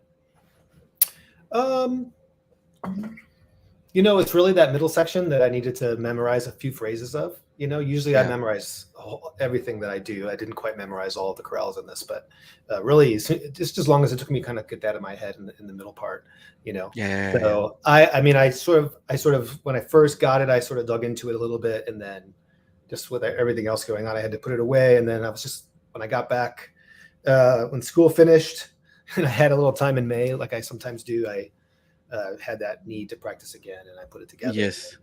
Then I found this great opportunity to sort of premiere it. So it was a good excuse Wow. for me to finish it and do it. You know? Well, thank you. I wasn't expecting this until I saw your promo video, and I was like, oh wow, he's actually gonna premiere a piece, and it's beautiful. Some beautiful writing showcasing Gordon Stout's style, man. Yeah. Yeah, and you know, I've always been a champion of his music. You know, he writes so much. Yes. I mean, he's such a prolific composer, and you know, in every piece he writes, you know, it's a Stout piece. You know what I mean? Yes. Because and that's what you get with great composers, is they have a style with him, I love these. You know, he writes a lot of sixths, right, in the left hand, which isn't something a lot of marimba composers write, by the way. You know, Yes. and so it's tricky. And he's also a lefty, so I'm not. So every time I play one of his pieces, I'm cursing my left hand because it's not as good. And he's writing these six intervals that are moving like crazy up and down the instrument. You know, Yes. but you know, along with it being well written for the instrument, you know, there's meaning behind it. You know, and I think that's what I really embrace in his music. Is it's, you know, it's so uniquely Gordon, but it's also there's something else there, you know.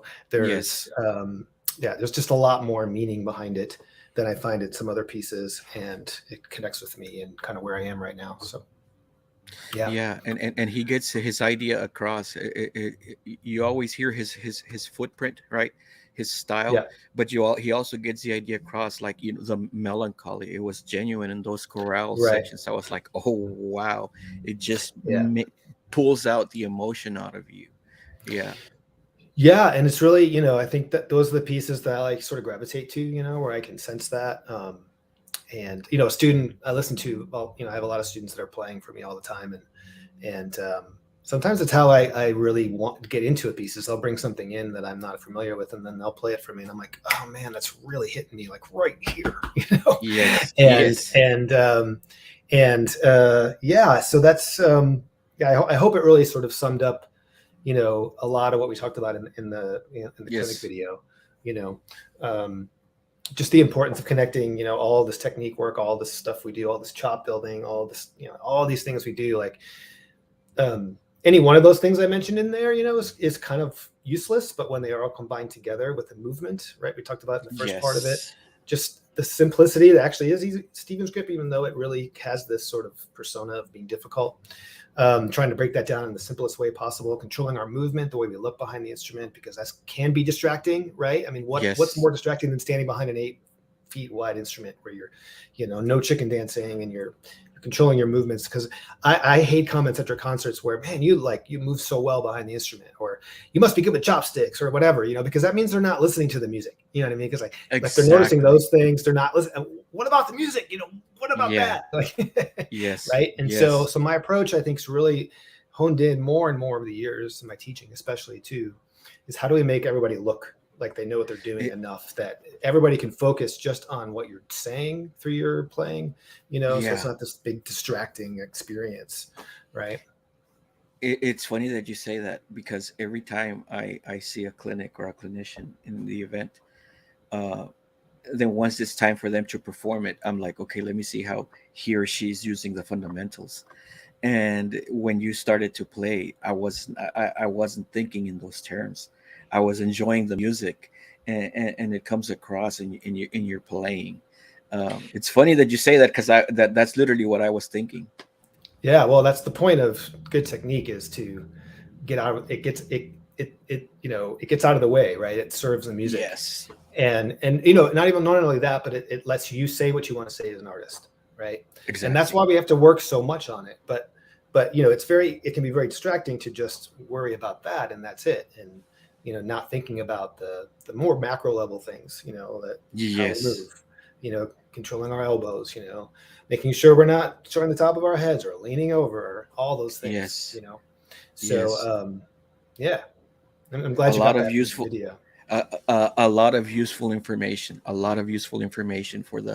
the beginner to the most advanced, definitely concepts. And again, one of the things that I've noticed, the trademark of a good educator is not only can he play it and demonstrate it, but two, you make it so easy to grasp and understand. And that's you see that throughout your whole clinic. Yeah, thank you so much. Yeah, last thing I want to say here too before I have to run is yes, I like you sort of didn't say this directly, but you alluded to it, this idea that a beginner can't be expressive, or a beginner just needs to worry about technique. And yes, they obviously need to worry about those things, right? But we need to be, I think, better, in my opinion. I'd like to see us a little bit more focused on, it doesn't matter what level you are as a player, are you thinking about at least being musical? Are you shaping things? Yes. Are you thinking about that, like from day one? It's like not, and I tell my students when they first learn a piece, try to, it's easy, right, to forget about phrasing and musicality, because you're like, what is this note and how does this go? And you're doing all these things on how to learn the piece. But at the earliest, if not from the very beginning, let me just say it this way: when I was learning that piece, I knew exactly what I wanted to do with it in my head because I could hear it. Being familiar and having done this a lot, I make my whole life doing this. And so my process is, okay, I know exactly what it sounds like. How do I get if that's here? How do I get the piece from here to here as quickly as possible? Yes. And so because I'm thinking that way, I'm thinking about stickings, right? Because I'm already hearing it in its finished form in my head. And so if I choose this sticking, that's not going to work to get it to where I know it needs to be, right? But so if I'm just thinking about the easiest sticking to use, regardless of what it means musically or what it looks like, an important thing in Gordon's music is articulation, all these groupings of notes. That whole middle section is just eighth note after eighth note after eighth note after eighth note, right? And if we're not grouping them in 3 or 4 or 2, if we're not doing slurs, we didn't get into this in the video, and that's a whole other can of worms. But if we're not really thinking about stickings and the weight of grouping these notes together, that's one thing I don't hear in a lot of his performances of people when they play his music is, the harmonic rhythm really is matching completely with groupings of 3 or 4 notes or 5 notes or whatever it is in the score, Yes. And I think you're right, sir. I think you're right that even from the very beginning of the stage, since we put the stick in their hands for the first time, are you producing a musical sound, a useful musical sound? Yeah. And I truly believe that is possible. Whatever you tell them, they're gonna do, and they're gonna believe, and they're gonna work under that concept. So I totally agree with you on that. Yeah, exactly. Awesome. Well, thank you so much. I'm so glad we could make this happen.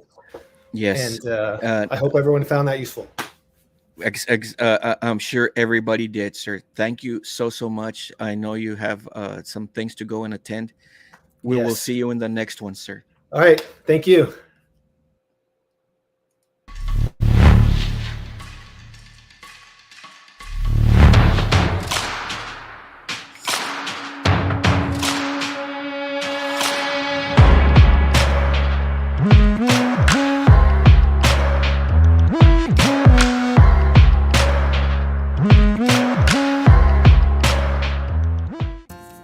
Hi everyone, my name is Dorothea Taylor.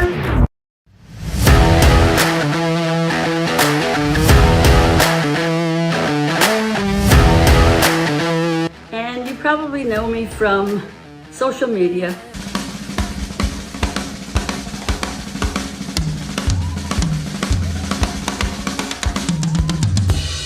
I I'm a coach with Drumeo for the last year and a half. I've had several viral videos on YouTube and Instagram, TikTok. My TikTok account is very popular now, hoping that you're following me as well. So I'd like to invite you to Valley Percussion Festival, the Summer Drum Camp 2022.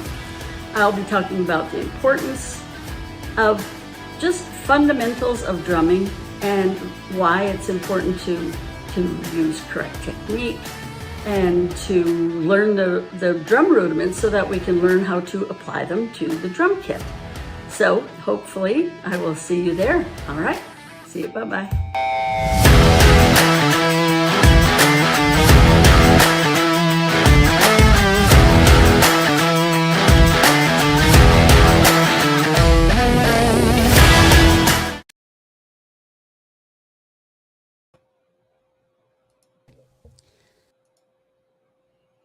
Awesome, awesome, awesome. My friend, it is Hello. such an honor, Dorothea. Such an honor to have you. And even I posted this about this a couple of days ago when we were conversing. You have no idea how much of an honor and a joy it gives me to be able to call you my friend. Oh, thank you so much. You're such a beautiful person, such a beautiful inside and out, and the life that you live is I see everything that you're doing, riding on slingshots and What can I yes, say? it's like yes, that's what I want to do when I retire. When, It's when you grow beautiful. up, When I grow up, and I want to be viral as you. 25 million views, girl. That is crazy. yeah, it's kind of crazy for sure, kind of wild, very Yes, unexpected. yes. And not only from adults, right, but a lot of your following are young kids. Hmm. Yes, which surprises me. Yes, yes, but I think you're an inspiration to so many, as the numbers in your videos show, Dorothy. Um, so tell us, what have you been up to lately, as far as your? I know you've been vacationing. You Yeah. didn't, you came back not too long ago, but as Yes. far as playing and what projects, what things have you been up to? What's coming up from you and your social media content? Well, let's see. The next thing that I have, I haven't even opened the packet of music yet, but it's a big concert for celebrating the 4th of July, but we do it for 2 days. We play two concerts, and it's Oh wow. on the 2nd and the 3rd, and then people are free to enjoy the 4th of July with their family. But that weekend we will have a pretty good crowd. Last year I think we had, and it's at a one of these big Christian churches, so it seats about 3,000, and they had to bring extra chairs in, and then the next day the same thing. So we had a pretty good crowd for that celebration, and it's Wow, put that's on by the awesome. city. It's put Yes. on by the city, and so there's 100 voice choir, Oh and wow. I don't know how many of us are going to be in the orchestra this year, but it's usually like around 20 of us. Wow. Wow. So Beautiful. Beautiful. Beautiful. that's the Sounds, next thing. yes, sounds exciting. Yeah, All these projects, and how long, Dorothea, have you been playing? a long time. I started when I was in 8th grade, and I'm 71 now, so it's been a long time. 71. Girl, Yeah. you look way younger. You so much energy, man. And so 871, about 60, About 73. 59 years or so playing, I'm Wow. thinking, something like that. Yes. And you still find the getting involved in all this big projects, that passion. When I meet people like you, and share this. I'm like, why don't I have that passion? I feel like I'm lacking, and it always motivates me. Thank you. Oh, you're Thank you welcome. so much. Dorothea, so if you can give us a little bit of your training, a little bit of a background of where your training and learning came from. Okay. Well, the only thing that I can tell you is that I was in a drum and bugle corps, but it's nowhere like the drum corps DCI is now. And we were from a very, very small town, and we didn't even have private instructors. The oldest person on the drum line was the one who, showed us what the songs were going to be and what we were to play. So I've never had a drum teacher. I've never taken a drum lesson, just other than just playing in corps when I was growing up. And I don't even think we did all of the rudiments back then. I do know that we did Radamancues and 6-stroke rolls a lot, and paradiddles, of course. But the other stuff I've just picked up on my own. Wow. Just And you, being aware and watching and listening. yeah, and you know what, Dorothy? I see you teach, and I saw your clinic that you submitted, and everything you're saying is on point. Everything you're saying is on point. It is sound. It is, it's proper. It's correct. It's right.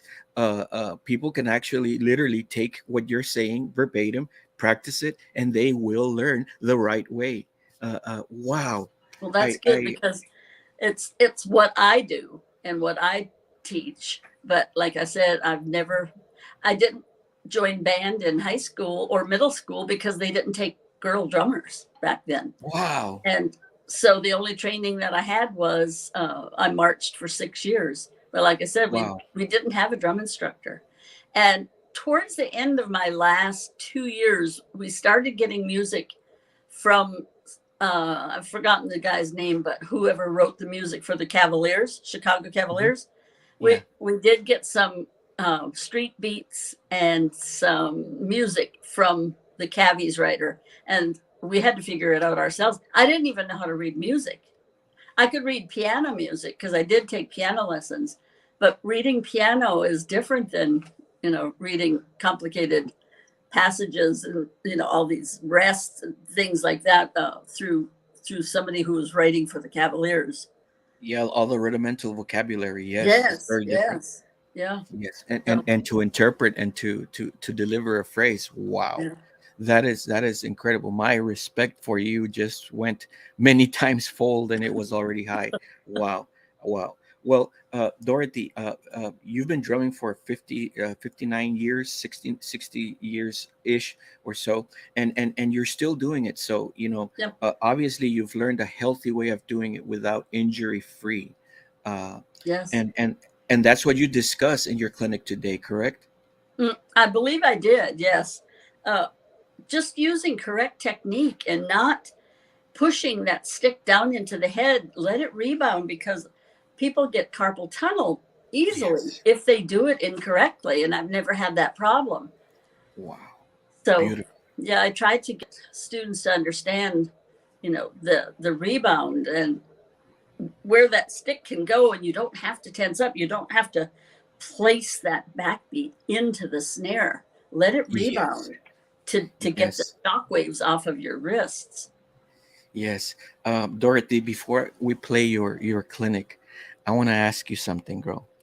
Okay. How was it to be in the Jimmy Fallon show and drum battle, Sir Quest Love? That was crazy. It was so much fun. I received a text message or a direct message on Instagram from someone from NBC, and I didn't even know if it was for real. And they wanted to speak to me. And so I gave them my email, and they sent me an email and asked if I would be interested in being on the show for Nana Week, because he had written a book on Nanas. And I said, okay, but I thought it was going to be, some time. And that was a Thursday, and they wanted me to fly out on Monday. So I didn't have much time to prepare anything. And so I went in there kind of blind, just had a blast. Jimmy was so nice. He came into my green room and introduced himself. And, we didn't rehearse. I did walk out on the stage with one of the workers, and they told me where I was going to be standing, and that, the band would be over there and that kind of thing. And, but I just did it off the top of my head. When the show started, I had no idea what I was going to do. I just did it. Well, it looked like, from an educator, point of view, that we've put shows together. It looked rehearsed. It looked like you knew a sequence or something. It looked planned out. No. They told me that I would play something.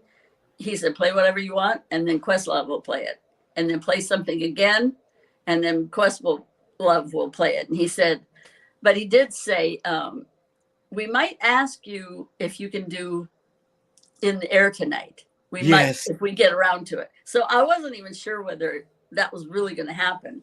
And so, I guess time-wise, we had enough time. And so he asked and told the little story about Questlove. I guess he messed it up when he had to do it that time or something.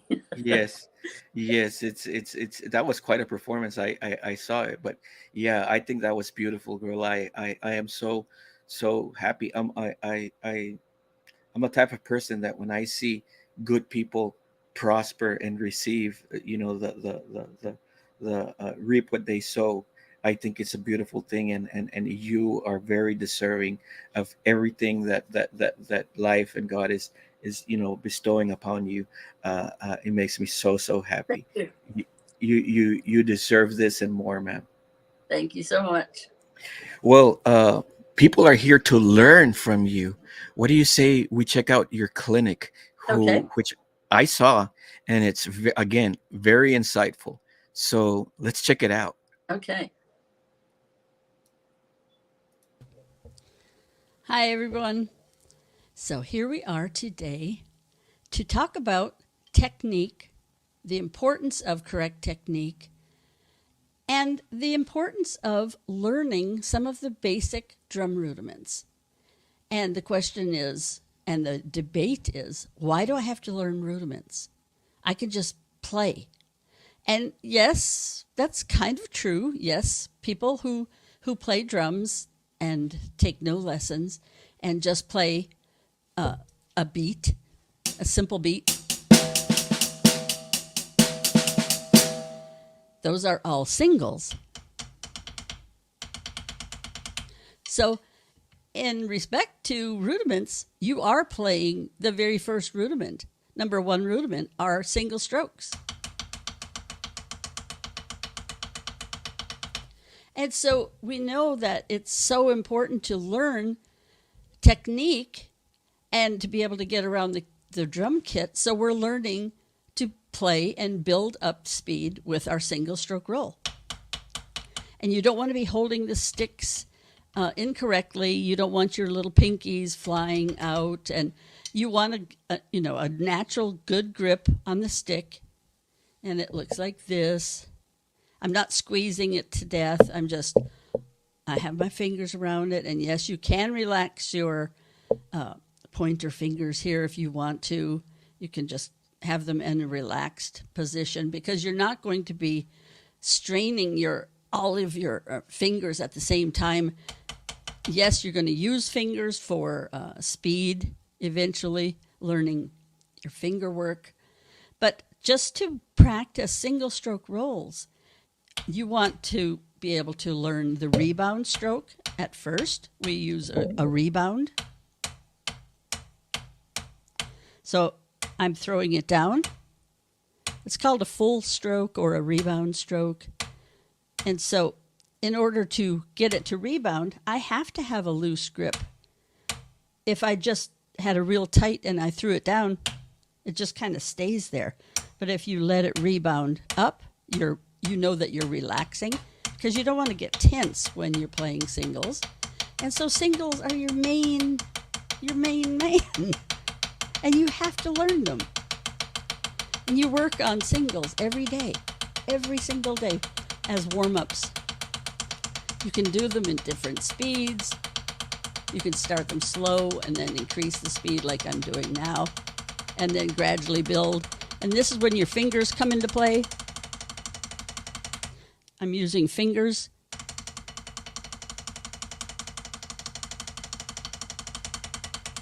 And then I'm going back into wrist. Now into a little bit of arm work. And that's what we do with the very first rudiment of the 40 PAS, Percussive Arts Society rudiments. Because then you are able to play singles around your drum kit as fills. So yes, it is important to work on drum rudiments. And the second very important, it's not listed in number 2. Number 2 in the Percussive Arts Society is called a single stroke 4, which is just triplet tap, triplet tap. But I'm going to go down into the double strokes because in my book, singles are number 1, doubles are number 2. So with singles and doubles, you will have a happier drumming career. When you get your doubles and they're nice and clean, you're going to be able to use them around the drum kit. I'll show you in a little bit about that. So you can hear that I'm playing 2 clean strokes. Now I'm using matched grip right now, and then I will change over to traditional in a second. So all of my stroking is nice and clean.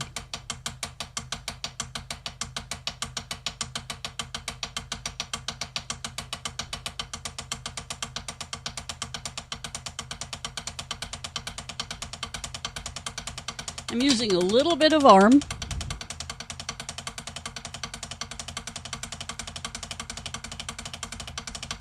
I'm using a lot of wrist and stroking. That's why my doubles are nice and clean. You can hear each double. Slowing it back down.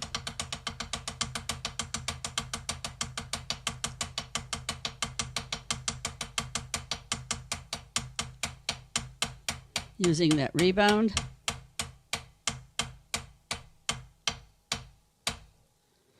And to work on those each day.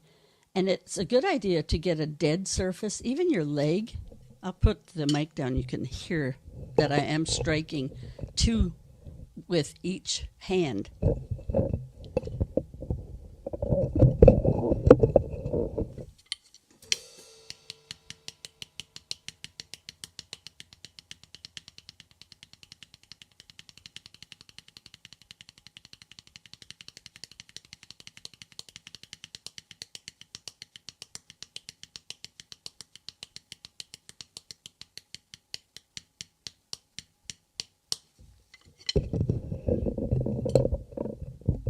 And you can tell that that is a main important lesson to learn is stroking your doubles so that everything is clean in the future when you're playing your other rudiments.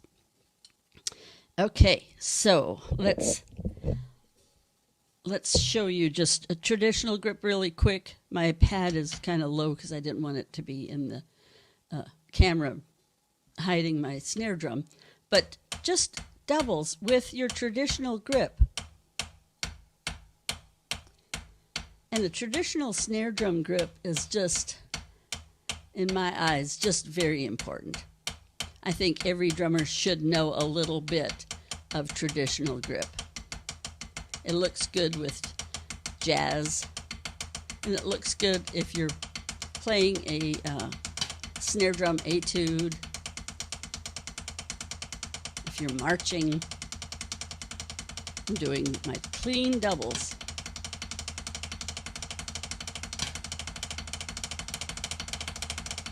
Into a buzz. And back out again. So the importance, again, singles and doubles.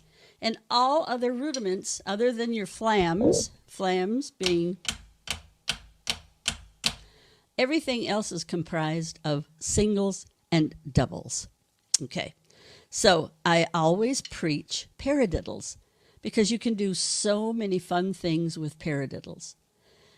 They're double paradiddles, singles first and then doubles, and drag paradiddles. Drag paradiddle number 1, drag paradiddle number 2, triple paradiddles, paradiddle diddles, and all of those can be fun around the drum kit.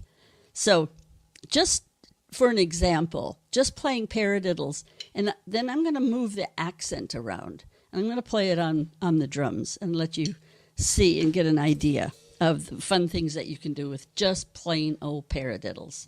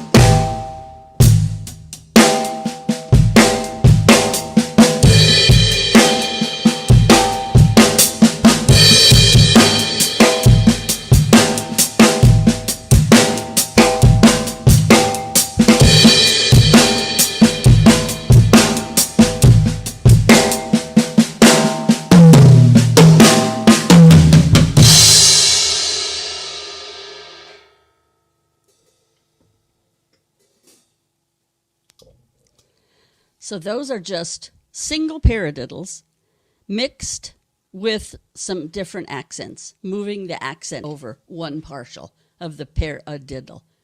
Paradiddle and paradiddle, and then you can do the last partial, paradiddle. I'm hoping that you're hearing me. I'm hoping I turned the mic up, so I'm hoping you're hearing everything that I'm saying. Okay, so then double paradiddles, we can play them as sextuplets, and it's just so fun, just so much fun.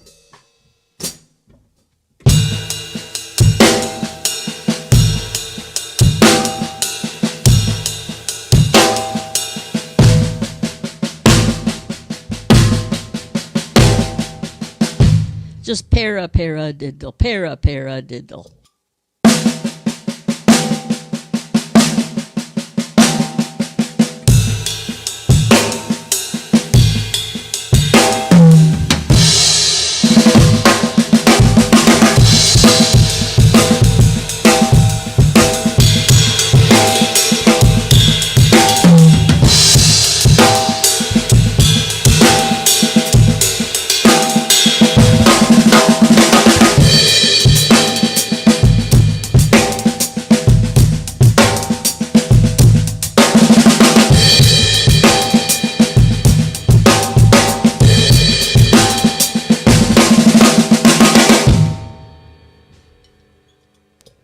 I don't know if you could tell, but I put some drags in there.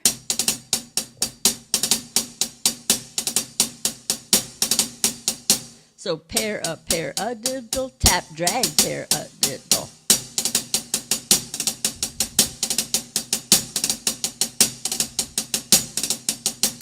Now, if you didn't know your rudiments, you would never be able to try that. And it just makes it so much nicer and fuller if you're a drummer and you're incorporating your rudiments. You don't always want to play just this.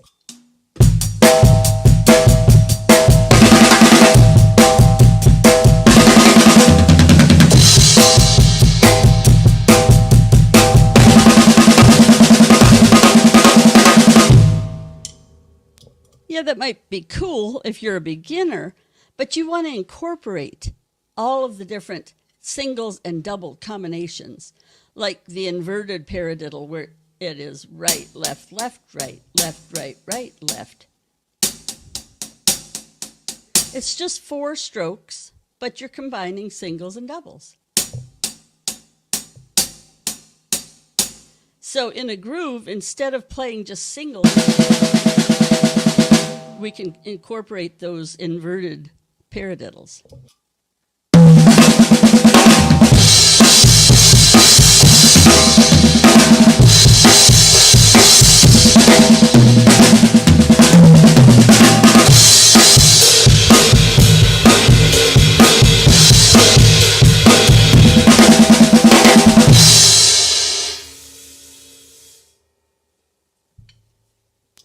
You see what I mean? It's just fuller and more expression, and you're using accents rather than just straight singles.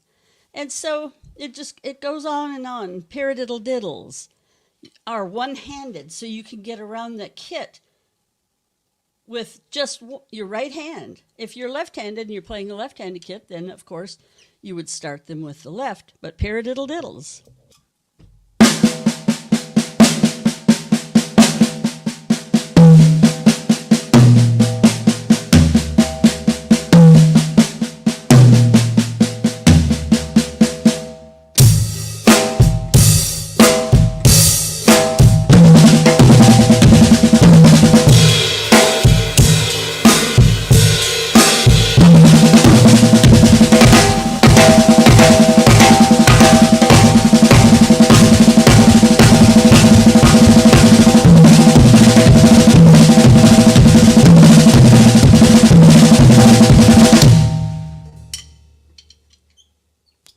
Just simple paradiddle diddles. If I could do that, you can do it.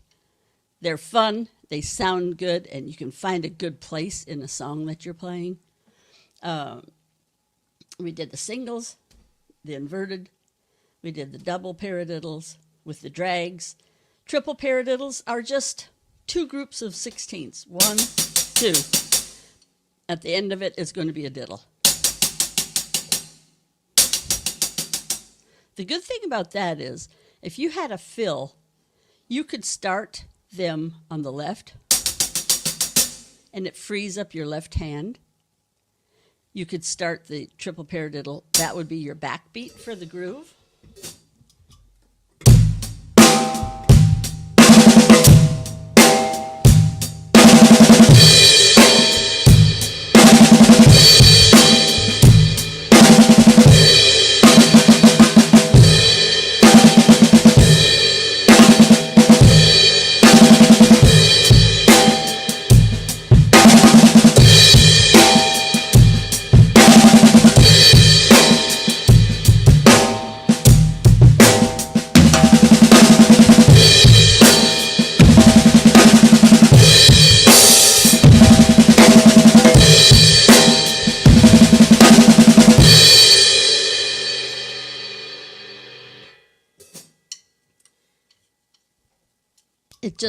For me, it just goes on and on with fun, with rudiments. And you can get into your flam rudiments. You can get into Swiss Army triplets, which, they used to be just a regular marching type rudiment. Jiggada, jiggada, jiggada, jiggada.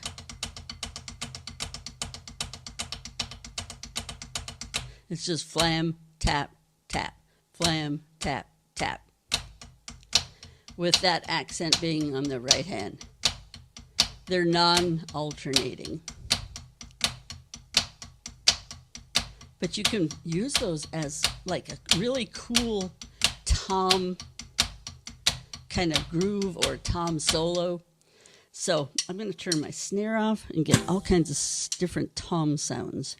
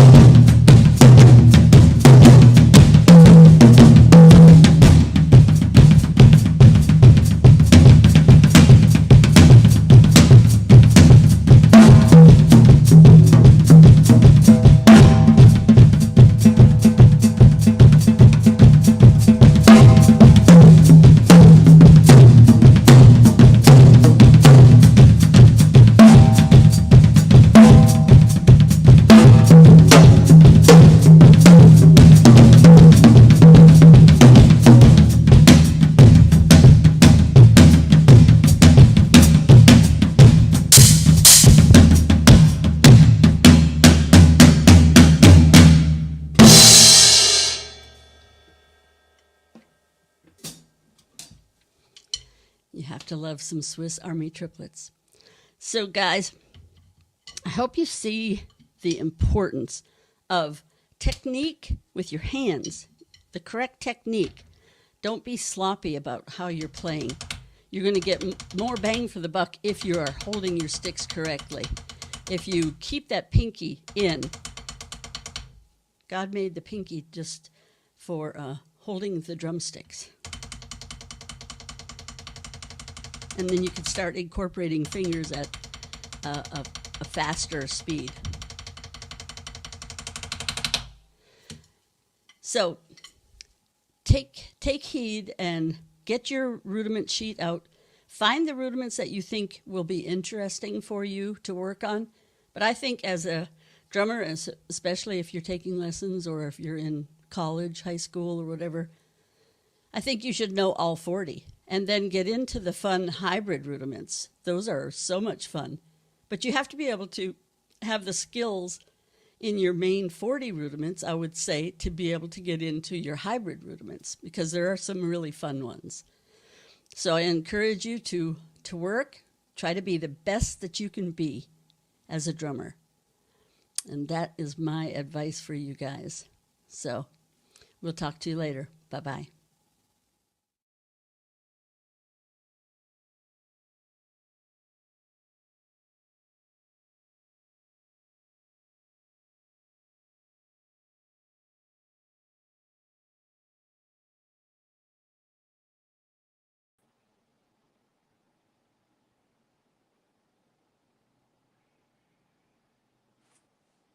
In such a short amount of time, Dorothea, you really packed it in.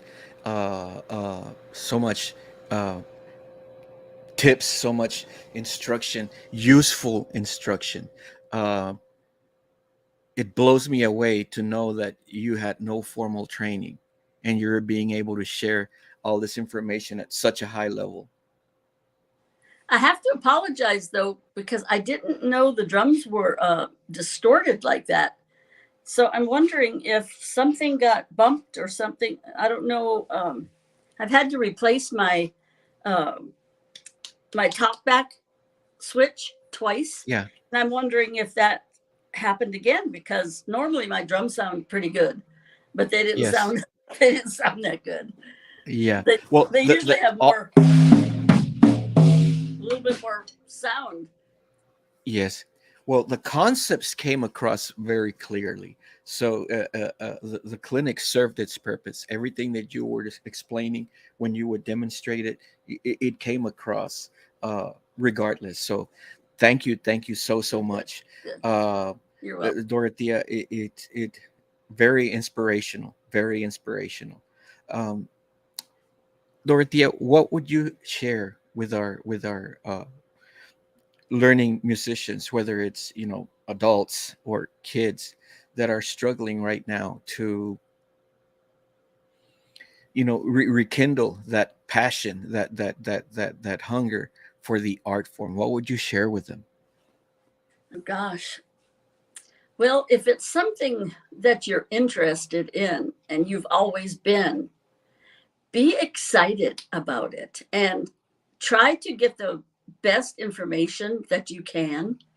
Find it from somewhere, from some source, from someone that can inspire you, someone who can teach you. I was just lucky enough to march, and so I could take it from there on my own.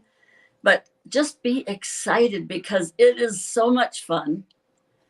It's something to do. Whenever you're bored, you have your drum space. You have your pad, you have your sticks, you should have your books, and just be excited about it. Go to YouTube, find some drummers and just get inspired and just start practicing. But just, remember, the key word is to practice. You have to spend quality time.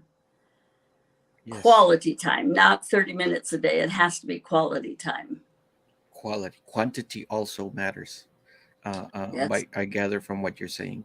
So quality information that you're going to practice, but yes. Quantity. It has to be hours, really.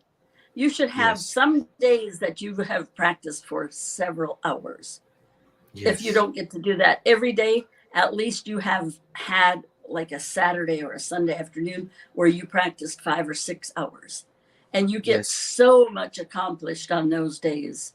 I know the Yes. kid, all the kids that are in DCI right now, they're practicing 12 to 16 hours a day getting ready for the shows this summer. And that's Yes. why they're so good. That's why Yes. everything is just precision. It's because Yes. of the quantity of hours practiced.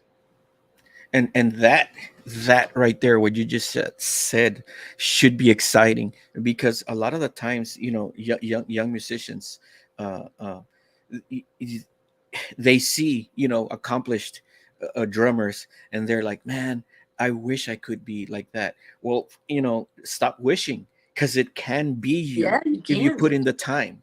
Yeah. Just Yes. get excited about it.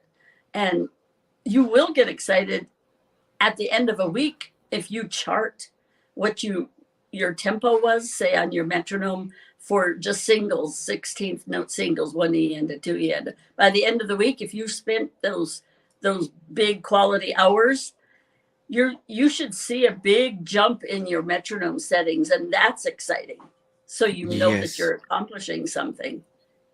And in reality, yes, yes, for sure. And one thing that I having done this for a while, from one day to the next, provided that you have the right information and that you're putting some time into it, from one day to the next, you should see, Mhm. improvement. I do this with my beginners. I do this with some of my players that are weaker, right? And even advanced players, I'll tell them, look, we're going to start right now. A rehearsal is going to last an hour, and I want you to notice how where you're at right now and where we're going to be by the end of today's sectional. And then Right. they go, "Sir, I couldn't do this, when we started." Yep. There you have it. But you got to put in the time. Yeah. And I always tell people, if you're not sweaty when you get through a session, then you didn't work. You didn't work Yeah. out. If you're still dry as can be at the end of an hour or two, you didn't exert any pressure. You've got to be sweating because it's a workout. Yes, yes. One of the best things that I could have heard as a player and as an educator, was a, a tidbit in a clinic by Joe Hobbs. He's the one of the percussion educators for the Bluecoats Drum and Bugle Corps, and he, in that clinic, he says, you need to do something every day that burns. Yes. And when he said that, it clicked in my head. How do athletes get stronger, get better, get Right. faster, get more agile? By Yeah. working out to the point that it burns, Yeah. fibers tear, and then, as the day goes by, in your recuperation, they come back together and they're stronger, right? So Exactly. it was a huge epiphany. Since then, I always make sure that I do something with my students. Every day they do something that burns, and it burns for a while. And Hmm. it's not just, you It's a start burning good and you burn. stop. No. Yeah. Yes. You want the Yes. good burn. You don't want some type of a damaging burn. But if you were Exactly. just playing 8 on a hand, but you played it for 20 minutes without stopping, then that's the good burn.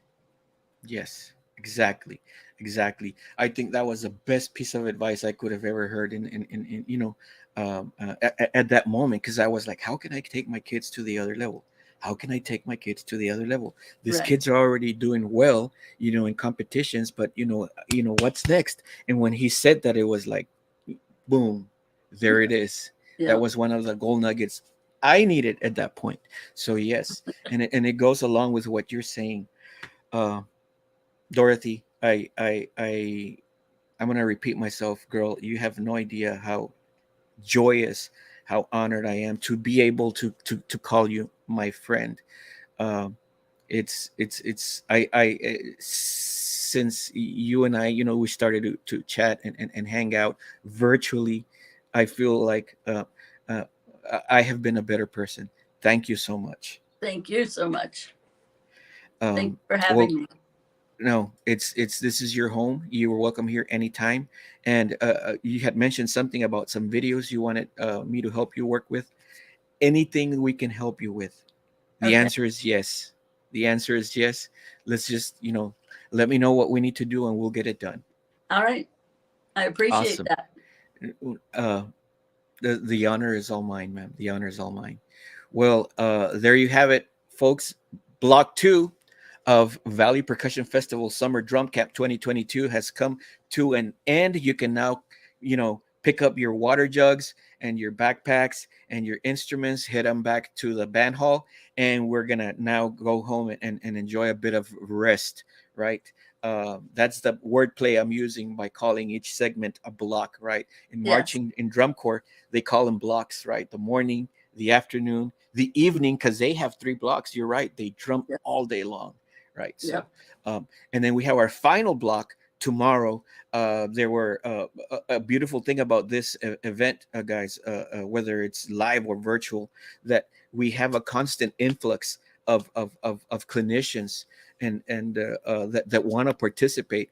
And when it's, solid information, I don't want to say no. I don't want to deprive our students and ourselves from this. So I had to open another block, and it's Oh. going to be tomorrow. It starts at 1, and you're going to see again some high level education there, and that'll be your final block from 1, and I believe it runs until 4:45, 1 to 4:45. So make sure you have your all your gear ready, right? We usually have our caps, our shirts, our shorts, our tennis shoes to hit block 3. Block 3. Norman Weinberg, subtlety and nuance, breathing life into your performance, based on a PASIC 2021 clinic he did. Zarek Gutierrez, this is an excellent clinic that can, coattail on your clinic today, Dorothea. Drum set styles and concepts every young drummer should know. So definitely more concepts that we can add to our toolbox on drum set playing. And then Tim Green Sr., this gentleman, his groups always perform at the highest level, an amazing educator, personnel management in a developing and established percussion section. And then Jessica Williams, recently Dr. Jessica Williams, the fundamentals of 4-mallet playing. And she particularly talked about how she enjoys teaching a healthy way so that we can drum for a long time, a healthy way to develop our fundamentals on 4-mallet playing. And that will be for tomorrow. Please follow, like, subscribe, and share, so that we can continue to do this for you. All this, guys, takes a lot of work, a lot of effort. It truly does. And the more that we can connect, the more that by your likes, by your follows, by your shares, right, that we get to spread, we are able to continue to do this. So thank you once again, Dorothea Taylor. I like what this viewer said. It's time to practice. Yes, it is. Yes, it is. Thank you. And guys, we will see you on the drum roll, please, on the next one.